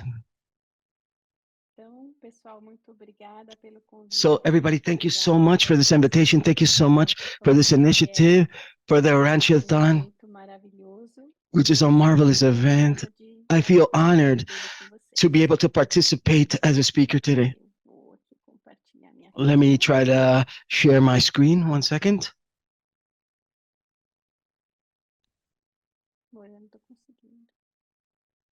I'm not able to do so for some reason. Just give me 1 second. Let me try to share my screen. Yeah.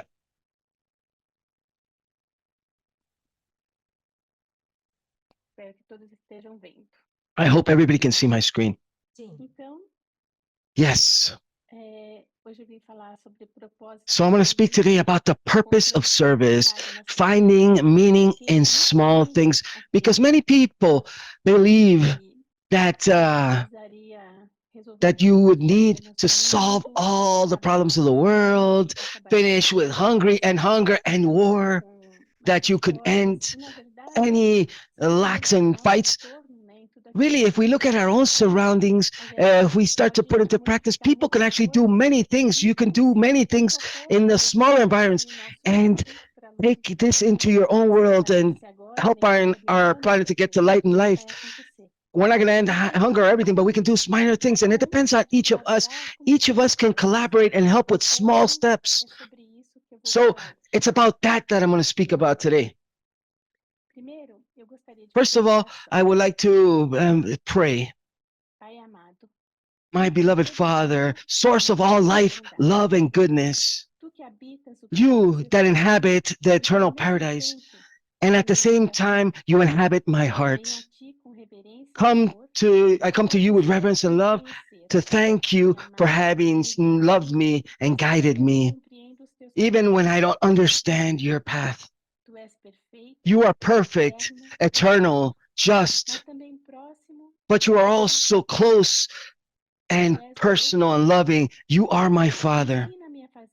Teach me to do your own will with joy, to recognize your presence in every moment, and to see your children with eyes of compassion.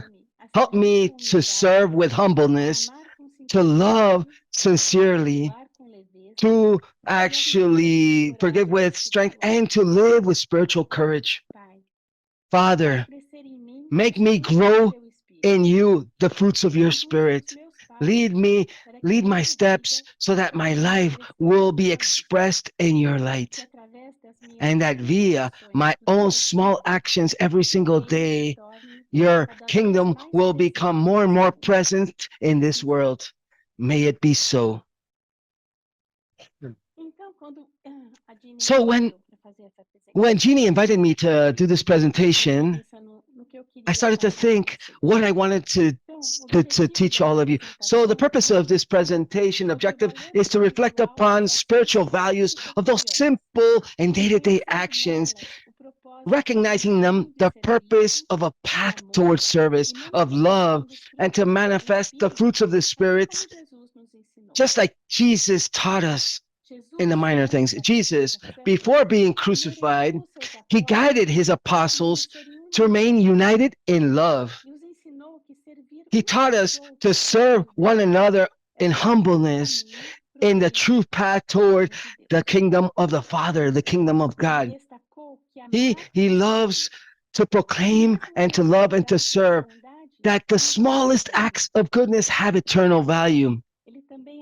He also affirmed in document 180 that in several Gospels of the Kingdom never stop an individual that believes, even in the small things, until man is willing to believe with all of his heart in the teachings. Love each other as I have loved you, and establish that practice of doing the will of the Father as your major purpose to try to obtain to live when you live your mortal life. So I'm going to speak to you about these topics.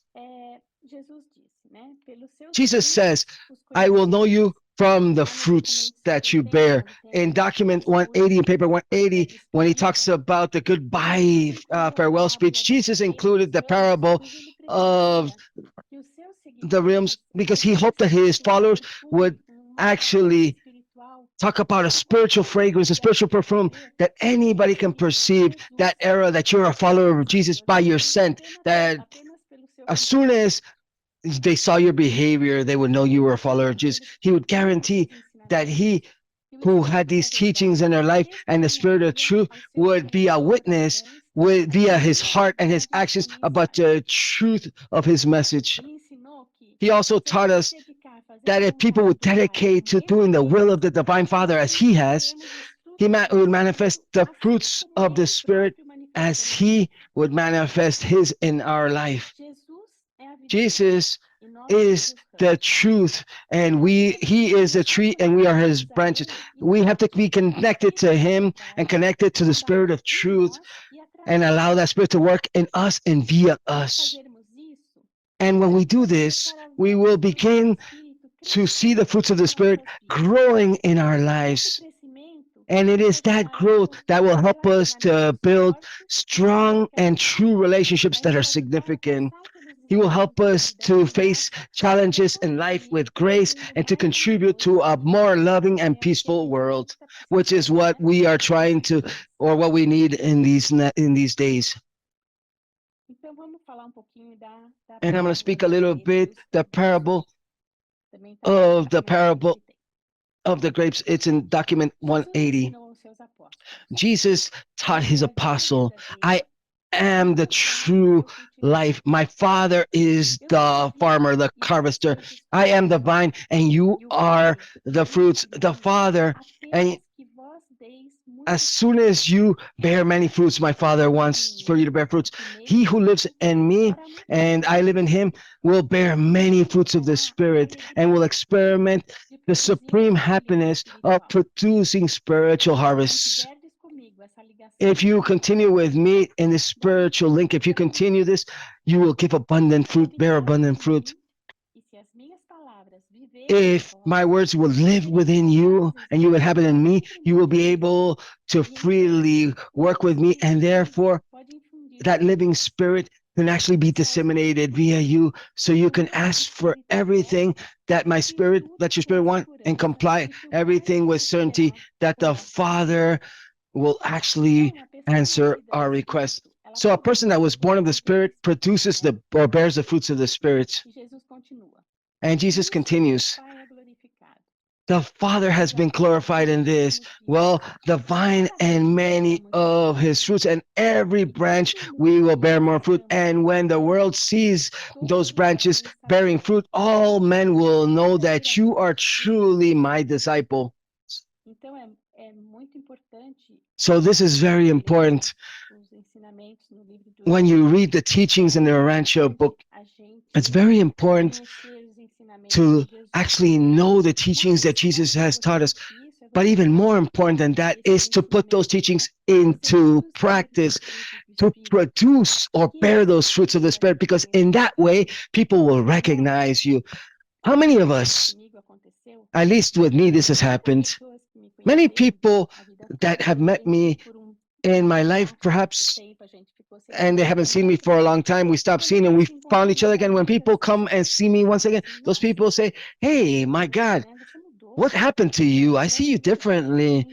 Like, I see you as being different. The people didn't even perceive very well what has happened. However, they perceived that there was something different. Hopefully, I am producing the fruits of the Spirit and actually exhaling that fragrance that Jesus talked about, that perfume of the fruits of the Spirit. And what are the fruits of the Spirit? The fruits of the Spirit are that quality that reflects the character of the Father and that are harvested in us, first with our relationships with Him.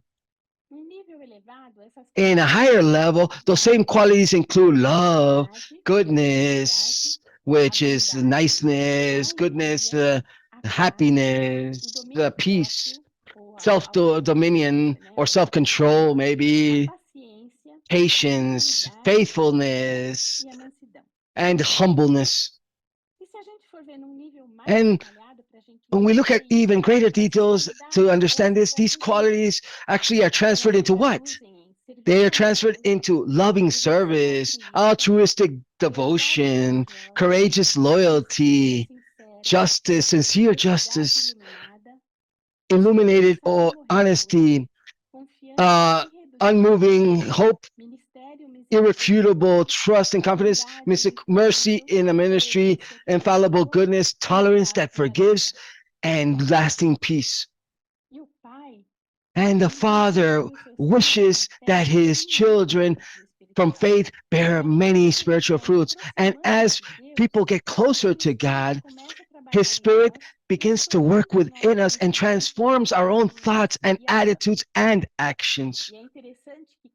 And the interesting thing here, people begin to speak about the fruits of the Spirit. The people start to actually express like love, fruit of the Spirit, automatically they start to act with happiness, with peace, with tranquility or peace, with patience, with humbleness, because those are interrelated. So as you start to develop one fruit, the others trickle down like a domino effect, and you start to actually feel all the fruits. And what would be the antithesis or the opposite or the antonym of the fruits of the Spirit? Well, those would be the fruits of the flesh. And what are the fruits of the flesh? Then the epistle of Paul, he mentions like a list of negative and harmful behaviors, things that people should not be doing, but that the people should try to overcome and try to work upon, to try to minimize, not hide them, but to try to work on these fruits. They're all within us, so we can try to not let them manifest. All of these behaviors that are considered like the product of selfish inclinations that actually harm humans. And those fruits of the flesh, they can actually include immoral behaviors, idolatry, hatred, discordium, like egoism, anger, anxiety, many others. So therefore, all of us, we have that shadow side of us. That's a shadow that we all have, but we should not hide it behind or under the rug. No, we need to work on these fruits of the flesh so we can actually, if you suffer from anger, that has to be turned into patience. For those that hatred has to be turned into love, like you have to turn sadness into joy. So we have to recognize and work on these different fruits of the flesh and try to turn them into fruits of the Spirit. We have to recognize them and evolve with patience via our attitudes and actions, and to assess if these are turning into values like love, joy, peace, goodness, sweetness, humbleness, faith, which are considered fruits of the Spirit. So you have to turn those fruits into fruits of the Spirit and recognize these fruits of the flesh and work on them and eliminate them and use the fruits of the Spirit in order to actually deal with the fruits of the flesh. And we need a life guided by the Spirit. We have to be people of faith, to live with a purpose, with the grace of the fruits of the Spirit, and reach serenity when there's adversity, and embrace tolerance and patience, even when we feel challenged because of the vicissitudes of life. For all of you that deposit your trust in God, you have to assume that life has a new meaning. Those people, they start to live in peace, in a state of calmness and peace, in inner peace. And that peace, that tranquility helps these people to navigate their life problems with grace and serenity. Obviously, we're all going to have problems. We all have adversity and challenges. Every single day we're going to have to face this. However, we're going to be able to improve at how we face these adversities and challenges. When we cultivate the fruits of the Spirit in our life, we experiment a deeper feeling of feeling realized happiness and feeling more harmony. And that is a life guided by the Spirit. So, for example, gentleness, which is an attribute, it not only benefits those people that you interact with, they also bring important realizations, and they bring us better feelings of self-realization. And the fruits of the Spirit, they manifest themselves in the day-to-day practice of loving and serving. It's not so much about having those ideal qualities in our day-to-day experience. It's an issue of living these and experimenting these as a result of that consciousness of the Spirit. And your realization is a natural state of the understanding and the experience of that you are a child of God, the fraternity and the brotherhood of man. Once we start to understand that we are all who we are, once we understand what we are, then we will naturally want to live a life full of love towards God and of service toward our brothers and sisters, just like Jesus taught us to do this, and how he has also demonstrated that we have to live in our earthly life. So Jesus is the biggest example that we have to follow. This example is an example of service and love with all of us. So sometimes Jesus, he used to give a talk, a discourse about transcendental things, and all of a sudden there was a child that came to speak to him, and he would stop everything and speak with that child. Or sometimes somebody appeared that needed something, and he would stop everything that he was doing and deal and speak with that person and try to help that person. Sometimes in our selfishness, we feel that we're the most important, and we're doing something that we think is important, that we judge that is important, and then many signals appear and things that we should be looking elsewhere, but we don't stop. We just continue what we were doing because we think that the most important thing is what we were doing, and we don't even perceive that somebody needed us at that moment. So people, with the fruits of the Spirit, with that we begin to actually be more attentive to realize what's happening, see those small details that are so important for us to actually witness and be aware of. And love is the base of all of the fruits of the Spirit. It's a basis. So it's important. It's more important than any other fruit, because if you begin with love, all of the other fruits will trickle down. Love via God and via us, through God, and it helps us to connect with others, to showcase compassion, and to treat others with goodness and respect. Love unites people and creates strong and significant relationships. Love and the desire to serve and to do good to others. This involves treating others with empathy, with generosity, and with respect. The true measure of love and of maturity of a person that was born of the Spirit is evidenced by how their soul actually deals with their brethren. And what is that attitude that people need to have in order to work with the fruits of the Spirit? Obviously, we have to cultivate a spiritual life that is a deep life and an intimate connection with God. You have to be close to God. You have to have a fundamental dialogue with God. It's a process of spiritual continuous growth, seeking to live according to the values and spiritual teachings. And it's necessary to interact with others in terms of reflecting the fruits of the Spirit, which means showcasing love, happiness, peace, patience, sweetness, goodness, faithfulness, humbleness, and self-control, and in all of your daily interactions.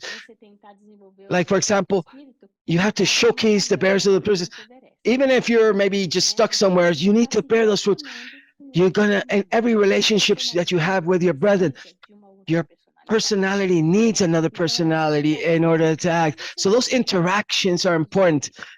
And that's an opportunity to showcase the fruits of the Spirit every time you have interactions. And this needs the practice of empathy, being kind, showcasing compassion, and seeking to resolve conflicts in a peaceful fashion. It's a continuous process of self-development and of practicing your spiritual values. And now let's talk about certain tips about how people can actually work with these fruits of the Spirit. Let's talk about love. How can we work with love? This is something inherent sometimes. When you feel love, this is intrinsic to human beings. However, some people have more, some people have less, some people it's easier for them, some people it's more difficult to express it. But we have to actually solidify love, practicing compassion and empathy, seeking to understand others and their needs. So we have to put ourselves in others' shoes and try to understand their feelings.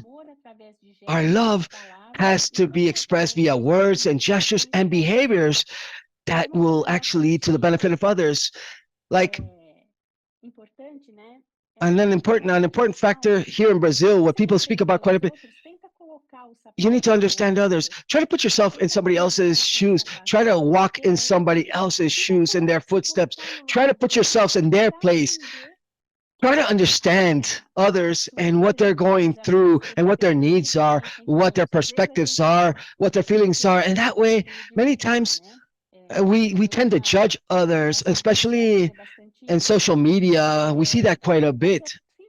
However, it's unfortunately because we're not putting ourselves in other people's shoes. Unfortunately, we're not seeing things with other people's eyes. But if you try to understand that other person's perspective, then you would possibly not feel, you would actually feel love for that person. You wouldn't feel intolerance or anger or a lack of patience.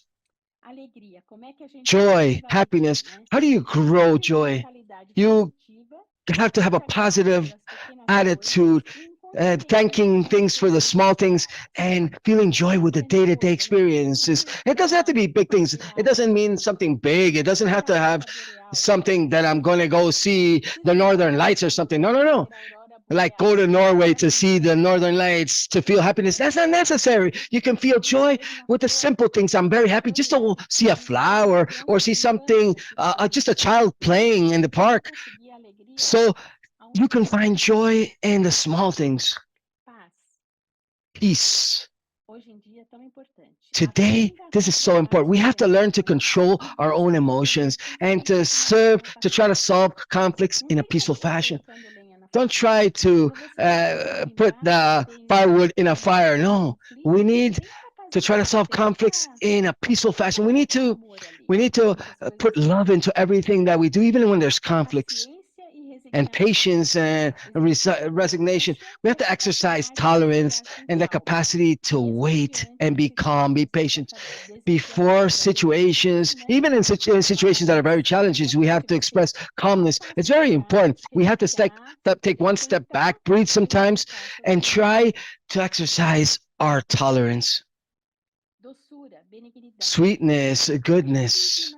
being benign. We have to grow an attitude of goodness and benevolence, relate to all other living beings, practicing forgiveness and understanding. Goodness. We have to do altruistic actions in pro of others without expecting anything in return. Practice goodness every single day. Continue to help somebody that needs it, or simply just being friendly with the people that surround us. Many times, we just say good day. That makes the difference in somebody else's life. Just a simple hello and a good day. Fidelity, being faithful, be comprehensive and just in your relationships and your commitments. Keep your word and always be loyal to others. Grow a spiritual connection via prayer, meditation, or reflection upon spiritual issues or questions. Humbleness. Try to develop humbleness and interior calmness. Don't be aggressive or being too impulsive. This also helps us in cultivating tolerance. At that moment when we need to breathe, once again, taking one step back, we need to try to understand the other person. This is very aligned to this, and not maybe answering very quickly or getting ahead of ourselves. We have to sometimes take a step back and with calmness then answers. Temperance or self-control. Try to find a balance in every area of your life, trying to avoid any excessive actions and practicing self-control in all of your behaviors. So therefore, these practices are just simply some possible suggestions that we can do and undertake or incorporate into our own day-to-day life via the actions of self-reflection and a conscious practice of trying to grow and cultivate positive habits. Like sometimes at the beginning it's difficult. People at the beginning normally have certain difficulties with one or another action or attributes or one of the fruits of the Spirit. However, as we start to work on these little by little, these fruits become more and more easy to undertake. So the fruits of the Spirit, this is something that we have to deal with. The fruits of the Spirit, little by little, they don't just come into our heads. No. Developing the fruits of the Spirit, this is a gradual process. It takes step by steps. Here, the fruits of the Spirit take time. They require dedication. They require willingness to collaborate with the guidance of our divine adjusters, trying to do the will of God. So we always have to ask ourselves, am I doing the will of God? What would God do? If he was in my place, what would he do? Would he yell? Would he actually push or shove? Would that person like to stomp on somebody else? Or how would that God act in this case? Would he put himself in the other person's shoes? Like, let's think of how would that God would act in this case. The fruits of the Spirit are interconnected. I spoke about this a little bit earlier. And when you actually work on one of these fruits, frequently you grow the other fruits simultaneously. For example, when you practice love, then at the same time, naturally, we become more patient, we become better, more gentle. So when we seek out the will of God, that should be our priority, to look for do the will of God. Additional benefits of generating more fruits of the Spirit in our lives will be a natural result of this process of seeking to do the will of God. Now, I wanted to speak a little bit with all of you about a purpose. What is purpose?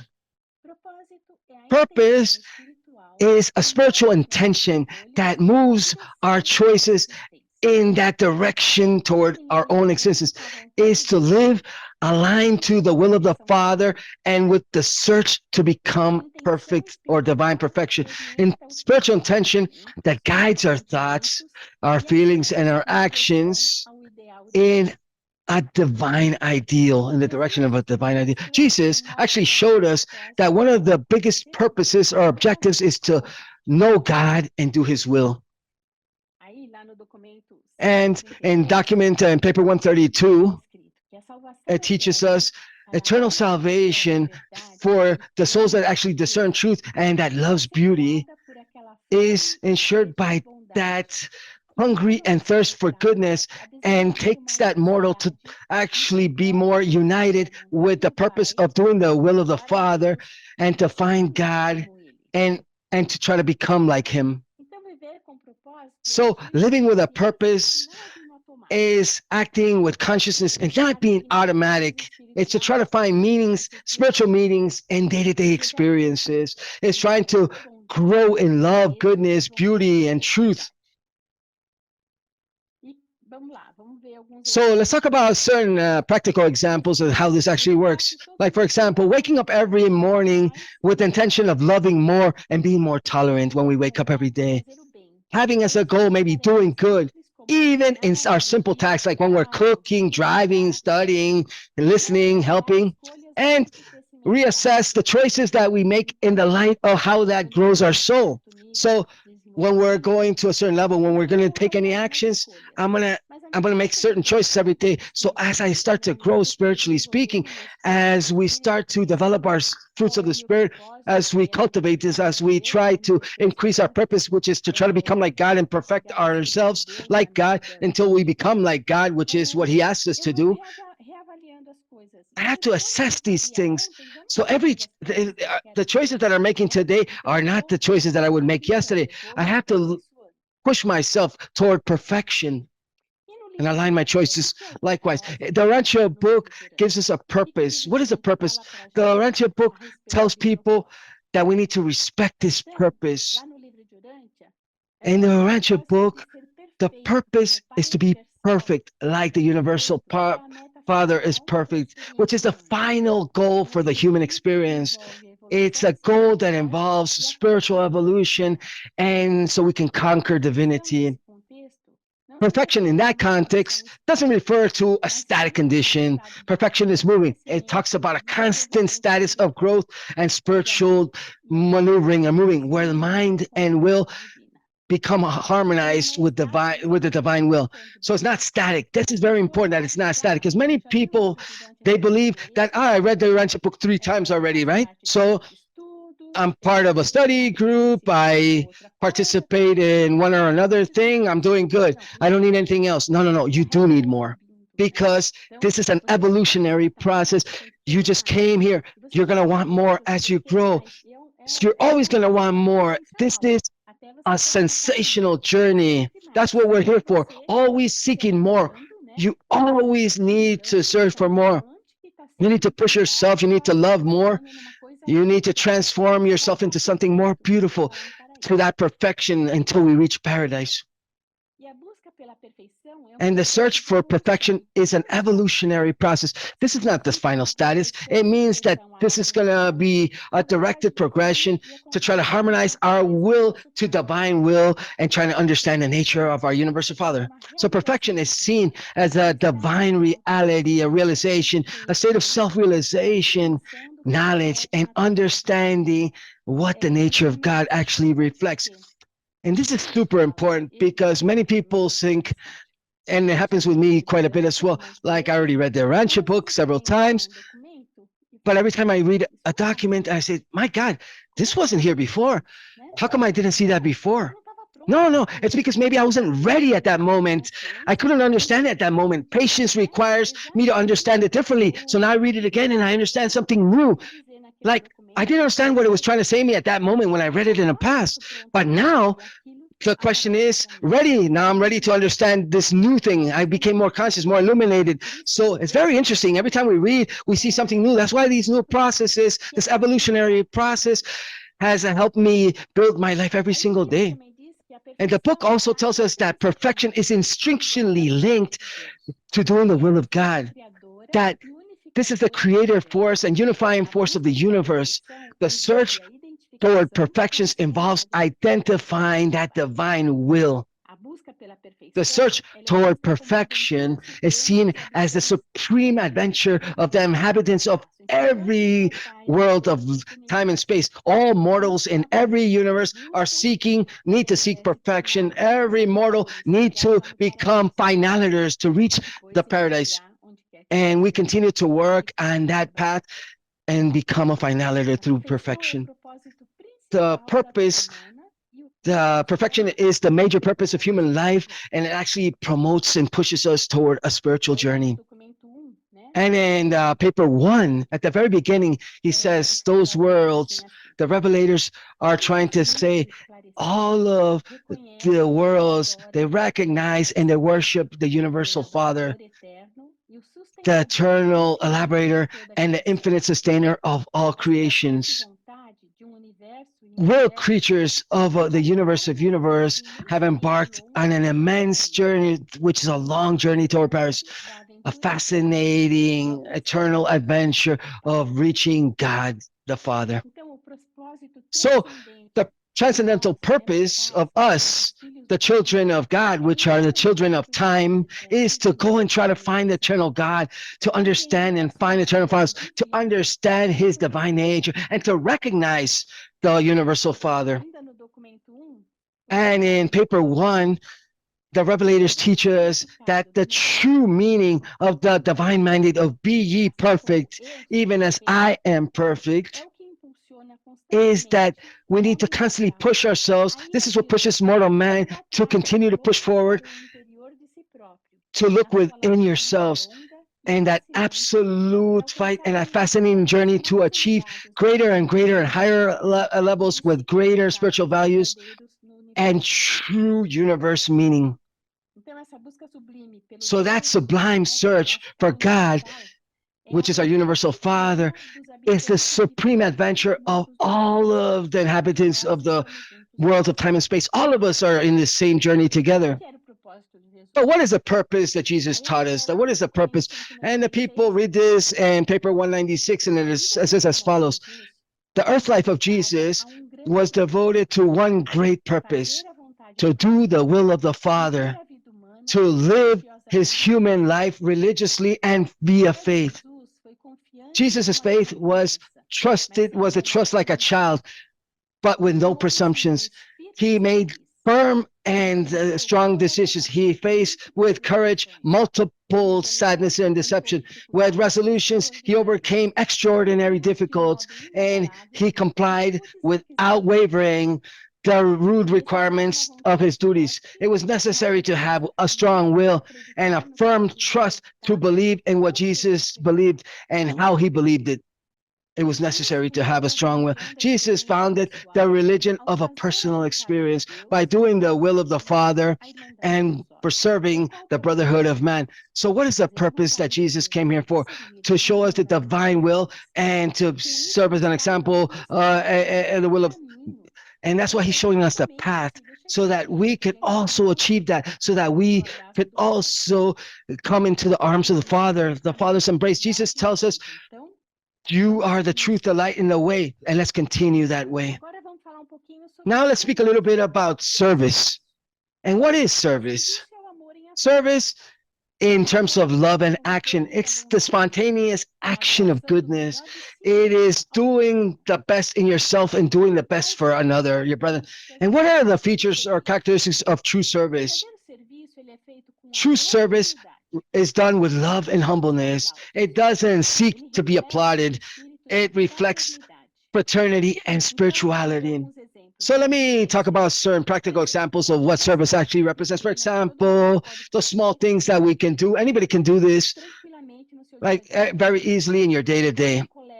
Helping our colleagues that have difficulties without even them requesting. Like the person's having a problem, they're having a difficulty, and you can go solve them. They haven't even asked for it. Being patient with people that are impatient. Sometimes people are impatient and they're sometimes a little jittery or whatever, and we have to try to speak with those people. We have to help them. We have to help them have more peace. Also offering words of consolations, words that will help them stop the suffering and to help those that are needing it. And Jesus also tells people, and he said this to his apostles in the Last Supper, the greatest amongst you is he who serves the most. And in the Last Supper, in that Thursday, Jesus tells us as follows. That night, when I came into that room, I wasn't trying to, with proudness, to wash your feet and wash all of you. You also fell into the dispute of which amongst you would have the honor in the table, which of you would be the greatest. He who wants to be the greatest amongst all of you has to be like the youngest, the smallest amongst you. In terms of being the leader, then you become somebody that serves. The person that leads has to be somebody that serves. Who is greater? He who sits down to eat or he who serves? Who is greater? It is not commonly considered greatest he who actually serves in the table or sits in the table. However, let me tell you that you need to observe that the person that greater is amongst you is he who serves. If you want to actually become my colleagues in service and doing the will of the Father in the kingdom that is to come, then sit with yourselves doing the will of the Father in the future glory. So serving is expressing the will of God and turning it into action. And in paper 180, Jesus tells us, whoever wants to share the joy of the master needs to share his love. And sharing his love means that they have to share his service. Jesus expressed his own love via his service. That experience of love doesn't free us from the difficulties of this world. It doesn't create a new world. However, very certainly it does allow us to influence this new world and turn it into this old world and turn it into a new world. So when you're doing love to your brethren, you're also doing the love of the Father, the will of the Father. You're following Jesus' example. You're actually sharing that love. So serving the Father is to serve humanity. So let's read paper 176, where Jesus teaches us as following. You cannot remain passive in the issues of the eternal kingdom. My Father demands that all of his children grow in grace and in the knowledge of truth. You that know about those truths need to make those fruits of the Spirit grow within you and to manifest those in a growing devotion to the uninterested, unselfish service amongst your brethren, and also be servers. And always remember, of everything that you minister to the smallest of my brethren, then you are serving me at the same time. So when you're serving one of your brethren with love, you're making the Father happy. You're doing the service to Jesus as well. You're doing Jesus' service. You're doing the will of Jesus as well. And Jesus talks about a life of service. When we begin to actually read the fourth part of the Urantiathon book, it's so beautiful. It details how Jesus lived by example. The people always perceive that Jesus leads us to a life of Jesus. So the ministry of Jesus is to give an example, spontaneous effort without effort, to actually feature natural actions and grace that will enrich the lives of other people without actually deliberately planning this. Like today, I'm going to do this, not planning it. Like I'm going to go I'm going to heal somebody that's sick or feed somebody that's hungry. No. He would just walk by and things will just happen as he would feel that somebody needed something. He would not wait or plan or just wait. I'm going to do this some other day and plan it. No. He just acted and he inspired himself in that. So in your journey through life, Jesus combined daily actions with deep actions of goodness, personifying truth, and he was really dedicated to doing good. His deep connection with other people was not limited simply to cure them or to teach them, but actually led to loving them, understanding them, bringing consolation and happiness and joy to others. Anyway, that's why so many people love Jesus. His life was full of sincere spontaneity and actually illumination, spiritual illumination, and helping people, anybody that needed it. The greatest amount of things that are truly important, and Jesus tells us, seem to just happen all of a sudden in terms of when it just happened. And the professional side or premeditated actions and earthly administration, very first things he planned. He just actually just gave out happiness and health very naturally, graciously, without actually planning it. And it's like it was literally true that he walked doing good. So everyone, when people ran into Jesus, whenever Jesus passed through them, it transformed them. They felt love. They felt something truly different was happening when they ran into Jesus. And the master's followers at every age, we need to learn to minister as time goes by, to do good without selfishness as you do to your day-to-day. In our day-to-day lives, we have to act with this. It doesn't matter if you have to work or what type of work or what type of life you're living or what you're doing, or if you're you're retired or whatever. You're able to transform people as people come near you with a smile, with being attentive. How many people today believe that they're not useful or that they're not heard? And just listening to people, or looking at people, and listening even if you don't say anything at all, you're being useful, you're serving. And if you're listening attentively, you're already transforming many people's lives just with listening. Forgive me for interrupting, Sueli. I just told you that you have 5 minutes left only. Forgive me. Yes, don't worry about it. I'm about to finish. Thank you. So let's continue. So the purpose of service, aligning ourselves with the divine character. Jesus taught that serving is the biggest action of spiritual greatness. With true nobleness is to serve with love without seeking any recognitions or any rewards in exchange. Let me just jump some of these so that we can finish. The link between service and purpose. Jesus never separated himself from these concepts. Serving is a purpose. Serving is a natural path in order to live with a purpose. And the true purpose is expressed via loving service. Serving is to become reflection of divine love in the world. The true human purpose is to be an instrument of the love of the Father, which is truly humble service that continues to help others. And living with a purpose is to putting God in the center of everything and living your life as a faith dynamic. So Jesus will teach us that life with a purpose is that life which is guided by love, faith, and by sincere desire to do good.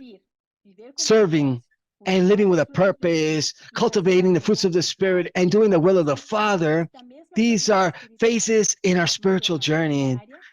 A day-to-day building with these small actions, constructing these small actions that will transform the world little by little from within. Jesus revealed a spiritual path that is progressive, that can be summarized in the following fashion: remaining within Jesus, living with a purpose, serving with love, producing the fruits of the Spirit, and complying with the will of God or the Father.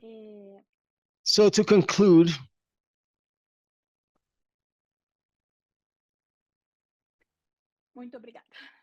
thank you very much.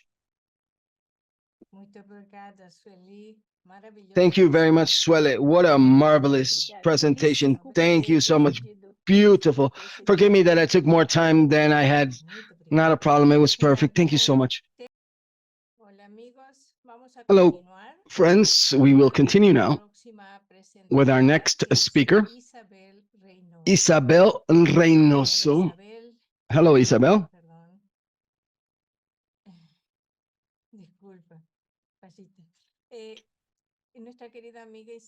Our dear friend Isabel from Colombia, she will be offering us a talk titled Following Jesus's Footprints. Isabel is 68 years old. She's an artisan. She has 4 children. She has 4 grandchildren and a great-granddaughter. She lives in the rural area in a remote area of Colombia. She's a reader since 1995, and she's dedicated her life to the dissemination of the Urantia teachings in Colombia.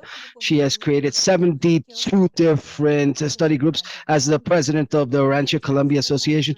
She's also developed a project saying Building Bridges, which is a virtual school with volunteers from different countries and with the support of the Mustard Seed Program from the Urantia Foundation. Welcome, Isabel.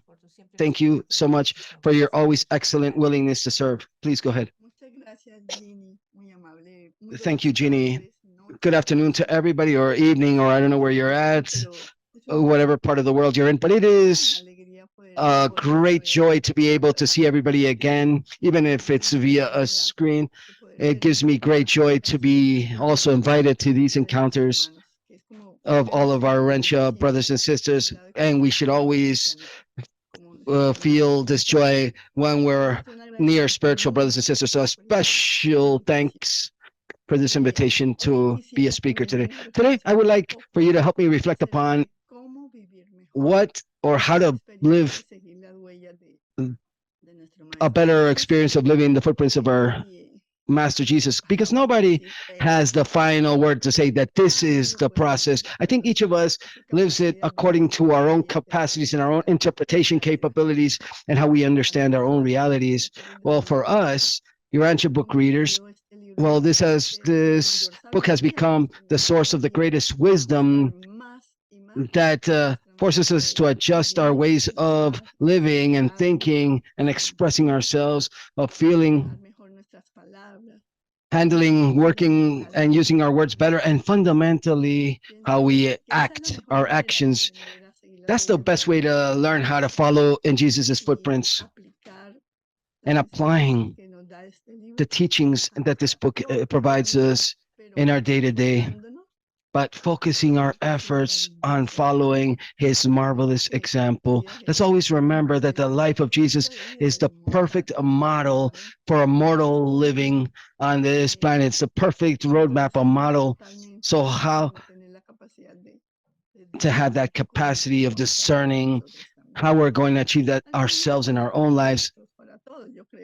For many of us, I think for all of us, it was not easy at the beginning because we had to fight internally within our own enormous conflicts inside with that erroneous information that we have within us, like dogmas, scientific beliefs, different beliefs that really have a huge weight, especially because they've been sustained through fear.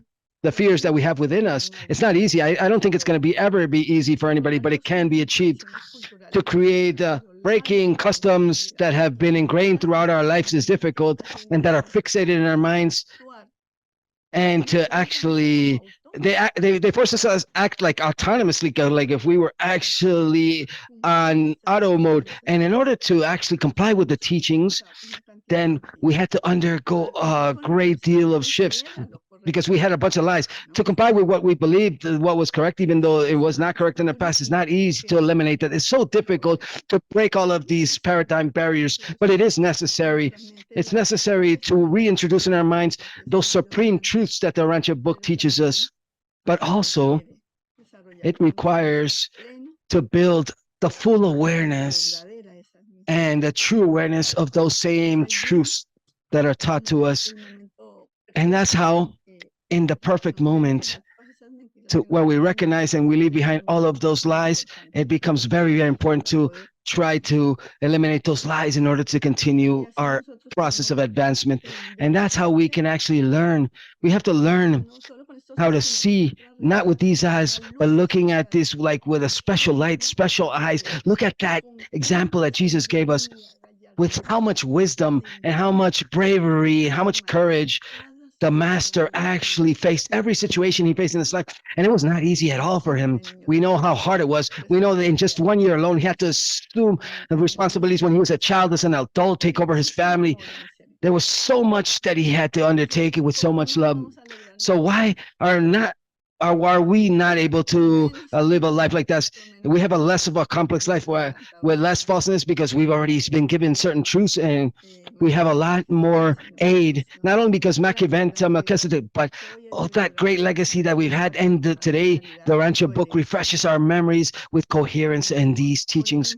Let's always remember, for example, the recommendations, or one of the recommendations that Manuel gave to Michael before he began his 7th bestowal on this planet. He told them, pay attention, first of all, pay attention to the liberation and the inspiration of the spiritual nature of man. And Jesus did this to perfection. Then illuminate intellectual darkness within man. Cure the souls of man, emancipate the minds of those old fears.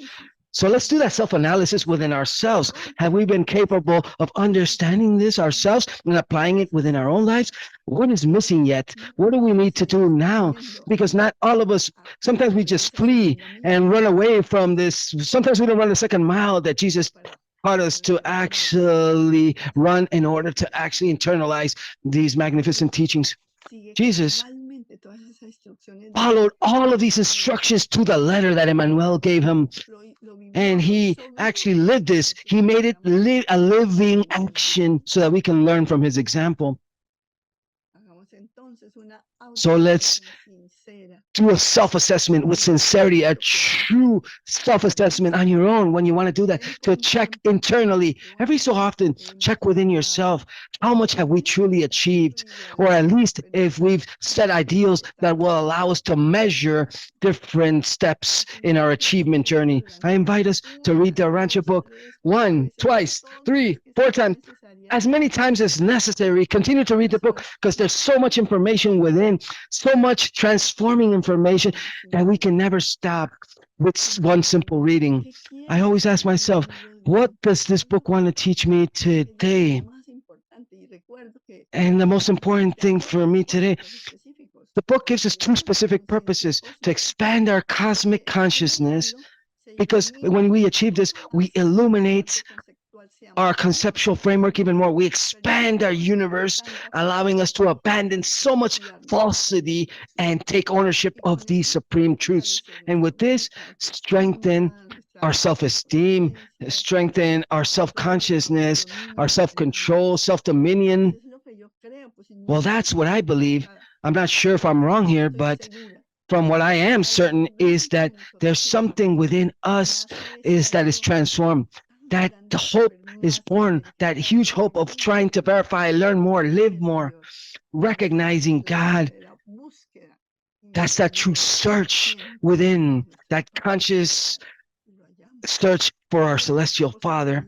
The second purpose that the book brings us is to elevate spiritual perception. And when we expand our cosmic conscious, in effect, we're expanding our spiritual perception as well, because we are facing a time and space, and we know that we have an eternal Father, divine Father in Salvington, and we have another group of deities that are helping us, and that will with loving mercy they serve us, so that this divine plan for ascension will help us reach God so we can reach the Father, which is the final goal. But the other question is, how can we achieve this? And this is where the true work actually begins. How many of us are willing to actually put in the work? What can we take from this marvelous book as an example? I always ask myself this question because this is not simply about a common book, just any normal book that it's enough to read once and then no more. No, this book forces us to read it and reflect and reread it until finally you start to understand so many different things. When we read the Urantia book, it incites us to search and to read again, to retake, to try to discern, and finally to sit down and seriously study the book, to be able to actually come to our true conclusions, because sincerely we are certain that this is the only way that our mind, progressive mind, can truly have deep and clear and coherent discernment of the spiritual truth that the Urantia book is teaching us in the 4th part of the teachings of the book, in the 4th part of the Urantia book, Lives and Teachings of book. It teaches us how to take all of this knowledge to fruition into a practical reality, updating our own potentials and the divine potentials that the Father gave us in the personality that he gave us as a gift. So that's where we truly begin to learn how to live our lives, live God within our own lives, to live in God, following the footprints of the Master, because there's no better model to follow than his. So we begin from that exercise of reading with diligence, with an internal critique that we need in order to achieve those changes in our own lives. Then study, analyze, and follow with greater clarity. Try to attempt to teach it as well, which is not easy at all. This forces us to study more and go into more depth. We observe that when we study with older adults. Sometimes they're not willing to leave their comfort zone. Sometimes it was difficult to change these customs and change these paradigms. It was not easy for me either. Not everybody had a serious commitment in our inner transformation as human beings. But with those that are willing, that were able to achieve this, well, we created teams. We created very educated individuals, very attentive human beings trying to manifest the fruits of the Spirit. But I didn't really see these manifestations as they could. Even us, some people don't even have the intentions of analyzing. So therefore, you would ask ourselves, what are we doing? What do we actually have to do in order to achieve that true change? Sometimes we don't see the fruits of the Spirit, which is the true evidence that we're having spiritual progress. Yes, we're filled with knowledge, reading all of the different lines in the book and understanding this and that, what we're going to find in the next martial worlds, etc. Yes, we learn about all of the existing things and the future things that we will run into. But I was feeling sometimes that we were not advancing. We were far from actually bearing the fruits of the Spirit. Sometimes we're selfish ourselves. Even so many geniuses that know so much, but I'm talking about many years ago, because during those times it became a routine of simply reading in order to share or have an intellectual understanding of the books. There was like maybe a tea party, but sometimes we felt that we cannot actually have an action. We felt that we had to continue, but we remembered what the revelators actually suggested, that we had to create many study groups. That's what the revelators told us.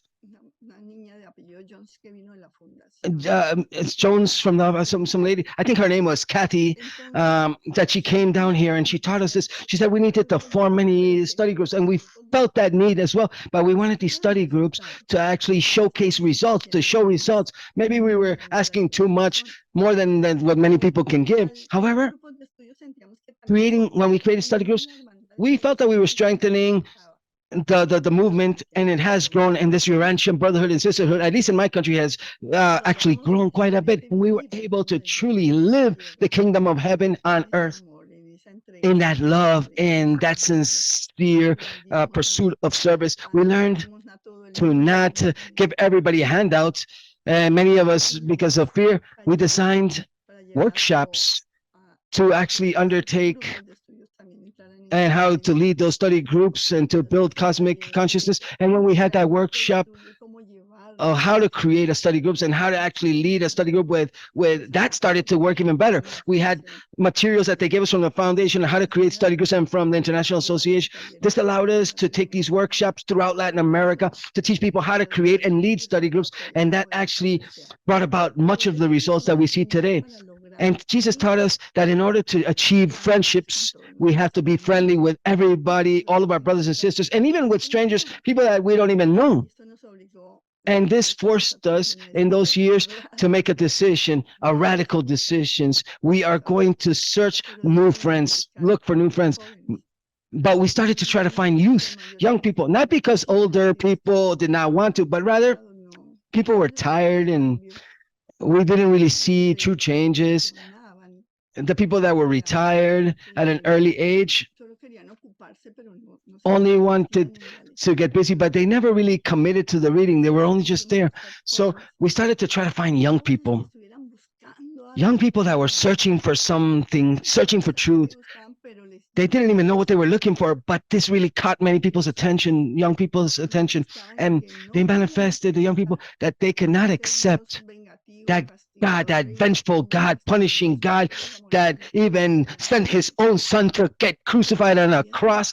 But they still had that fear of God that had been instilled in them in their religion. For them, reading the Urantia book gave them a lot of peace of mind and much freedom. Because remember that Jesus lived on earth and taught a gospel that redeemed man from superstition, redeemed man from that they were the child of evil, and turned them into a child of God via faith. So it was important for us at this particular moment to be able to help our brothers and sisters to awaken so they can receive this beautiful gift of faith.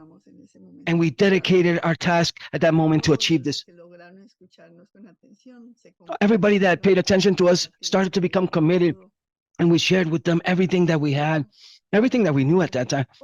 We learned from a different attitude with young people that had a fresh mind, an innocent mind, a bit, but very curious and critical, even though, yes, we make mistakes and obviously we stumbled upon some things and things had to be corrected, but it was very participatory. They no longer expressed fear. nor prejudice.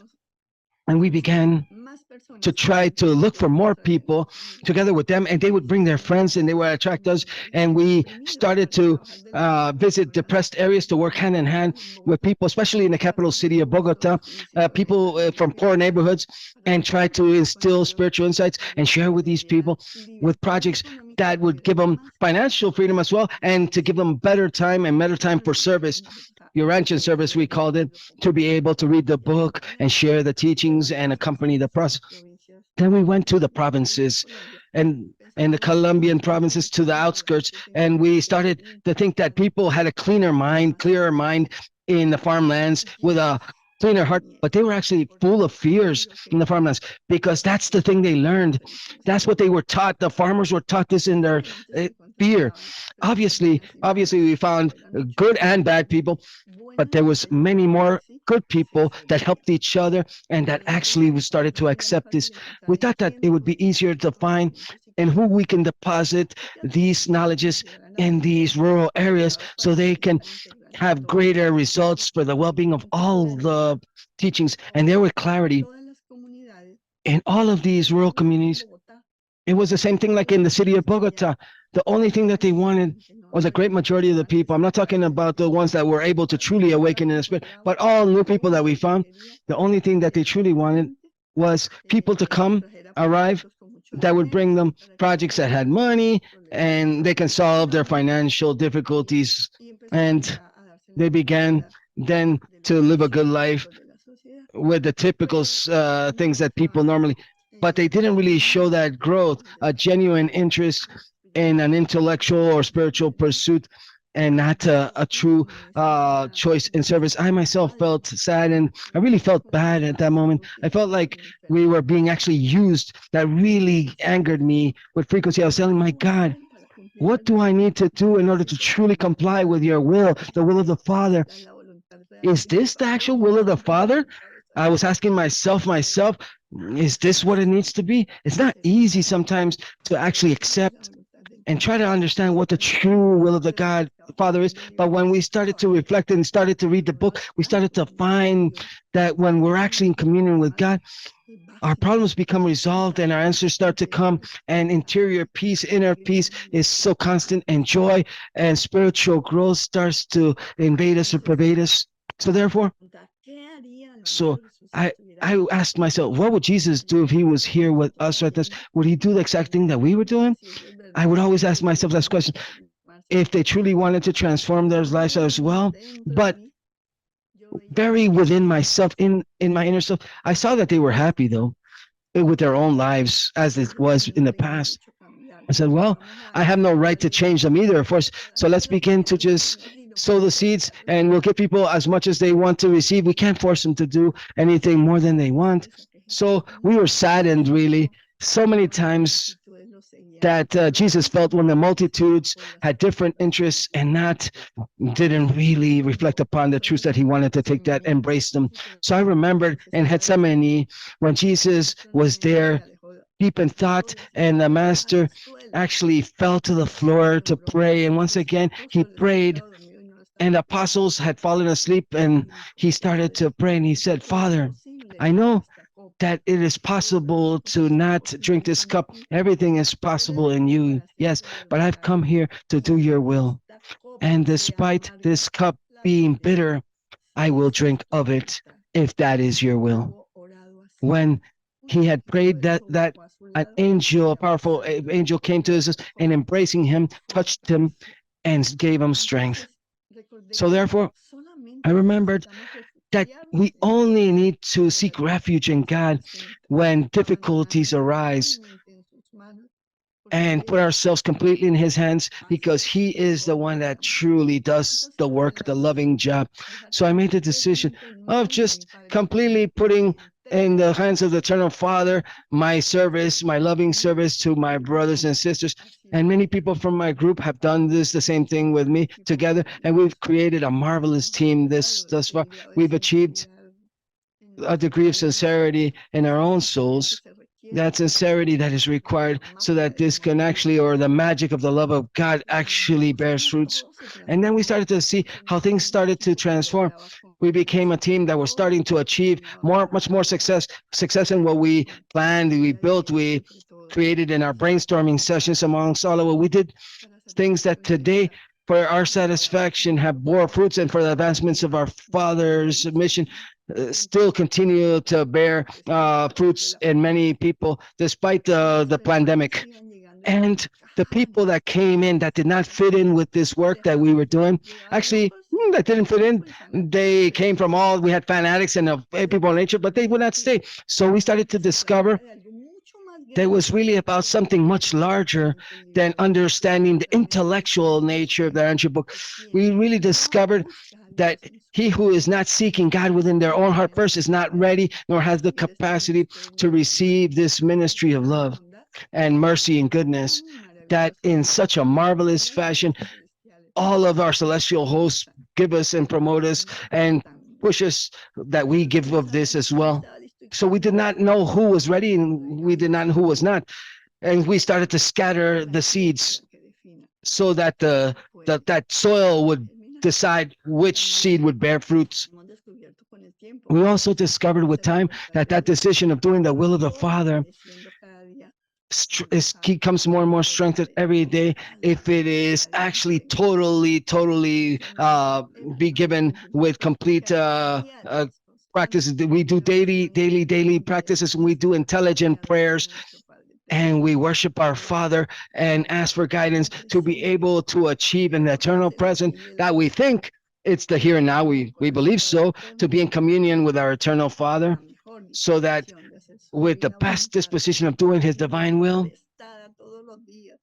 asking for my Master Jesus's mind as alone every day with the spirit of truth, trying to undertake these vicissitudes, mental and physical vicissitudes, and of every nature that are required in order to solve the problems of this earthly world. We give this over to the Holy Spirit, and oh, surprise, it's marvelous to see how his hand works here, helping us always. Well, I was remembering how our Master Jesus, after having recited all of his prayers of the Hebrew religion for Joseph and Mary's presence, he would go back and speak alone with his Father in heaven. Ever since he was a child, even as a child, with that contact with the Divine Father, and it increased every single day until he became one with the Father consistently and permanently. And that's what today I invite all of you and all of us to reflect upon. How can we achieve the same thing? If the Master already tested that this is possible, any mortal of this realm that actually seeks to find God can find them. And once he finds them, it's capable of undertaking and doing the Father's will in order to achieve that perfection that God has pushed us toward. Let's try to do this. We have every option to achieve this. I know that it can be possible. I know that those I've heard and actually want to undertake this effort, I think we're going to be able to achieve this if we set our efforts. Jeannie, I have a small little PowerPoint presentation, but I'm sure if the time is enough for me to continue. How much time do I have left? How many slides is it? 20. Well, it's the virtues of Jesus, Jesus's virtues, that allows groups to understand what is a virtue and what is not one of Jesus's virtues. You would have 15 minutes left. You have 15 for that presentation, and then the video that you wanted to share. Okay, the video is very short. It's just a beautiful song that a colleague from our group gave me. So if you allow me to share, you can share whenever you like. Share your screen.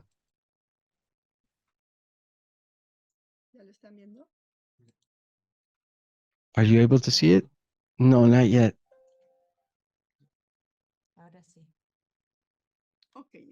Now, yes, following in Jesus' footprints.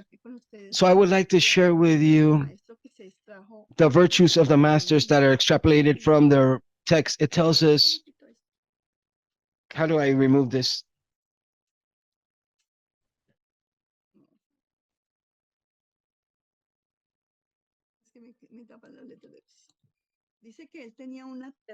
He said he has infallible tenderness. He was sincere. He was free of all affectations because he was genuine. He always lived truth.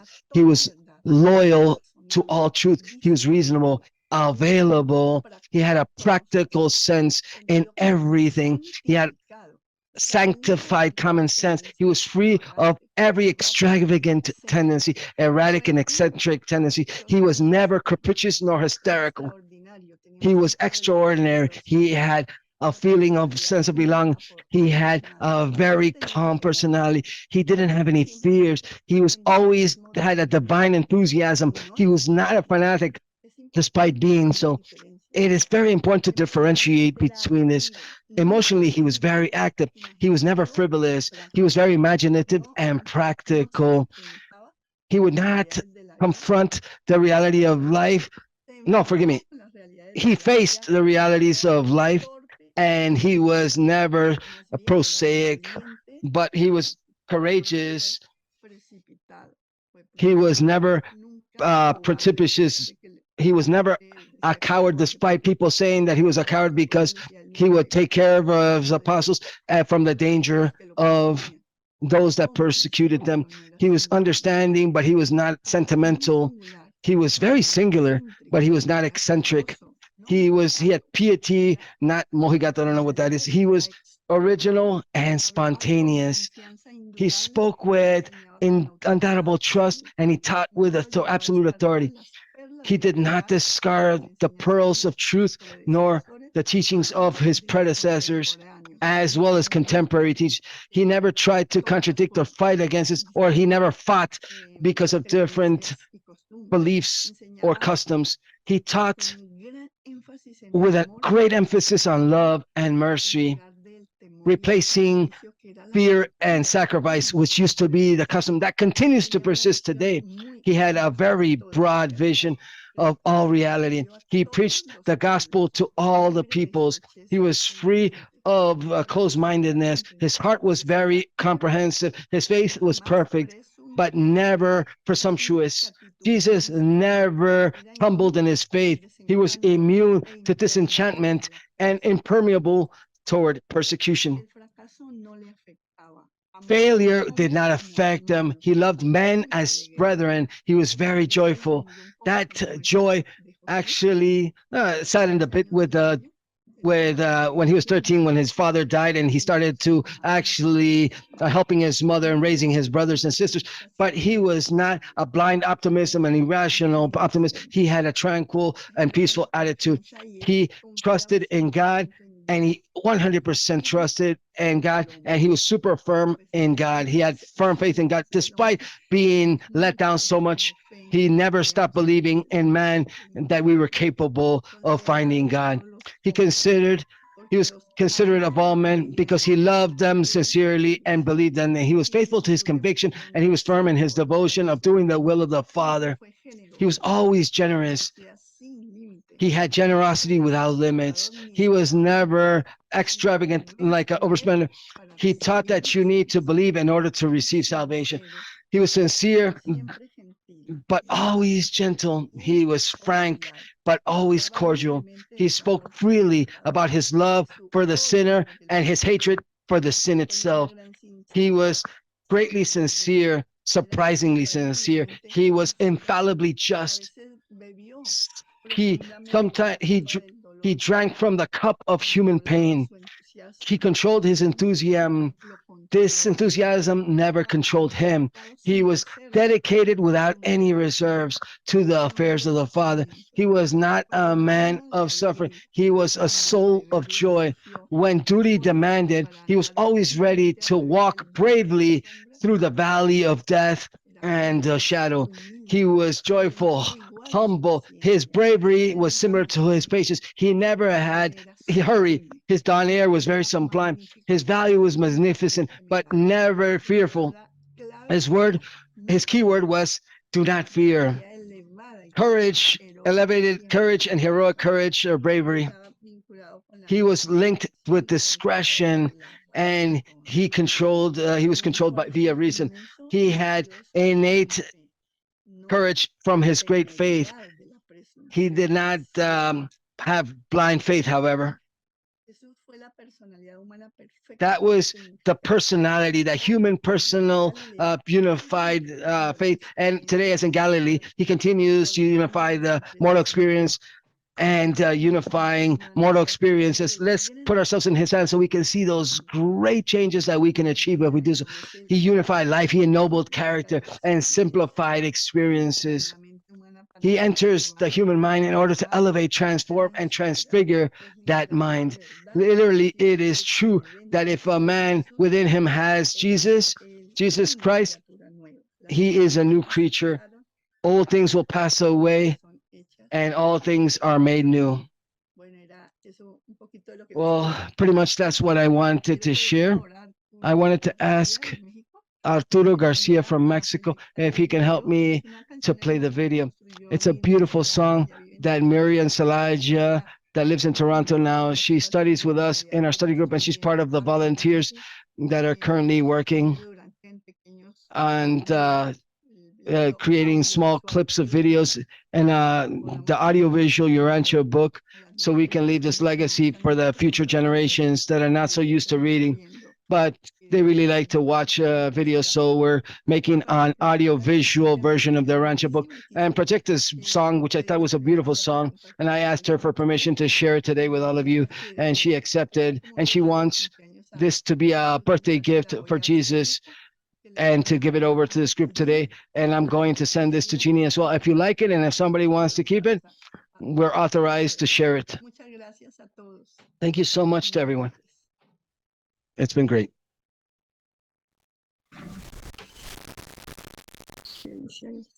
Gracias, tocaste mucho el punto.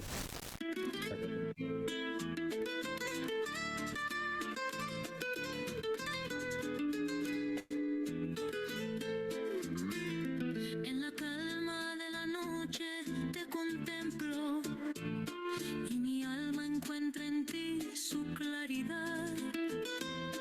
Tus palabras susurradas en el viento van guiando mi sendero a la verdad. De las sombras del pasado me llamaste y quitaste de mi pecho el temor.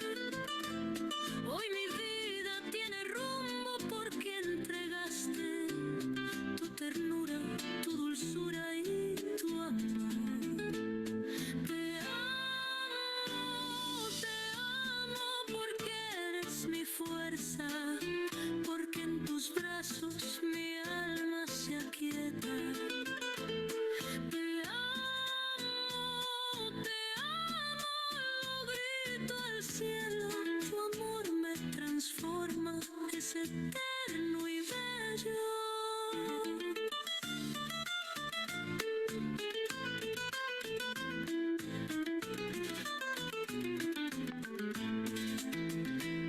Cuando pienso en los momentos de tormenta y tu luz en mi sendero se posó, cada lágrima caída fue respuesta para hallarte en el silencio del dolor.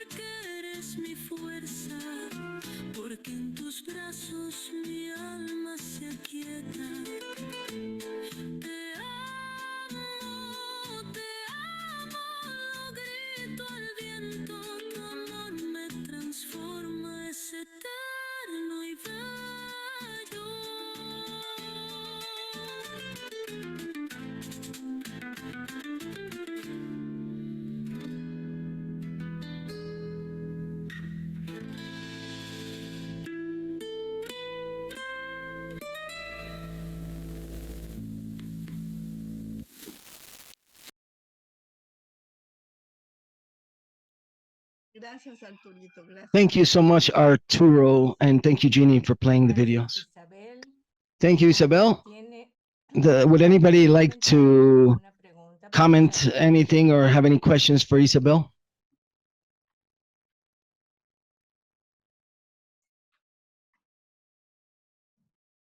Arturo, adelante, por favor. Arturo, please go ahead, Arturo. Gracias, Ginny. No, solo Thank you, Jeannie. No, I simply wanted to, I wanted to congratulate her for that great work that she's done. Without a doubt, many of you, as I've said in other occasions, have served as my inspiration. You're my example to follow. I admire your work. The truth is, all of that work that you've done, Isabel, that many of us don't even know about, but it's a great work, and I congratulate you because the truth is, you stimulate and encourage us many to push forward and do the same thing that you've done, similar to Jeannie and all of us, and similar to Sueli, Enrique, and many of us as well, Pablo, Lucy. Well, I can't name everybody, but thank you so much for your work. You're an example to all of us that are walking in your footsteps. Thank you so much. Phenomenal work, phenomenal teaching. And especially the most important thing is to put this into practice. Put it into practice. That's the most important. Thank you so much. Somos un equipo. Somos Yes, una we're a gran team. familia. We're a great family. We're a team, and that's how we have to treat each other. That's what it is. A universal family, blessed family. Thank you so much. ¿Alguien más quisiera? Would anybody else like to offer any words, comments, questions? Please go ahead. Anibal, you had raised your hand, but I don't see you any longer. Aníbal, ¿quieres hablar? Anibal, did you want to say anything? Se bajaron sus manos los que habían levantado. They lowered their hands. If you would like to raise your hand again, Martha, please go ahead, Martha. Oh, gracias. No sé Oh, si me thank you. escuchas bien, Jean. I'm not sure if you can hear me okay, Jeannie. Yes, we hear you. Thank you, Isabel. Greetings. Happy festivities, happy holidays. I would like to ask Isabel, can you share us about the incredible experience that Urantia Colombia has established via the book fairs that you've done with the Urantia stand? Could you talk about that? We were waiting for you, Martha, there, but it was the last fair was great. We've been in 6 book fairs in Bogota. We distributed, I think, over 5,000 different Urantia little pamphlets where you have the download QR code and people could download the book and audio, cell phone app, and PDF versions of the books. And we've been trying to contact all those people, but very few people are actually registering to study the Urantia book. Some people do leave us their emails and their information so we can send them information. And many are lone readers. We know it's not easy, but we're certain that when the moment comes, since they've already have the basic information, the seed has been sown, when they start to hear the introductions in the book fairs, we do a lot of introductions to the Urantia book. So those people, when the moment comes, that seed is there and they tend to come later on. But it is a huge success to participate in these book fairs. That's where we achieve the most contact with new readers, people that don't know anything about the Urantia book. And for this year, oh surprise, many people are already starting to read the book. We're seeing people that started to read via the internet, and they're actually looking for our stand to greet us or to try to answer any questions. We're seeing more and more old readers and people that saw us in the previous years that we touched upon, and people started to actually want to join study groups this year that we started on Wednesday at 7 p.m.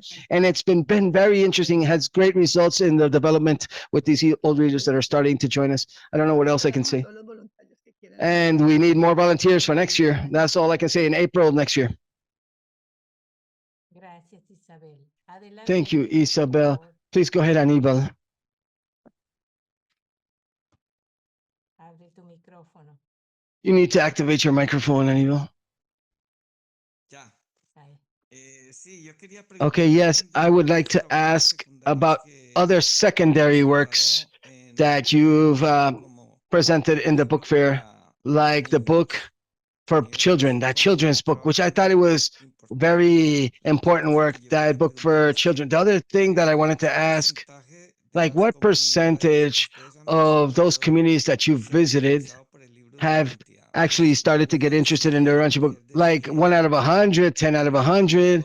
Like, how does that work? Or nobody in reality? How does, those are some of my questions. I would tell you, without exaggerating, 1 out of 1,000. But with that 1 in 1,000, with them, we've been able to create many study groups with 1 in 1,000. And today there's many people now working on the dissemination of the book, but the great majority of do this in a silent effort and making no noise, because we're learning that your right hand should never know what your left hand did. And we've been able to trickle this that big ego that we had in the first few years. We've tried to decrease that. That actually did not allow the work to be fruitful within the groups. But in Colombia, we have the National Association of Colombia, and it has six different local associations in the major cities like Bogota, Barranquilla, Medellin, Pereira, Manizales, Armenia, Cali, and Popayan. We have local associations. And we're going to create a few more associations in the Atlantic coast near a city called Valledupar. And how has it gone with the secondary works, like the book for children, with the pamphlet for children, or the introduction of the Urantia book for children?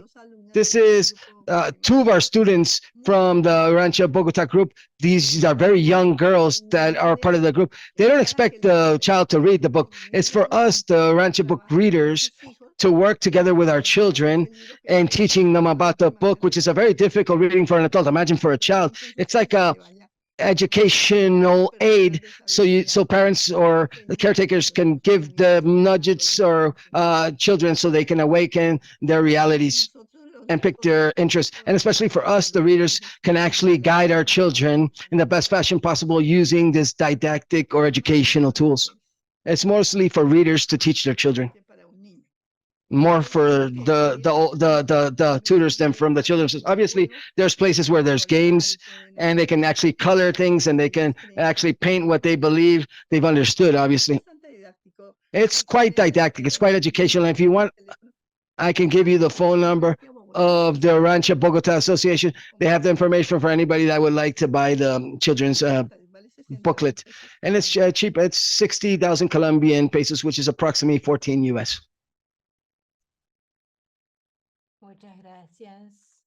Thank you so much, Aníbal. Thank you, Isabel.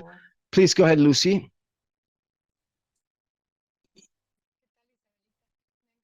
Hello, Isabelita. Your voice is very low. We can't hear you. Oh, okay, of course. My microphone is on the top of my head. Now you hear me. Okay. I really loved your talk, and your experience is always very motivational for me. You spoke more or less about the development that you've done or if you've had with your groups and everything, all the groups you've created or formed. But I would like to know at a personal level for you, if you're able to share this, in what way have you felt the change? And mainly if you've seen or if you've lived in a city environment and now you're in a rural setting, has that accelerated, improved that communication that you have with your thought adjuster and the father? Can you please elaborate? Thank you, Lucy. Well, achieving that interior peace has no price. It's invaluable. When you disconnect from God, that's the moment when you fall back into the animal trap and then you actually mess up again. It's very strange now for me to do this. However, the change is total. When you're no longer worried about thinking in that, you wake up every morning, ever since you're awake, you're acting and acting on many things that you haven't even planned for. But at the end of the day, when you see the balance of the day, you say, my God, this had to be the will of the God, because things just happened spontaneously. Things that are absolutely incredible happen. Like, for example, here we're building a community of 720 families. We're building a community. It was impossible to find a project of bringing a solar energy to this location. And we actually gained that project. We won that project. So that's incredible, because the governor's office, the mayor's office said, no, that let's not insist. And we continue to insist and insist. How many people are going to benefit from this project? And for me, this is incredible, but I know that that was the will of the Father. And when souls unite and unify in order to try to do the will of the Father, transformation is complete. So within your own self, we have an incrustation. It's like faith transforms into certainty.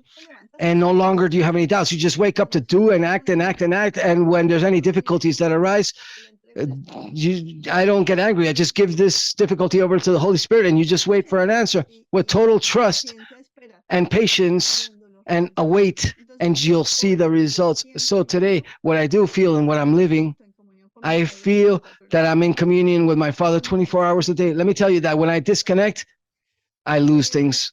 But life, this is the most marvelous life that I've been able to experiment. And I invite all of you to practice the same thing. All of us can achieve this, every single one of us, if we propose it. And I know that many of you that are here with me, accompanying me, live the same thing that I live. Thank you, Isabelita. Congratulations. May God continue to bless you in everything that you undertake. In his hands, we put everything that we do. Thank you. Thank you, Lucy. Thank you, Isabel. Please go ahead.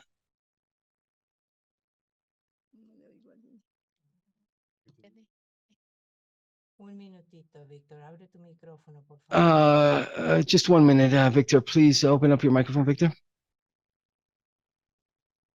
A ver, intenta ahora. Try it now. Yes, okay. Thank you. Sister from Colombia, what a pleasure. What a pleasure to meet you. Listen, I only wanted to ask you one question. Well, I have observed and seen that there's a channel in Barranquilla. It's a journalist. I can't remember what the journalist's name is, but the program is called Discovering or Descubriendo in Spanish, Discovering in Spanish. And I think in Bogota, they have one that's called Samir. And there's another channel that's called The Old Dates of Fecha Antigua. I'm not sure if you know about those channels. Well, no. Maybe it's because, but they attack the book quite a lot. Maybe because of jealousy or envy. I don't know why, but I see a lot of attacks from these channels. If you go to the website where we have the accepted, there's people that really hit us hard. I don't even read it any longer because I came to the conclusion that they haven't even read the book. All these people attacking the book have not even read it, and they not really understood it. So it's very easy to criticize from their ignorance, to actually talk bad about it, but they don't even understand it. We used to waste our time, but no longer. We don't waste our time any longer. In the beginning, I started to feel a lot of anger, and after I discovered these journalists that are attacking the book, but I started to think, well, without as positive, but I did try to write many things. Since they don't read, they attack, but sometimes they're like two-faced. Well, the Urantia book tells us that ever since after the arrival of the Spirit of Truth, all of these evil people have no capacity to enter the minds of men. But evil does manipulate weak minds. Weak minds get manipulated. That those that don't have the capacity to search for God and find it, that's why they get manipulated. But it's better for you to focus on your own development, developing your spirituality, instead of getting involved in negative criteria. Just, you don't need to pay attention. Yes, I don't even read them any longer because they're attacking the book, and they continue to attack.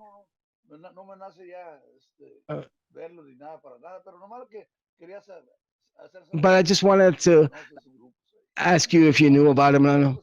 And great that you don't even know about it. It's even better. Thank you, Victor. Thank you.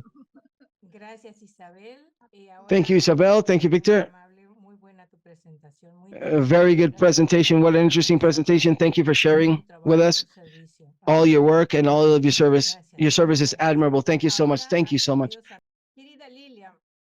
Okay, beloved Lilia, good afternoon. Welcome. Thank you so much for this marvelous willingness to serve. She's going to present our beloved Lilia about, she's from Brazil, from Cristo Marques. She's going to talk about the teachings of Jesus about the fruits of the Spirit. Lillian is from Curitiba, from Paraná in Brazil. She learned about the Urantia teachings 13 years ago. She's part of the Urantia school and of the Curitiba study group, amongst many other projects for the Urantia book in Brazil. And she does a marvelous service and work. Bem-vinda, Lilian. A palestra é sua. Obrigada.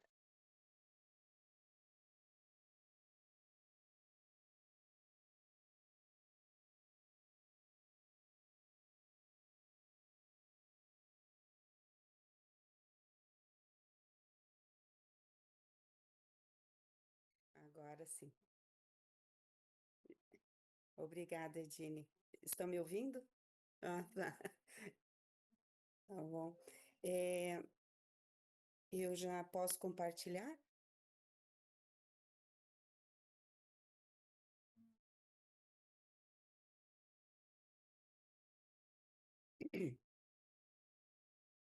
Mas estou te ouvindo, Edine. Perdão. Sim, pode compartilhar. Está habilitada agora. Muito obrigada. Tá bom. Eu vou tentar compartilhar o áudio. Só um minutinho.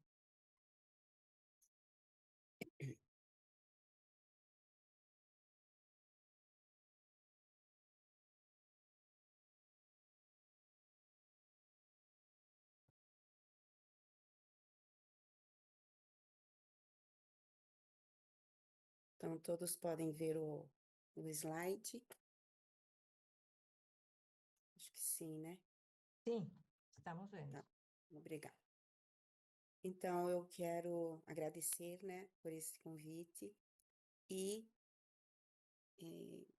oferecer esta apresentação ao nosso querido Jesus, ao qual estamos homenageando hoje pelo seu aniversário, e fazer essa apresentação aos irmãos, para que possamos fazer uma reflexão sobre os frutos do Espírito.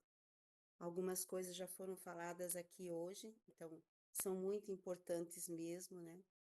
Nós não apenas recebermos estas mensagens de Jesus, mas também de vivermos. E a gente sente isso. Quando lê o livro de Urantia, já é praticamente automática essa mudança. A gente sente que precisa mudar e que a mudança nos faz bem.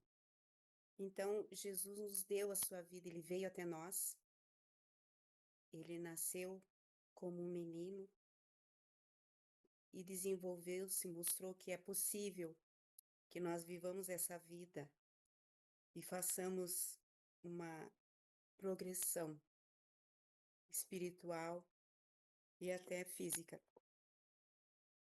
Então, Jesus nos mostrou que é possível, apesar de tudo que ele passou, de todos os desafios, de todos os problemas, ele nos trouxe essa vida maravilhosa de felicidade, porque sabemos que encontramos a felicidade em Jesus, nas palavras do Evangelho. E quando Jesus ressuscitou, ele apareceu por 19 vezes para os seus discípulos, para os seus seguidores. Na 18ª vez, ele apareceu para os fenícios na Fenícia, para um grupo de crentes.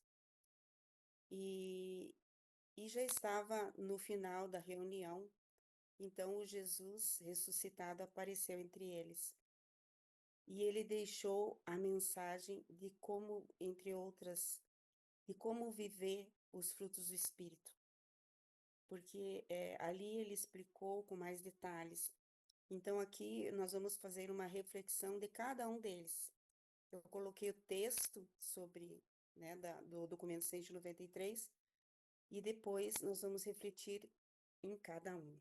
Então, gostaria que todos também oferecessem essa reflexão para que nós possamos cada vez mais progredir nessa vida, assim como Jesus, e fazer a vontade de Deus, assim como Jesus fez na sua vida, e é o que ele espera de nós, esse presente.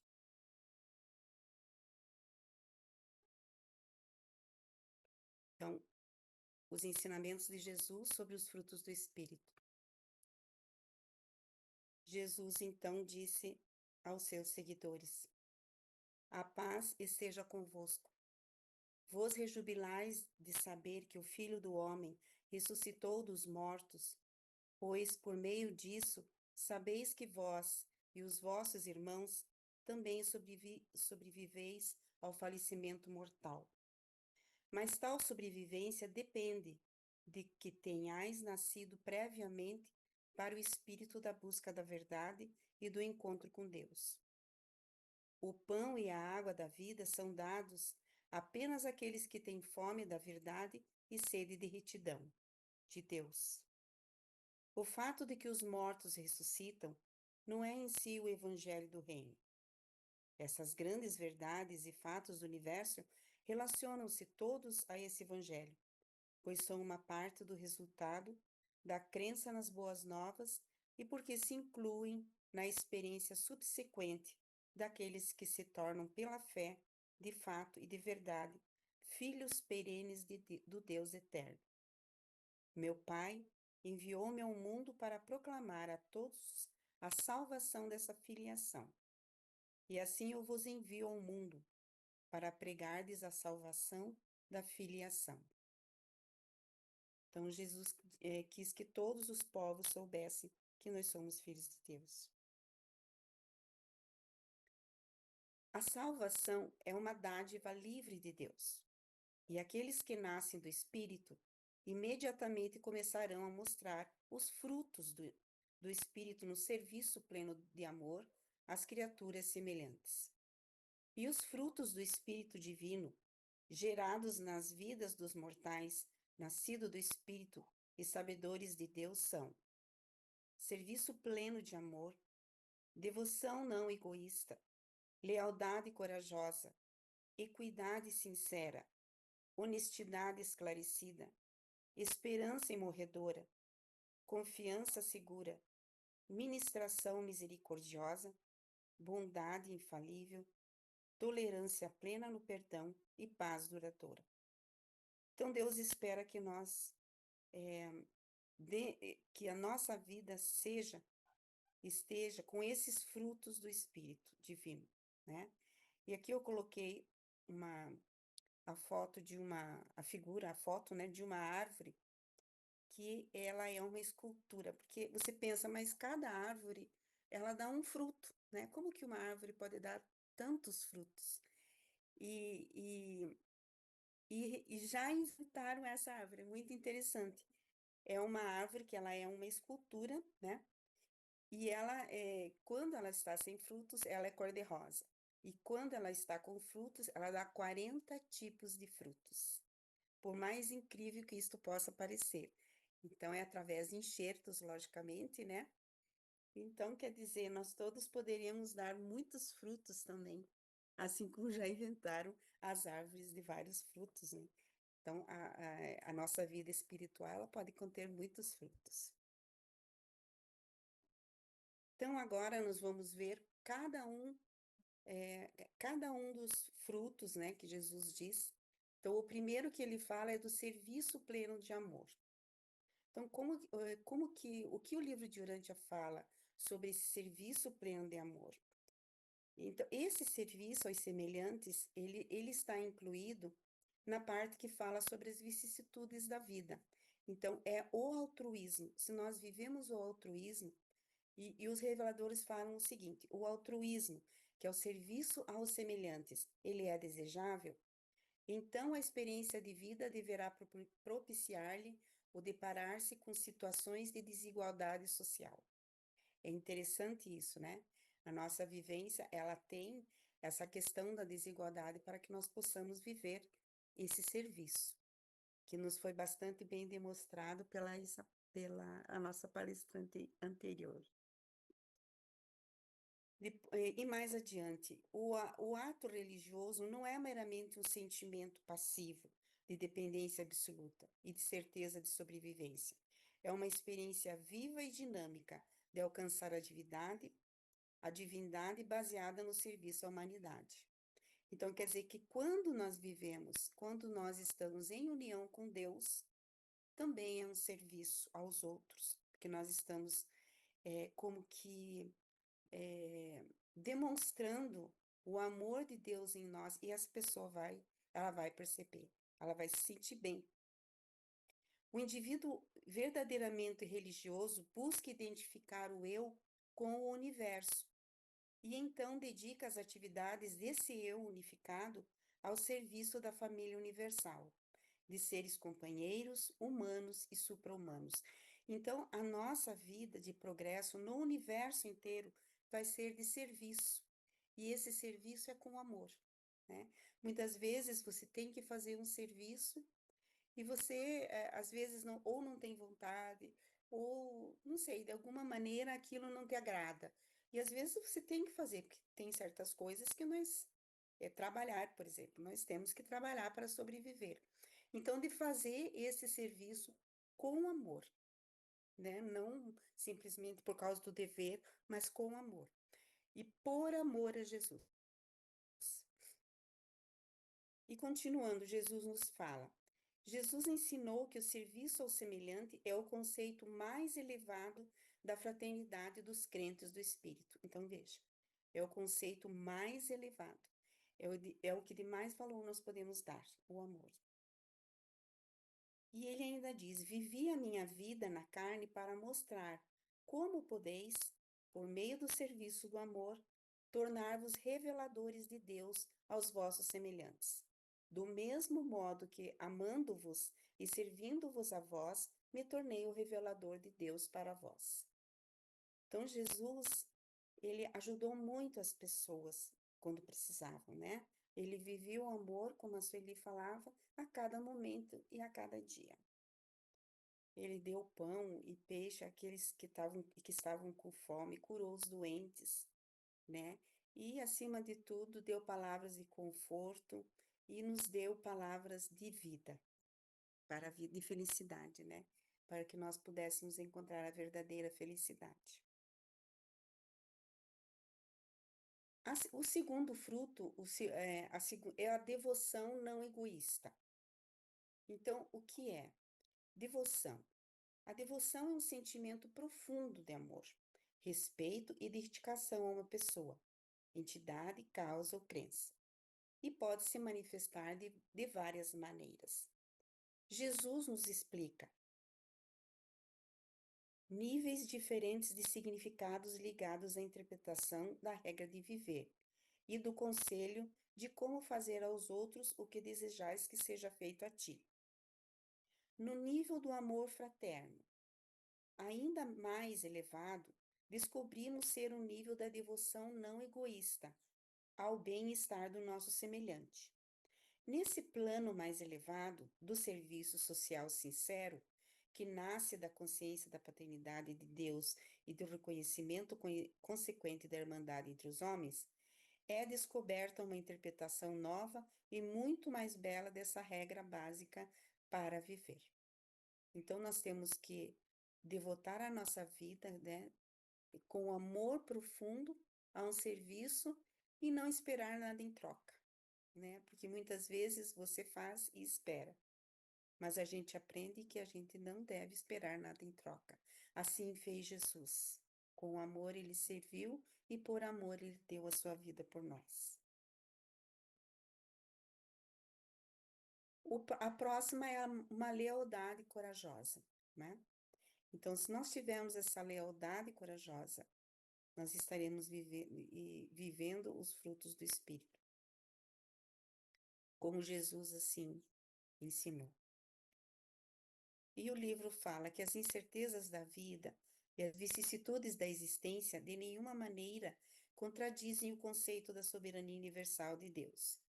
Toda a vida da criatura evolucionária é assediada por certas inevitabilidades. Considerai o seguinte: a lealdade, a devoção ao dever mais elevado é desejável? Então o homem deverá continuar sempre em frente, apesar de rodeado de possibilidades de traição e deserção. O valor da devoção ao dever advém do perigo implícito de fracasso. E Jesus diz que é bem verdade que na sua mente, a sua mente era do tipo lógico, os reveladores, quer dizer, cético, mas ele tinha uma forma de lealdade corajosa, que proibia os seus conhecidos mais próximos considerá-lo como um cético por livre-andade.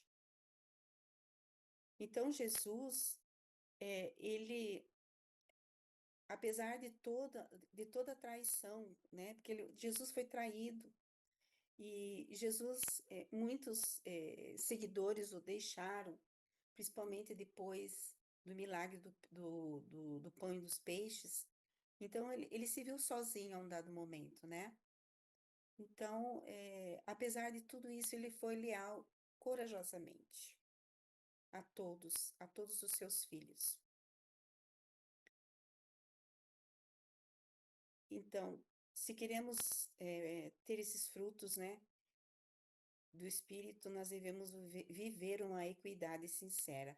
E é muito interessante essa palavra equidade, o que seria, o que Jesus estaria falando sobre o quê? Então, eu fui buscar o que é essa equidade. Equidade é um princípio da justiça social, que supõe o respeito às diferenças como condição para se atingir a igualdade. Esse princípio permite demonstrar que igualdade não significa homogeneidade, isto é, o não reconhecimento de diferenças entre as pessoas. Por exemplo, não se pode pensar que tratar do mesmo modo uma criança, um adulto, um idoso seja a igualdade. Obter igualdade exige a disposição de reconhecer o direito de cada um em ter reconhecidas suas necessidades. O direito em ter diferenças reconhecidas é que constitui a equidade. E Jesus nos fala sobre equidade, bastante sobre isso, entre outros, mas principalmente quando ele fala da riqueza, né, e responde a uma pergunta. Aquela parte da tua fortuna que representa os ganhos dos teus próprios esforços mentais e físicos, se o teu trabalho tem sido feito com justiça e equidade, verdadeiramente te pertence. Então, se o teu trabalho é feito com justiça e equidade, então ele fala essa equidade, né? E essa equidade, ele fala depois, nesse momento aqui da aparição, depois da ressurreição, ele fala dessa equidade deve ser sincera. E adiante ele fala, reconheci a necessidade da justiça social e da equidade industrial, mas não propôs regras para que isso fosse estabelecido. Então, também nesse aspecto físico, né? Nesse aspecto de vida mesmo material. No 142 ele fala, meus filhos, eu vos imploro a todos, cesseis de aplicar os meus ensinamentos sobre o reino do Espírito aos assuntos sórdidos da escravidão, da pobreza e de casas e terras, e aos problemas materiais da equidade e da justiça humana. Né? Então, aqui falando novamente que a equidade, ele fala bastante nessa parte da vida material e como nós deveremos viver, né? Viver esta equidade sincera. O próximo é honestidade esclarecida. Honestidade. O que é ser honesto? Ser verdadeiro e transparente em suas palavras e ações. E também não ocultar informações importantes ou distorcer a verdade. E a palavra esclarecida, o que nos quer dizer? Ter conhecimento e compreensão profunda sobre um assunto ou situação. Ser capaz de tomar decisões informadas e conscientes. E o que o livro nos fala na parte 4 sobre essa honestidade esclarecida? A equidade no comércio é um tratamento honesto conferido a um semelhante nos negócios organizados do mundo, criam muitas espécies diferentes de riquezas, de lucros, e todas essas fontes de riquezas devem ser julgadas pelos mais altos princípios da justiça, honestidade e equidade. Então, aqui, novamente, ele falando de equidade e de honestidade nos assuntos materiais, nos assuntos aqui da nossa vida do dia a dia e no que diz respeito às riquezas e aos lucros. Deves primeiro reconhecer o homem como teu irmão, e se desejares honestamente fazer por ele como gostarias que fizesse por ti, os imperativos comuns da justiça, da honestidade e da probidade te guiarão no estabelecimento justo e imparcial e na liquidação de todo problema que surgir da recompensa econômica e justiça social. Então, novamente, ele falando de honestidade aqui com relação à justiça, também nessa parte social, no dia a dia da nossa vida, aqui em Urante. A coragem é a confiança daqueles que têm uma honestidade a toda prova, quanto às coisas que professam acreditar. Então, também ser honestos naquilo que professamos.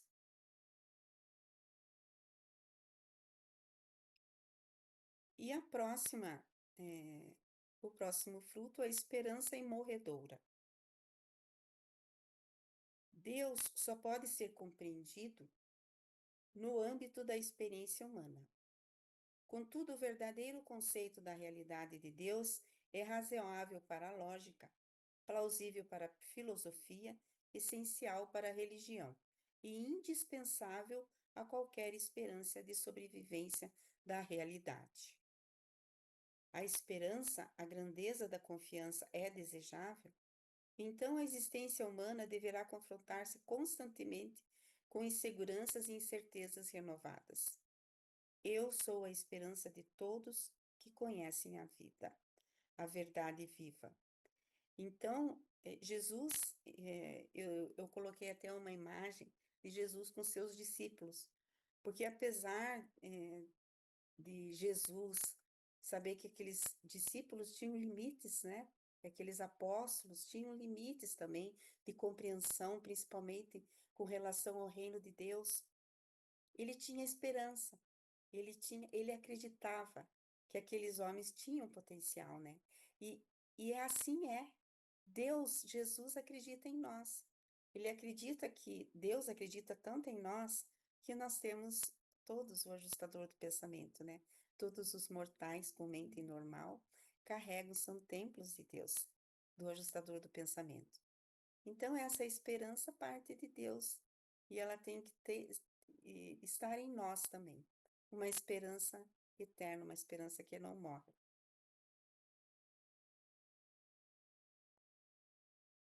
Uma confiança segura. Jesus, então, disse, né, àqueles crentes também. Uma confiança segura. E Jesus diz a Ganide: eu tenho confiança absoluta nos cuidados do meu Pai Celeste e estou consagrado a fazer a vontade do meu Pai no céu. Não acredito que nenhum mal real possa sobreviver a mim. Não acredito que o trabalho da minha vida possa ser ameaçado por qualquer coisa que os meus inimigos possam desejar que aconteça a mim. E certamente não há nenhuma violência dos nossos amigos a ser temida. Estou absolutamente seguro de que todo o universo é amigável comigo. Essa é a verdade toda poderosa na qual eu insisto em acreditar, com uma confiança de todo o coração a despeito de todas as aparências em contrário. E ainda diz: tende fé, confiança no triunfo final da justiça divina e da bondade eterna. Não obstante isso, aqueles que ministravam aos doentes aprenderam muitas lições úteis, observando o modo pelo qual Jesus inspirava fé e confiança nos doentes e nos sofredores. Então, essa confiança, essa fé, e eu coloquei uma figura de Jesus orando, nasce dessa relação de Deus conosco, logicamente, mas nossa com Deus, né? Da nossa parte com Deus, através da oração não só nos momentos especiais em que estamos orando, mas nas nossas ações do dia a dia, sempre confiar. Confiar que tudo o que nos acontece e agradecer, principalmente, né? Que tudo que nos acontece, se nós estamos com Ele, é porque é este o caminho, é o melhor caminho escolhido por Deus para a nossa salvação. Então, ter sempre essa confiança segura no nosso Deus e no nosso querido Jesus. E a ministração misericordiosa. E Jesus disse a Ganite: Ganite, é verdade que tu não entendeste. A ministração da misericórdia é sempre trabalho do indivíduo, mas a justiça da punição é função do social, do governo ou dos grupos que administram o universo. Enquanto indivíduo, sou obrigada a mostrar misericórdia. Eu devia livrar o garoto atacado e, com toda firmeza, empregar a força necessária para conter o agressor. E isso foi exatamente o que fiz. E ainda, a iniquidade é a medida da rejeição continuada do plano do amor do Pai para a sobrevivência da personalidade e da ministração misericordiosa da salvação do Filho. Jesus então se voltou para Pedro e perguntou: Pedro, tu me amas?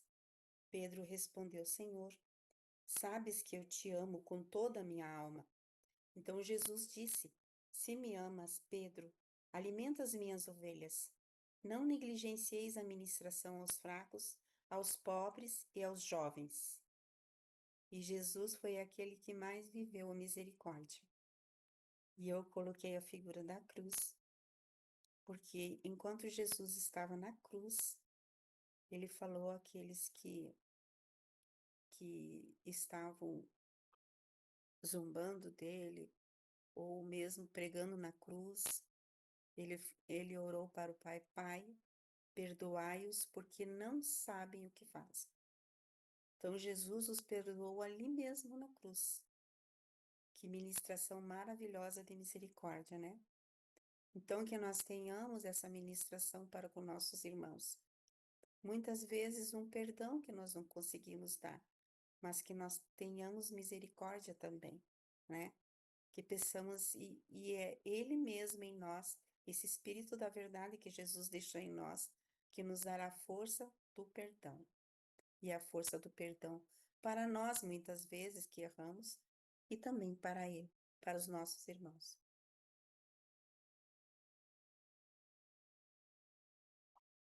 Tolerância plena no perdão.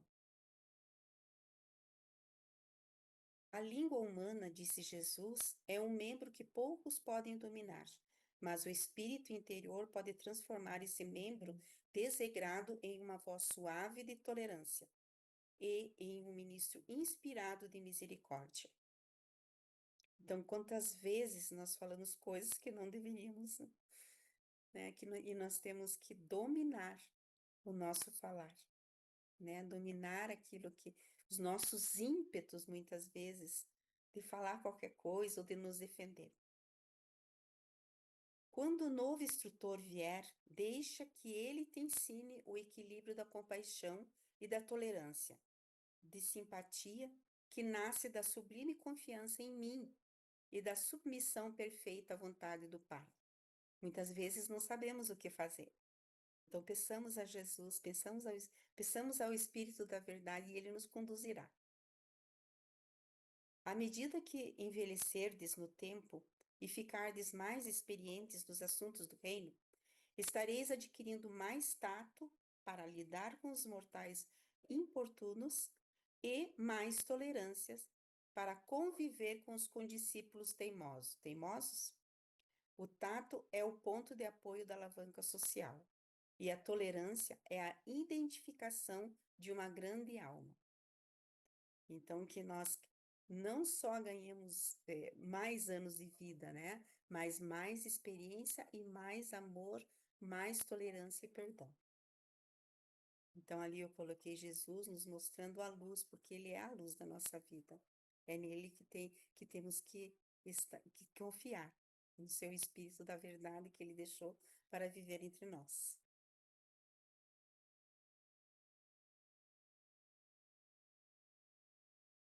Paz duradoura. Urantia não desfrutará de uma paz duradoura antes que as nações chamadas soberanas coloquem inteligente e plenamente os seus poderes soberanos nas mãos da Irmandade dos Homens, o governo da humanidade. O internacionalismo, a Liga entre as Nações, nunca pode trazer a paz permanente à humanidade. Quando souberdes que sois salvos pela fé, estareis na paz real de Deus. E tudo que vier no caminho dessa paz celeste está destinado a ser santificado no serviço eterno dos filhos, sempre em avanço do Deus eterno. Doravante não é um dever, mas é como um alto privilégio que, ao buscardes a perfeição no amor do Pai, vos limpeis de todos os males da mente e do corpo. Vós pregais a paz na terra, mas a minha missão não trará paz aos assuntos materiais dos homens. Não, pelo menos por algum tempo.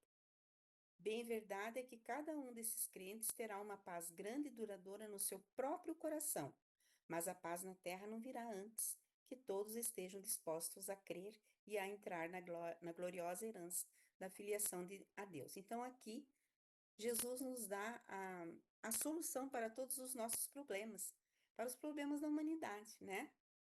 Então, que essa paz, ela deve partir do nosso coração e abranger toda a humanidade.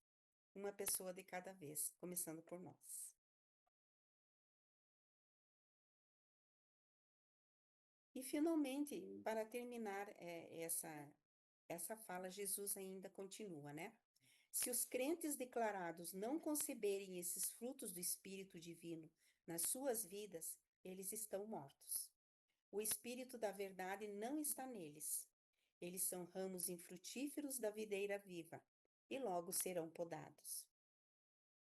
O meu Pai exige dos filhos da fé que deem muitos frutos do Espírito.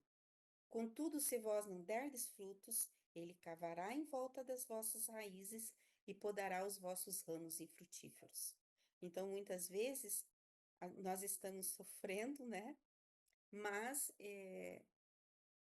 quem sabe, provavelmente estamos sofrendo alguma poda para que a gente possa dar mais frutos. Então, gratidão e glória a Deus, que assim seja.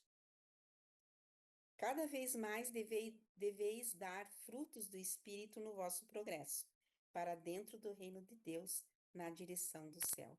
E assim, aqui eu também coloquei a figura de uma árvore, e é de uma árvore que dá 6 frutos, essa árvore. E ela é comumente plantada mesmo aqui, né? E é muito interessante, porque diz que a pessoa não quis, ela não quis ter o trabalho de ter várias árvores, ela fez o enxerto que deu vários frutos aqui, muito interessante. E que nós, então, sejamos assim com essas árvores, e que a gente possa dar muitos frutos para a glória de Deus. Vós podeis entrar no reino como crianças, mas o Pai exige que cresçais por meio da graça, até a estatura plena da maturidade espiritual. E quando fordes longe, dar a todas as nações a boa nova deste evangelho, eu vos precederei, e o meu Espírito da verdade habitará nos vossos corações. A minha paz eu a deixo convosco. Gratidão a todos, gratidão, Jesus. Muito obrigada pela sua oportunidade.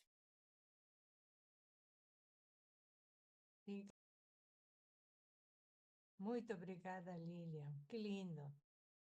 Poderia ter o compartilhamento da tela?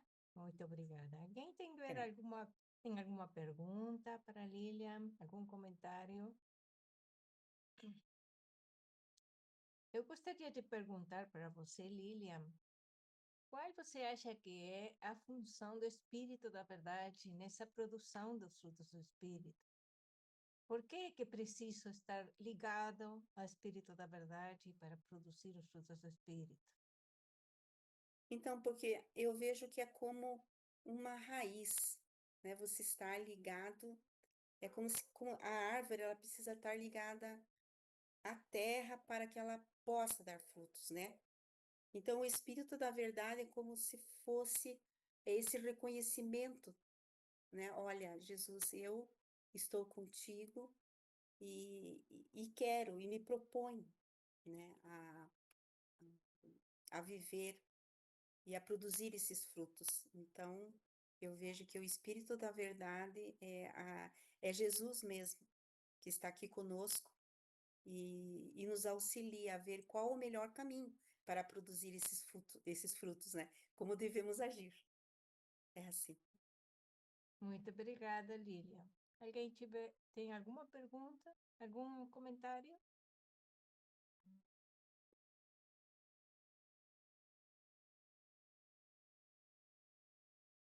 Parece que não. Vamos ver. Só um momento.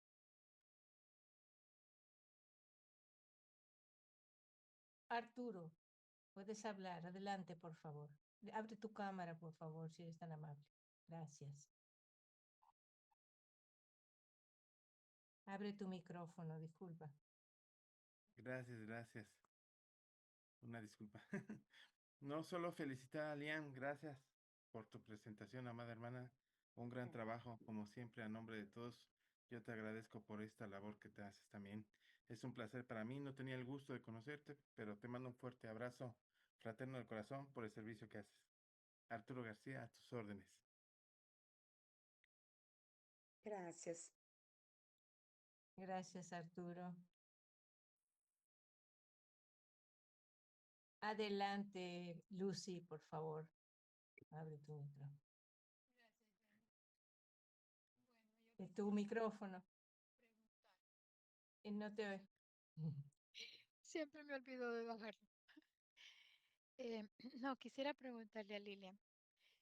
Siempre se me ha creado cierta confusión porque hablamos mucho de los frutos del Espíritu. Pero estos frutos vienen de de los dones del Espíritu. Entonces, ¿qué tanto habla el libro de Urantia sobre los dones? No sobre los frutos, sino los dones del Espíritu.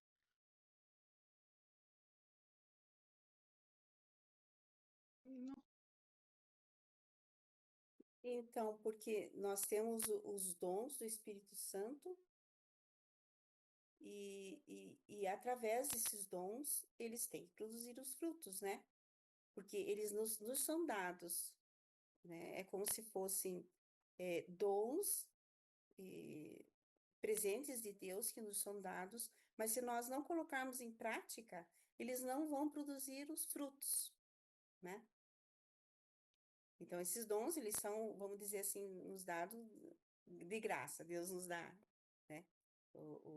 Esses dons, mas os frutos, nós temos que mostrá-los com a nossa vida, através do nosso sim, né? Eu quero viver dessa maneira.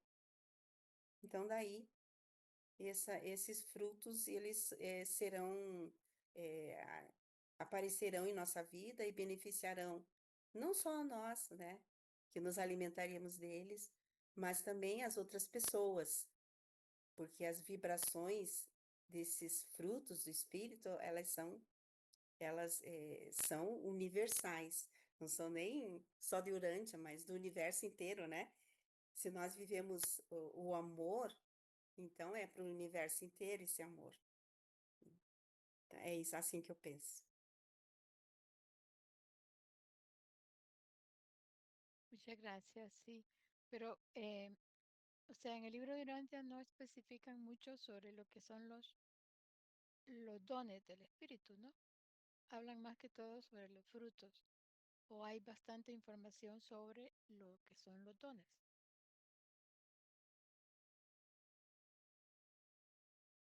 Não existe informação dos dons do Espírito, né? Existem sim. Mas eu estou tão ligada agora aos frutos que não recordo.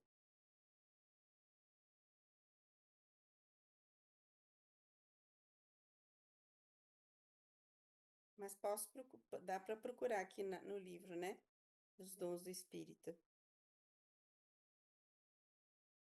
Bueno, muchas gracias. Gracias, Lucy. Adelante, Marta, por favor. Si puedes abrir tu cámara, si es posible.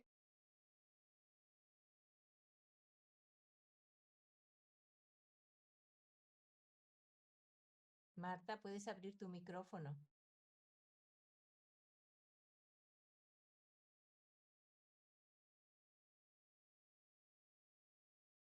Bueno, no se Jenny, oye. yo perdí tu sonido. Disculpa, creo que es para mí el turno, ¿cierto? Sí, es para ti. Quisiera hacerte una pregunta, Lilian, más de carácter personal y como experiencial desde tu punto de vista como estudiante, como mujer, como profesional. ¿Qué fruto del Espíritu Santo fue el que más te ha costado desarrollar?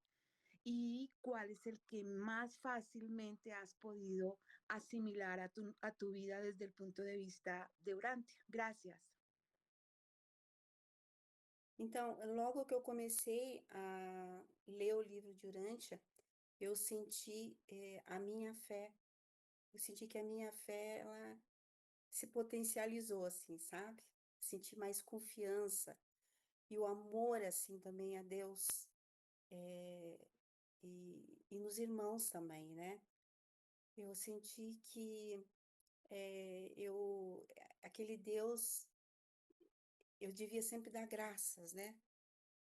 A Deus e também viver as palavras que estavam ali, mas quando eu li o livro de Urantia, para mim era automático. Eu queria eu queria pertencer àquela vida maravilhosa, a todo aquele amor de Deus, né? Nos cinco primeiros documentos, fala sobre esse Deus amor maravilhoso, esse Deus Pai universal. Então, não sei, eu acho que é por isso que a nossa fé aumenta e todo o maravilhoso universo, né? Mas todas assim, então para mim a fé foi aquilo que mais evidenciou assim, né? Porque eu tinha muitas dúvidas. Então quando eu vi aquele universo imenso que o livro descreve, que Deus colocou para nós assim, você sente muita alegria, né? E uma esperança também. A minha esperança aumentou. Então você fica com mais esperança de que o mundo um dia nós vamos ter um mundo de luz e vida, então você não fica mais com aquele medo. Então é essa experiência que eu tenho do livro, uma alegria de estar aqui. Obrigada, Lilian. Eu tenho uma pergunta. Tá. Você pode falar de alguma experiência que vocês tenham sentido que alimentou a sua fé? Que alimentou a minha fé?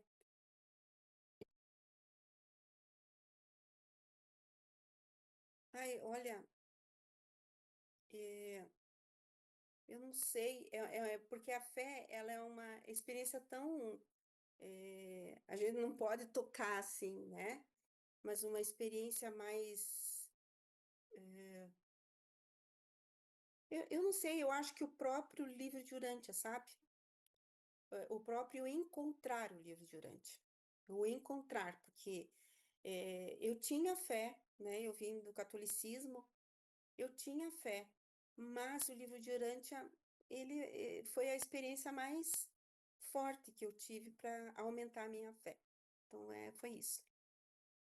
Que lindo, muito obrigada. Alguém mais? Alguém mais tem alguma pergunta? Alguém tem alguma pergunta, algum comentário para Lilian? Pueden levantar sus manos, ya sea física o virtual. Si es virtual, mejor para que lo podamos ver.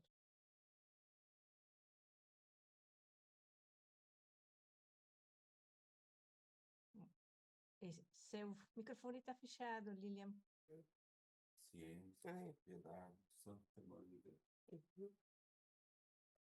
Então, você poderia oferecer algumas palavras para fechar a sua palestra? Seria muito lindo. Muito obrigada. Então, agradecer mesmo a todos que estiveram aqui presentes, né? Que também se juntaram a mim, a esta homenagem a Jesus, porque nós devemos a nossa vida a Jesus, nós devemos a Ele tudo aquilo que temos e tudo aquilo que fazemos.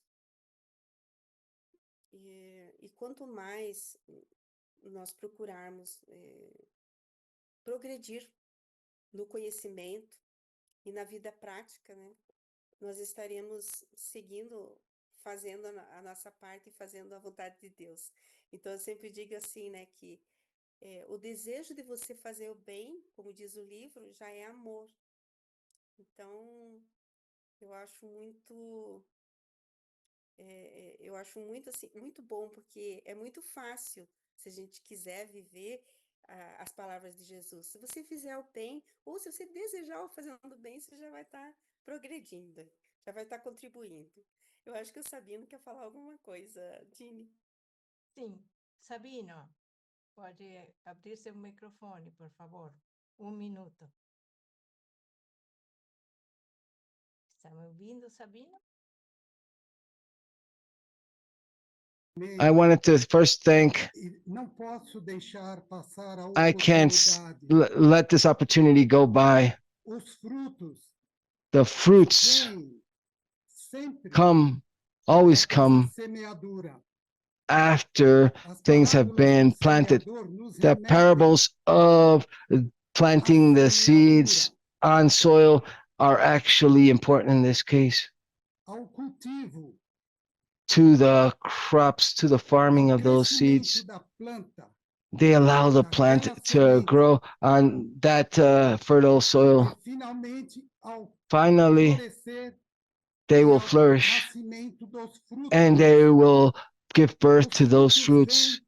The fruits, after all effects and that talent, those gifts, whether spiritual or otherwise, that were given unto us in the parable of the seeds on fertile soil. It was 7 different types of soil. We have to actually have a soil that is able to allow those fruits to enter, and they can sprout and they can bear those fruits.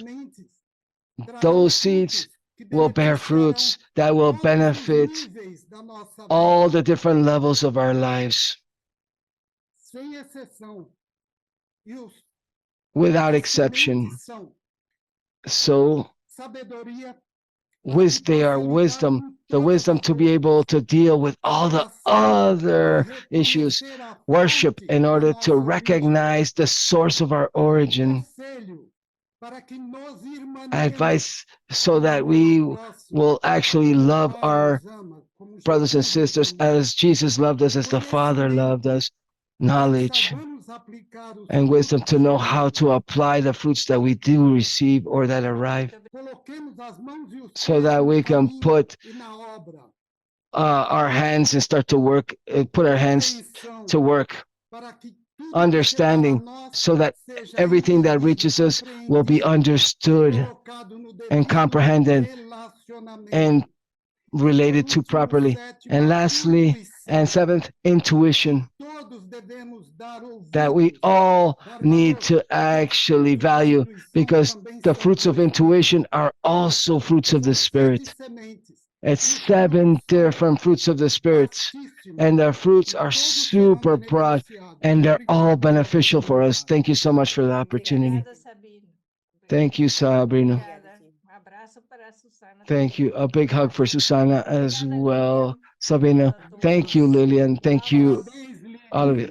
Congratulations, Lillian. Marvelous work, marvelous presentation. Thank you very much for that. Jeannie as well. Thank you. How are we doing? Good evening, beloved brother Enrique. Thank you so much for your presence here with us. Allow me to introduce the speaker. He is Enrique Traver. He lives in Brazil. He speaks Spanish, but he's originally from Spain. He's married to Sueli Traver, and they have 5 children together, and he's the grandfather of 7 grandchildren. He's an economist, an attorney, and a business person. Enrique learned about the Urantiathon book in 2010. He's a leader of the Curitiba, Brazil study groups for 11 years now. He was the president of the Urantia Association of Brazil for 4 years. He was the president of Urantia International Association for 4 years. And currently, he is part of the Urantia School Council in Brazil. What a marvelous life of service. You can, the talk is yours. Thank you so much. Welcome. Thank you, Jeannie. Good afternoon, good evening to all of you. It's a challenge here for our translators. I believe that I can share this, but this is a challenge for our translators. You have to translate my singing.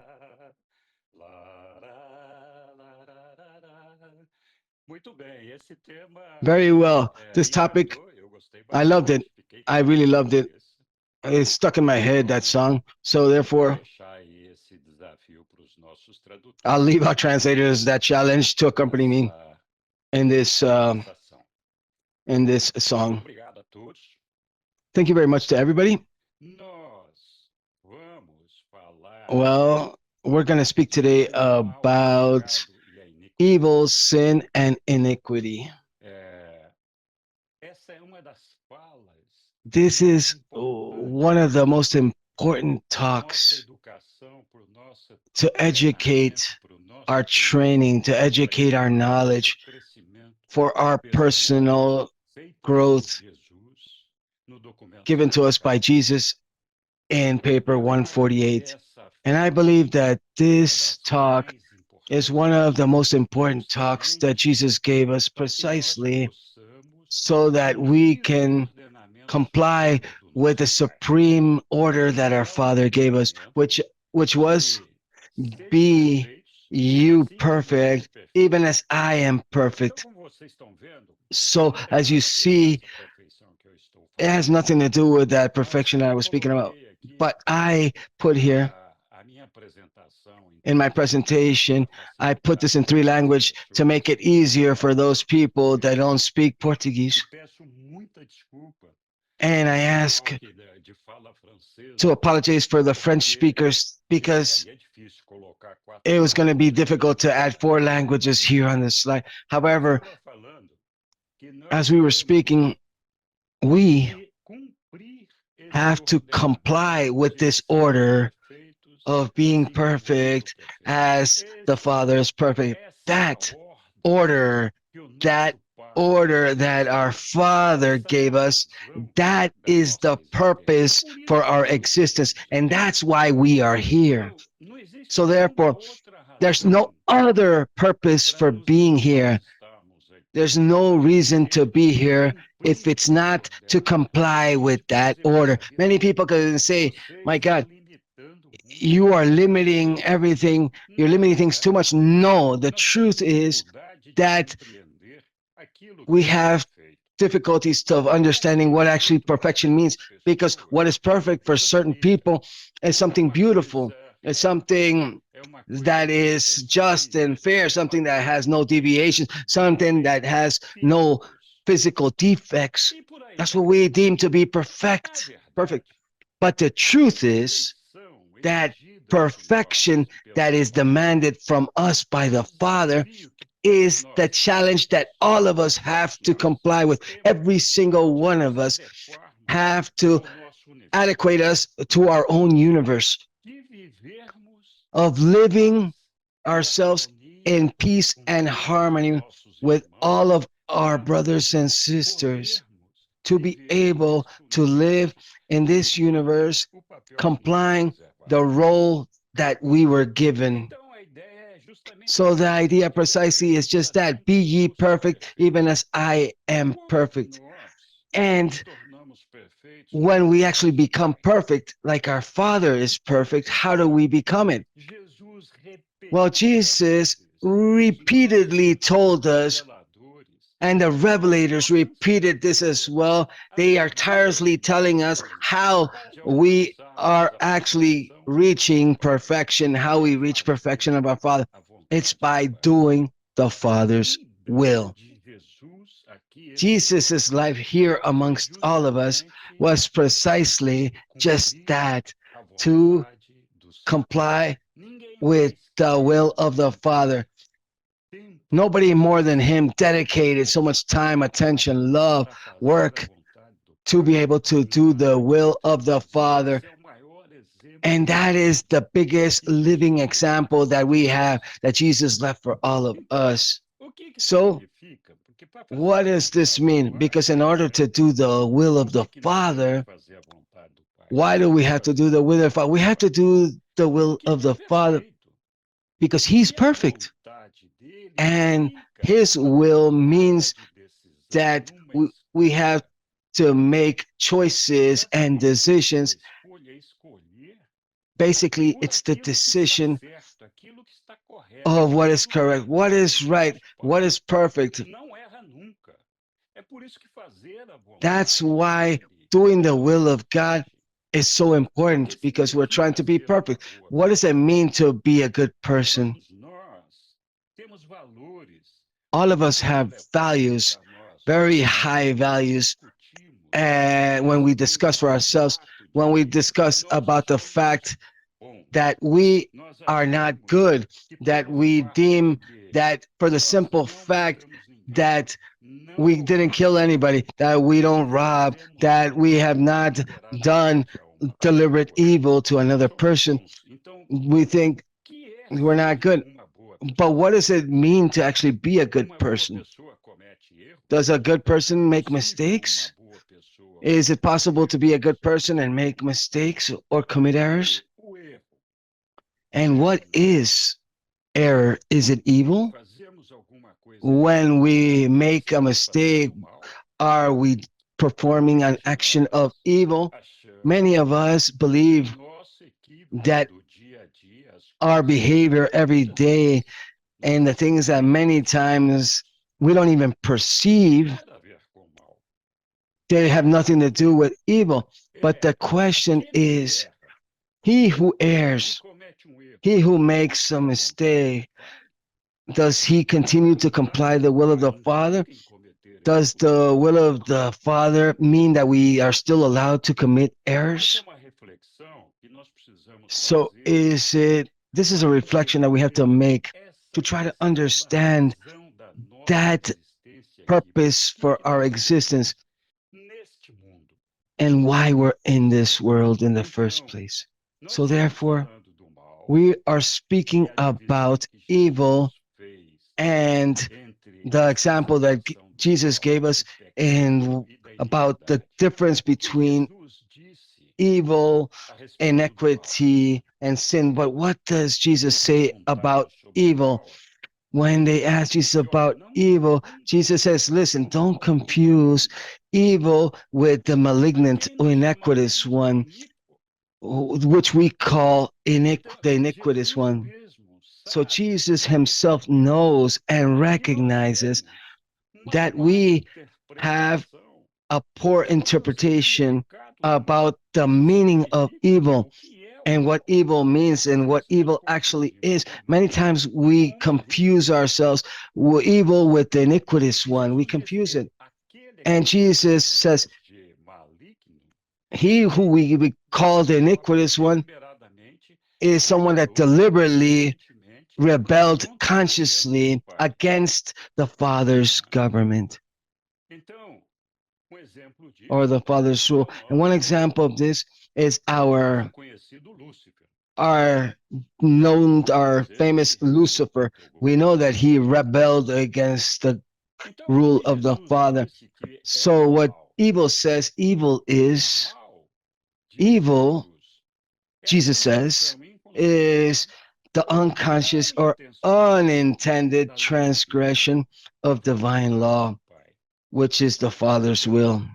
So therefore, evil is the measure of our imperfectness in terms of the obedience of the Father's will. Listen, so what is the will of the Father? If we don't know what his will is, then how can we obey it? So therefore, I'm going to speak a little bit more about evil by saying the following thing about evil. Evil is the result of our wrong decisions or actions because of our ignorance. We are ignorant. We do not know. We are simply still learning. We are in the search. We're discovering what is actually right. We are ignorant related to this. So, evil is the result of wrong actions or decisions because we don't actually know. We don't really have that knowledge. And that ignorance, that error that is caused because of a wrong decision can produce affliction.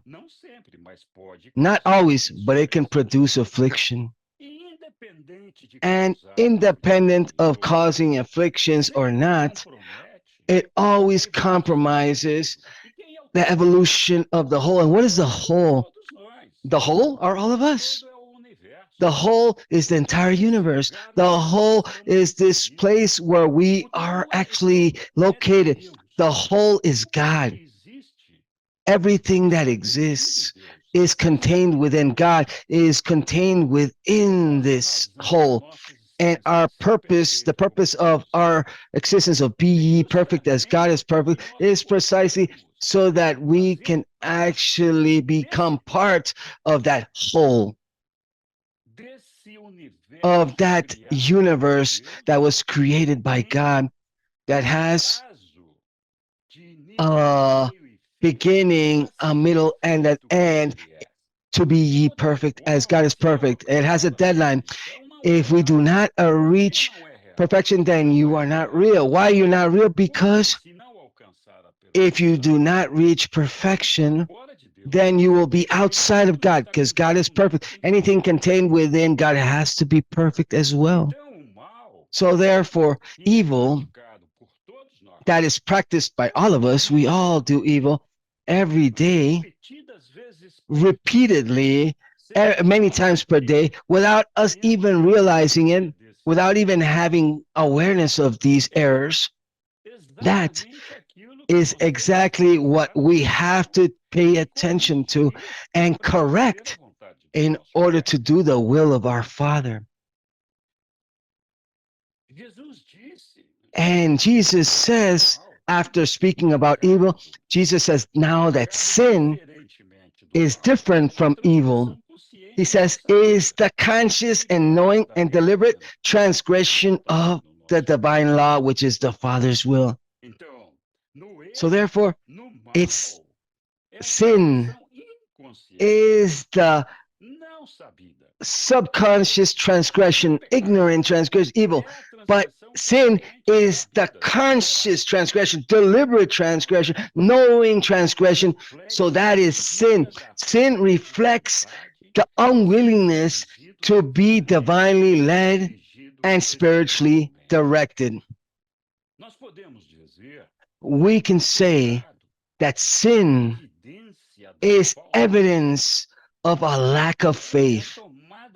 It is a conscious decision or action that we make knowing that it is wrong because of the lack of will. We don't have that strength to resist or overcoming that temptation, to overcome that temptation to actually commit that evil. And if we don't have that strength, then we do this precisely because we lack faith. If we would all have Jesus's faith with like our Father, then we would not ever commit that sin. Sin always produces affliction, always compromises the evolution of the evolutionary universe. Finally, Jesus says that, listen, the law of evil and sin lead us to inequity. Inequity is the willful, determined, and persistent transgression of divine law, which is the Father's will, in order for the personality to survive and the merciful salvation of his children. In the case of inequity, the person continues to admit the possibility of the existence of the Father and continues to not recognize divine law despite it. They do not recognize divine authority. They do not recognize that they have to comply with all of these orders from they do not recognize they have to comply with any law. That's a selfish person. They only think about themselves and they feel that they have the right of doing anything that they want in benefit of their own selves, in selfish benefit. And that is inequity. Iniquity. Listen. So how are we impacted by evil? So I pay a lot of attention and I want to focus a lot of this in evil, and that which is evil committed due to ignorance. Obviously, all of us, all evil brings similar results. All evil, yes. Everything that we actually do that is mistaken or error has an impact on our lives. Yes. And that's what we're going to speak about right now. So therefore, Jesus, the revelators tell us that brotherhood and sisterhood, which is the mandate for men, constitutes a fact of relationships between every universe personality in universal existence. All personalities have a relationship in one way or another.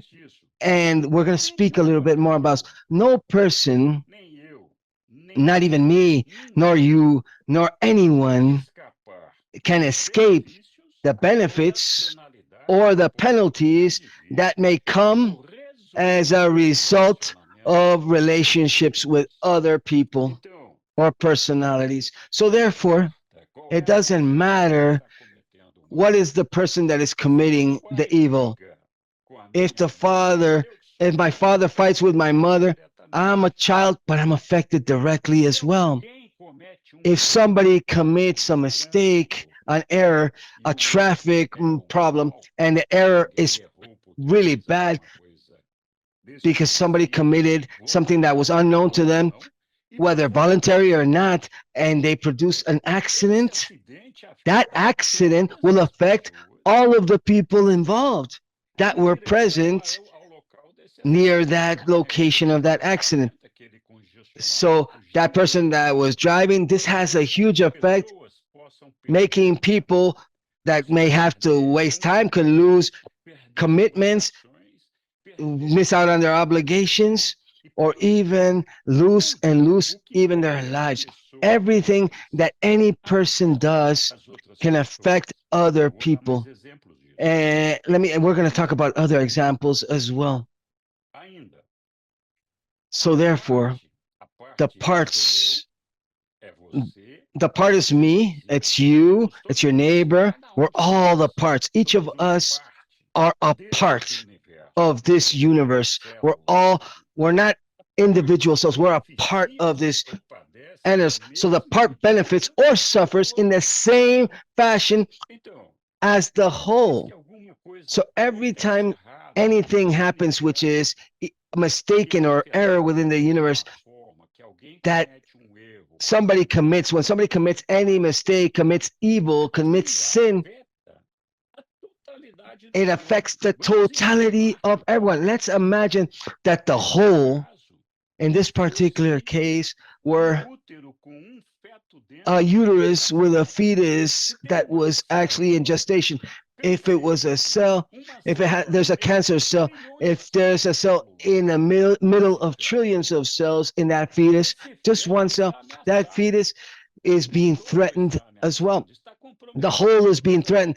The whole is compromised. All of the other cells can actually suffer because of that one cell that is cancer filled and is within that gestation or within that uterus. So there is no possibility that any of us will be not affected by what happens in the whole, what happens in the universe. Everything that occurs that is good for all of us, and everything that occurs that is evil or bad is very bad or evil for all of us. Very good. evil or every man's error increases affliction in all others. All men's. There is no possibility, as I said earlier, to escape this. If a man that not to be affected by evil, committed by other men, or by other people, or by another person. So as the part moves, so does the whole. As the whole progresses, so does the part. This is the part. I believe that we have to pay attention to this part because we are actually included in the whole. When we are born, what do we learn? What are the ideas that are introduced into our heads, into our mind? What do we learn from our environment when we're born? All of our beliefs, all of our education, everything that we've learned to manipulate, to the ways of using, the way to do, the way of belonging, all of this comes from that whole. So we carry from our very birth, we carry all of the vices and all of the errors and all of the difficulties that that whole has had and has to be overcome. Why? Because we're part of that whole. And what that's where that gives us that individual progress. It works at the same time as an instrument for growth for all of us, to stabilize all of the whole, but also at the same time, it's a powerful anchor point that actually anchors us to that whole and doesn't allow us to advance as a whole. Why? Because we are prisoners to that knowledge, to those ideas, to those dogmas, to those beliefs that actually are actually included within the whole. We are part of that whole, and that affects our life directly. Okay. The relative speed of the part and the whole determine whether the part is being set back by the inertia of the whole or whether it's being carried or pushed forward by the impulse of the living force. So if the whole is more advanced than myself, then the trend is that it pushes me forward so I can grow in that same direction, similar to that position that the whole is advancing with. However, if I'm myself are more advanced than the whole, I am like Hercules. I have to carry all of that whole on my shoulders, all of that weight on my shoulders, because I am prisoner to that whole and I have to live with the limitations within that whole. The grand universe created by our Father is not simply a material creation of greatness, and spiritual sublimity, of magnificent sentient. It's a living, magnificent organism. It exists in the grand universe. There's a real life that is pulsating within this mechanism, this vast living organism. So when you ask, who is Enrique? You're seeing my body here. I'm not restricted. I am not simply this body. No, I have an environment where I'm located, people whom I relate to, my wife, my children, my grandchildren, my friends, my workers, my. I have a relationship, a gigantic relationship with other people and an environment that makes this universe where I am inserted into would be what a person can actually have in terms of physical perception of what Enrique actually is. I am not simply this bottle.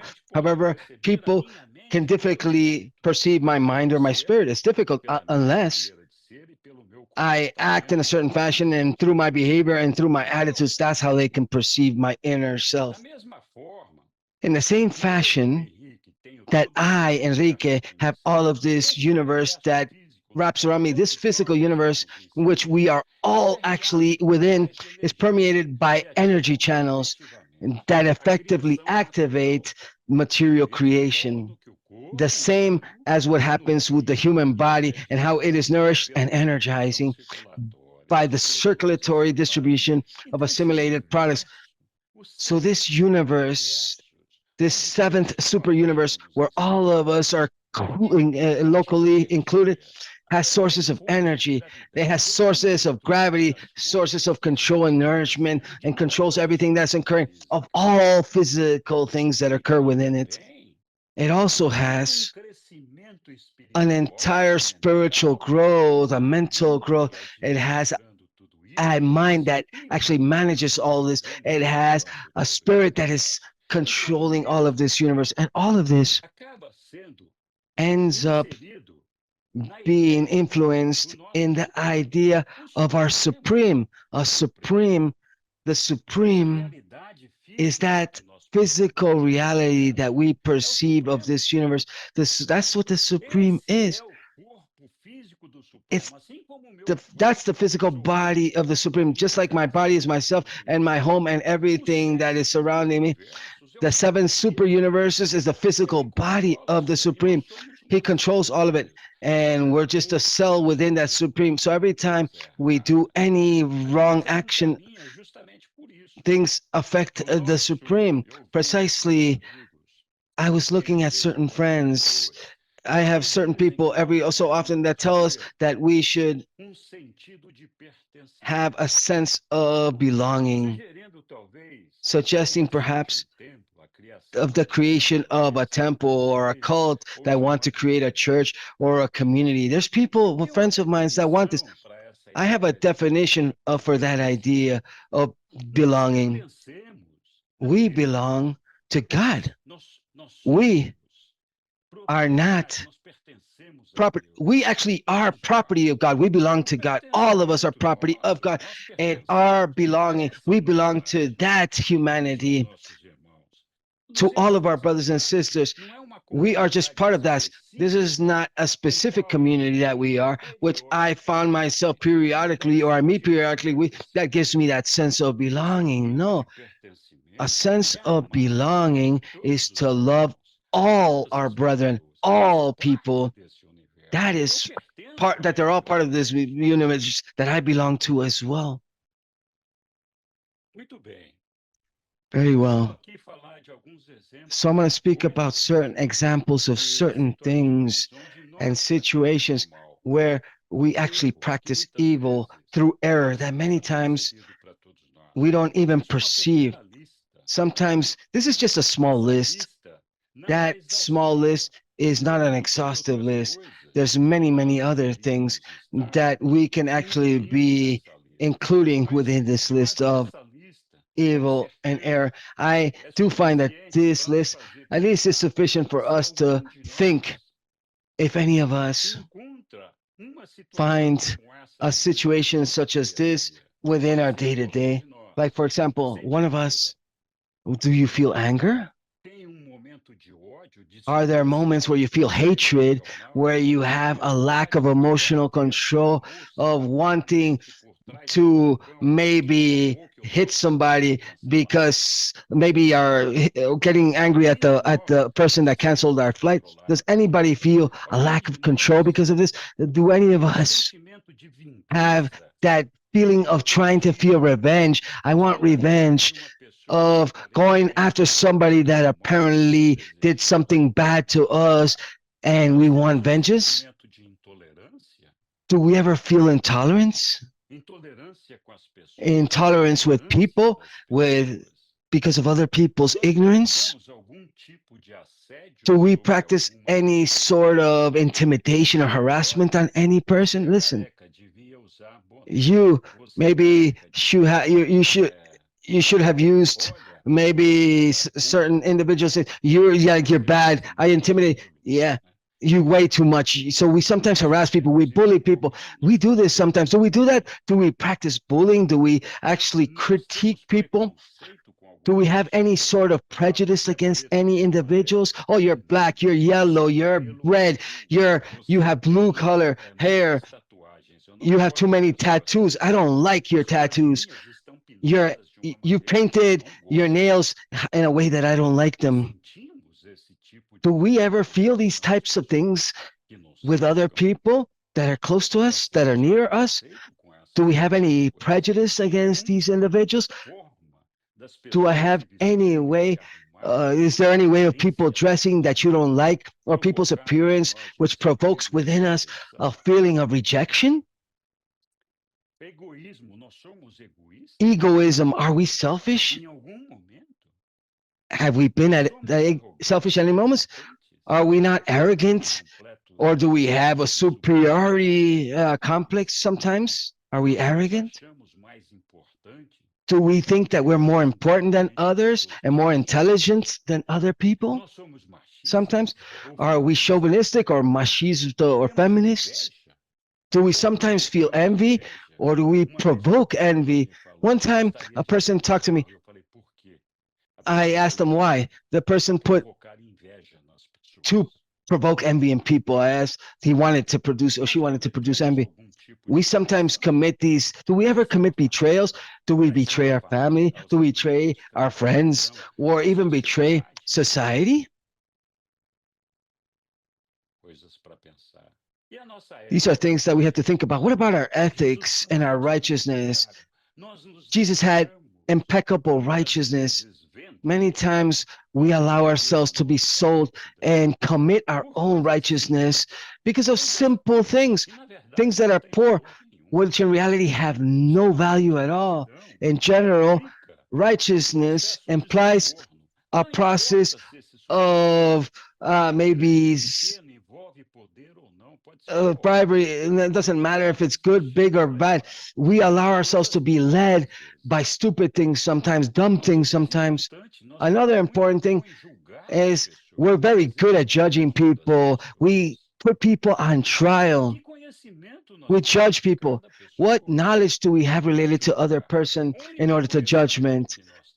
The only knowledge that we have is of probabilities because of certain actions that this person took, a fact. However, we don't truly know the origin or the history behind these actions and why that person did what they did, what their life was like, their history, and that does now us allow to have an idea of mercy and appropriate judgment. That's why we cannot really judge anyone.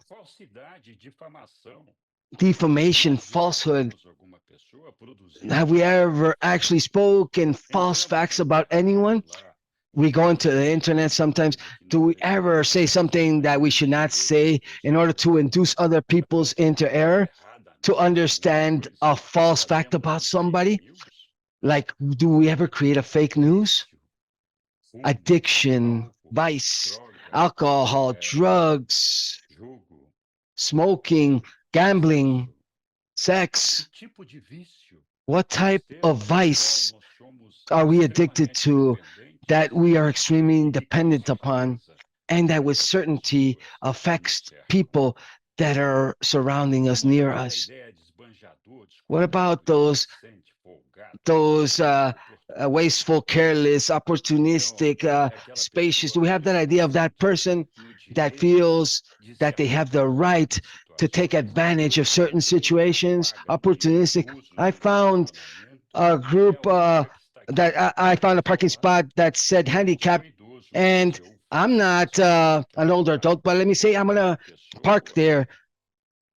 I take that opportunity, and I took somebody else's parking spot that had special needs. Many times we actually are presumptuous, we're specialists and feeling ourselves that we are experts. We have a pseudo-scientific knowledge of ourselves. And sometimes we're self-taught. We have to be careful because these things always imply that we believe that we are right, that we are the owners of truth. People generally speak a lot and listen too little. Sometimes we show a lack of interest many times, and many times we don't really pay attention. We actually undermine many situations. We disregard them. We feel contempt for situations. So yes, Many times we actually practice evil ourselves. And when we practice evil, every time we do evil, that always involves situations in our day-to-day life, mainly material situations. Many times we want to solve material problems of people, and sometimes we believe we're capable of solving our own problems. So Jesus, in paper 148, paragraph 5, he says, listen, our mission is to help men solve their spiritual problems. Why? Because if you have spirituality, elevated spirituality, then everyone that has a spirituality that is heightened has a tendency to do the will of the Father and bear the fruits of the Spirit. That means that they will do things correctly. Doing things correctly, then we're going to be way better prepared and inspired to solve our multiple material problems. And they're not going to disappear. Obviously, this will continue, but we're going to know how to work and solve these problems. Thank you very much, Jesus. Thank you very much to all of you. I hope that I didn't tire anyone. I hope that I actually transmitted this message and awoken in the hearts and the minds of all of the people listening that many times spend days without even perceiving that they're doing things that are errors or evil. We have to think about what we do. The kingdom of God is a kingdom of light and life, where there's only love that exists, where there's no prejudice, where there is no rejection, where there is no, and there is no in the majority of the things that we do in our day-to-day. Most of these things don't exist. And that is part of our growth. No one needs to feel guilty because of that. No, we are imperfect. God created us like this. However, it's also important to note that we have to reflect. We have at the end of every day, sit down and reflect to see if we are actually complying with that order that God gave us to be ye perfect as he is perfect.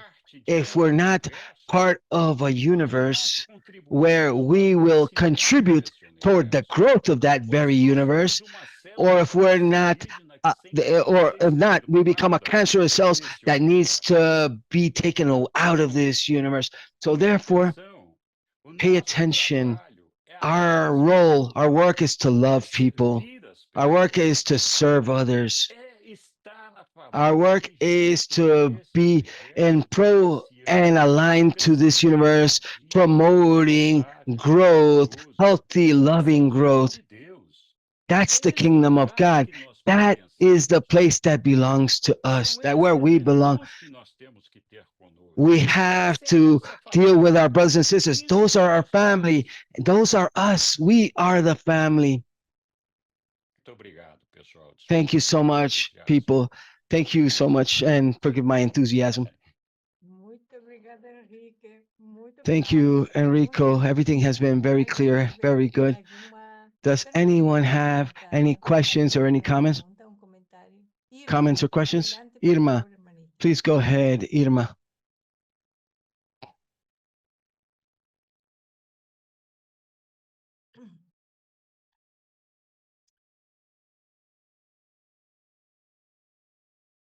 No te oímos, hermanita, está cerrado tu micrófono. Your microphone is muted, sister.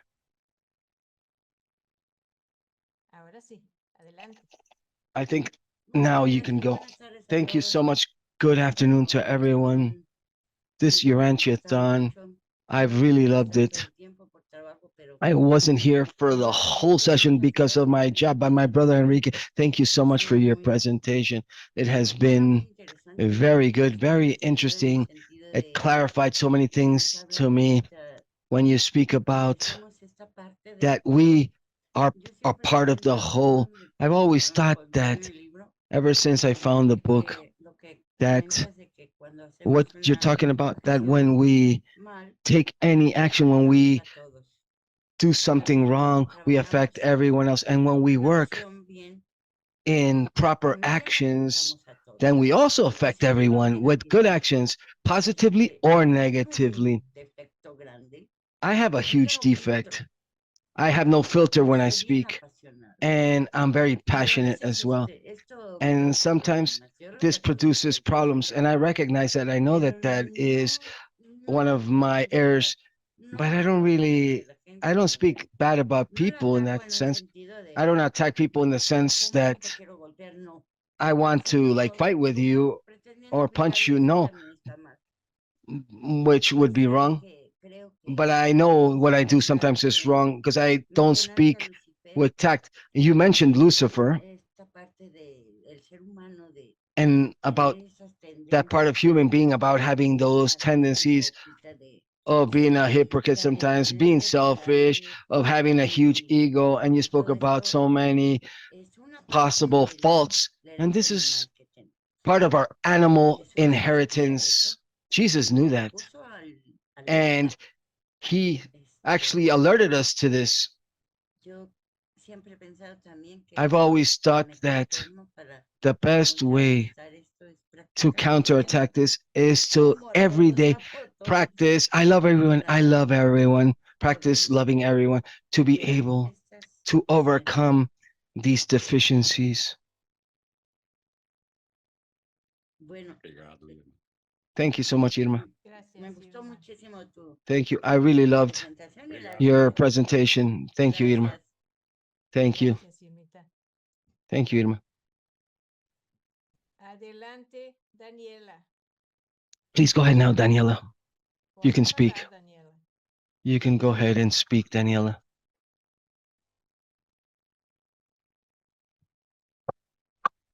Tem que abrir o microfone, Daniela. Daniela, you need to activate your microphone. Daniela? Não estamos ouvindo, Daniela. We're not hearing what you're saying, Daniela. Aníbal.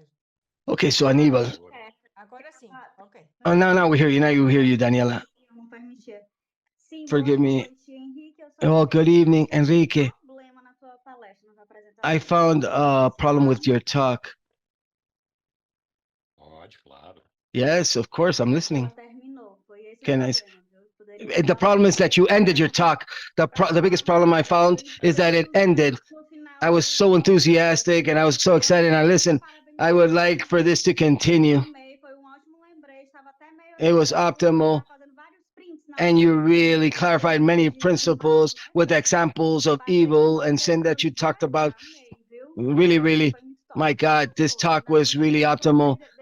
Everybody was saying that this talk was really something that really shed a lot of light. Everything that you're speaking about today, especially what you spoke about, for me, it was optimal.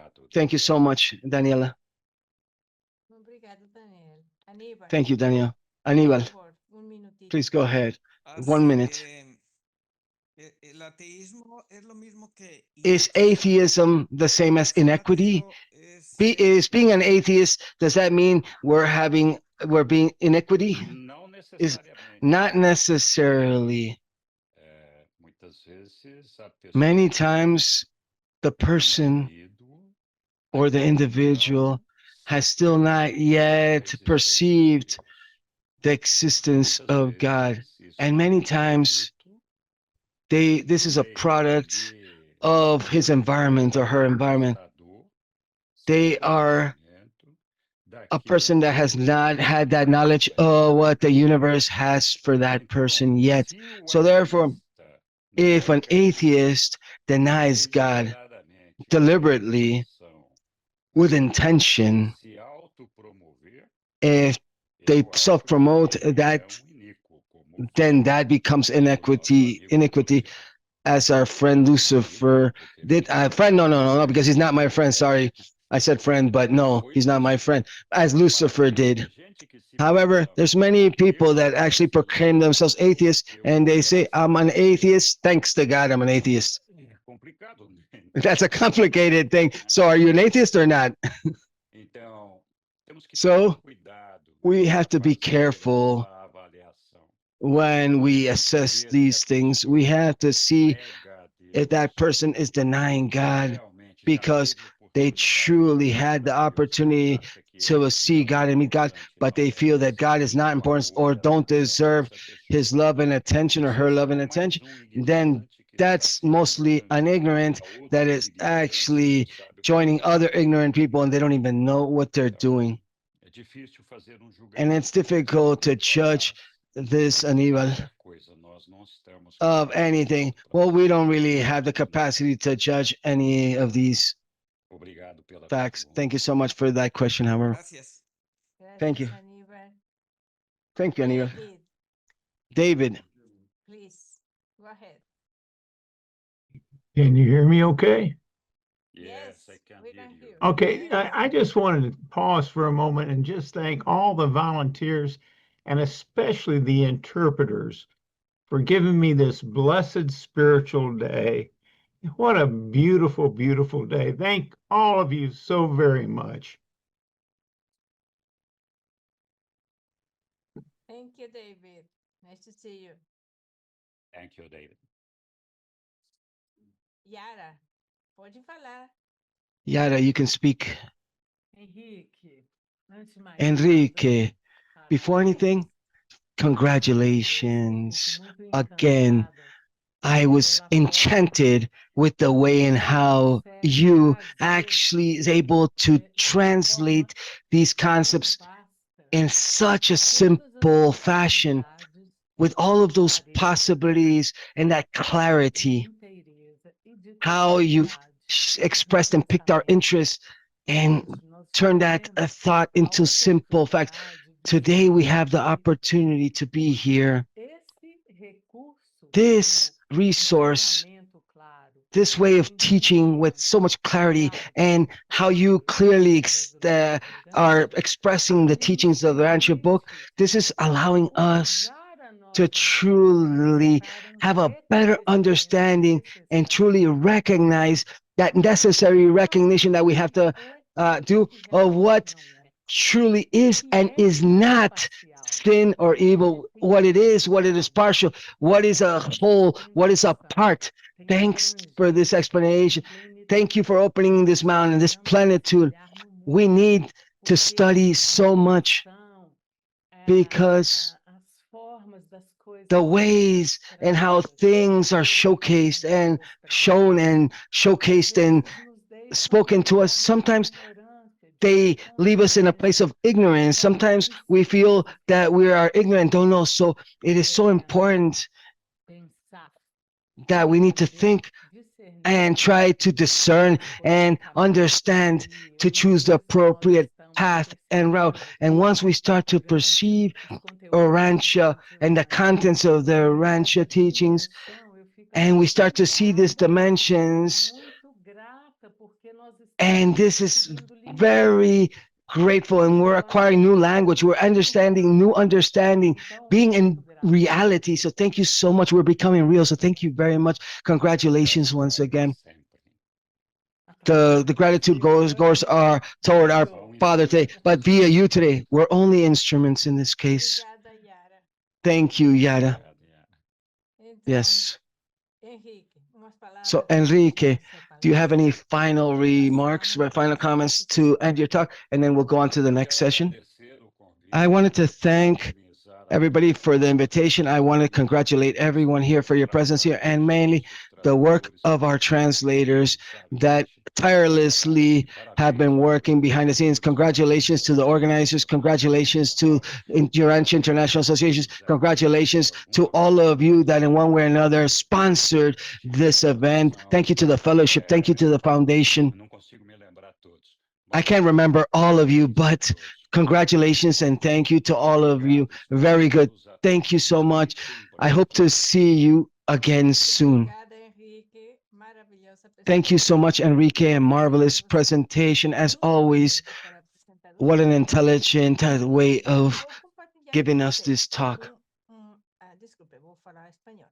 Amigos, voy a compartir con ustedes el video que lamentablemente tuve que cortar por falta de My tiempo. friends, I'm going to share the video that we had to cut off because of a lack of time, which was part of Jorge Wilch's presentation. So we're going to share this video. And when the video ends, it's only 2 minutes, then we will close the session. Please don't leave yet. Please accompany us until the end. Just give us one moment. We will share the video shortly.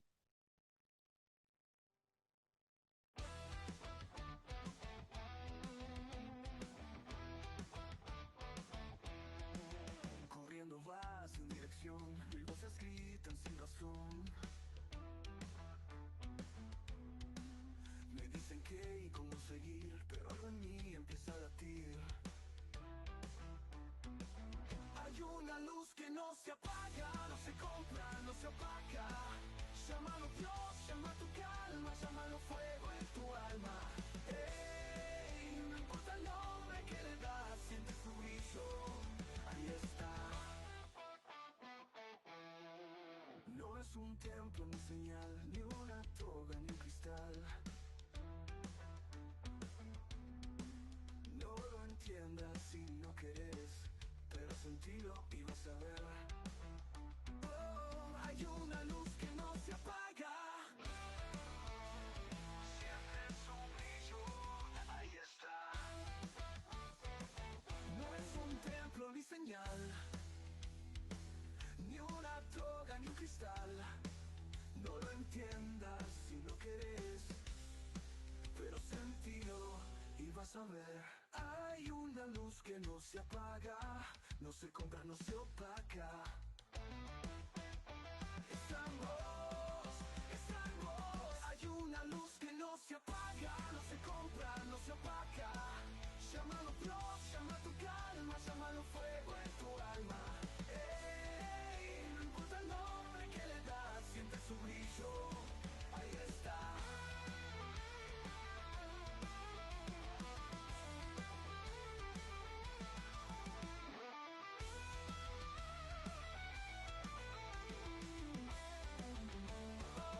No es un templo ni un cristal.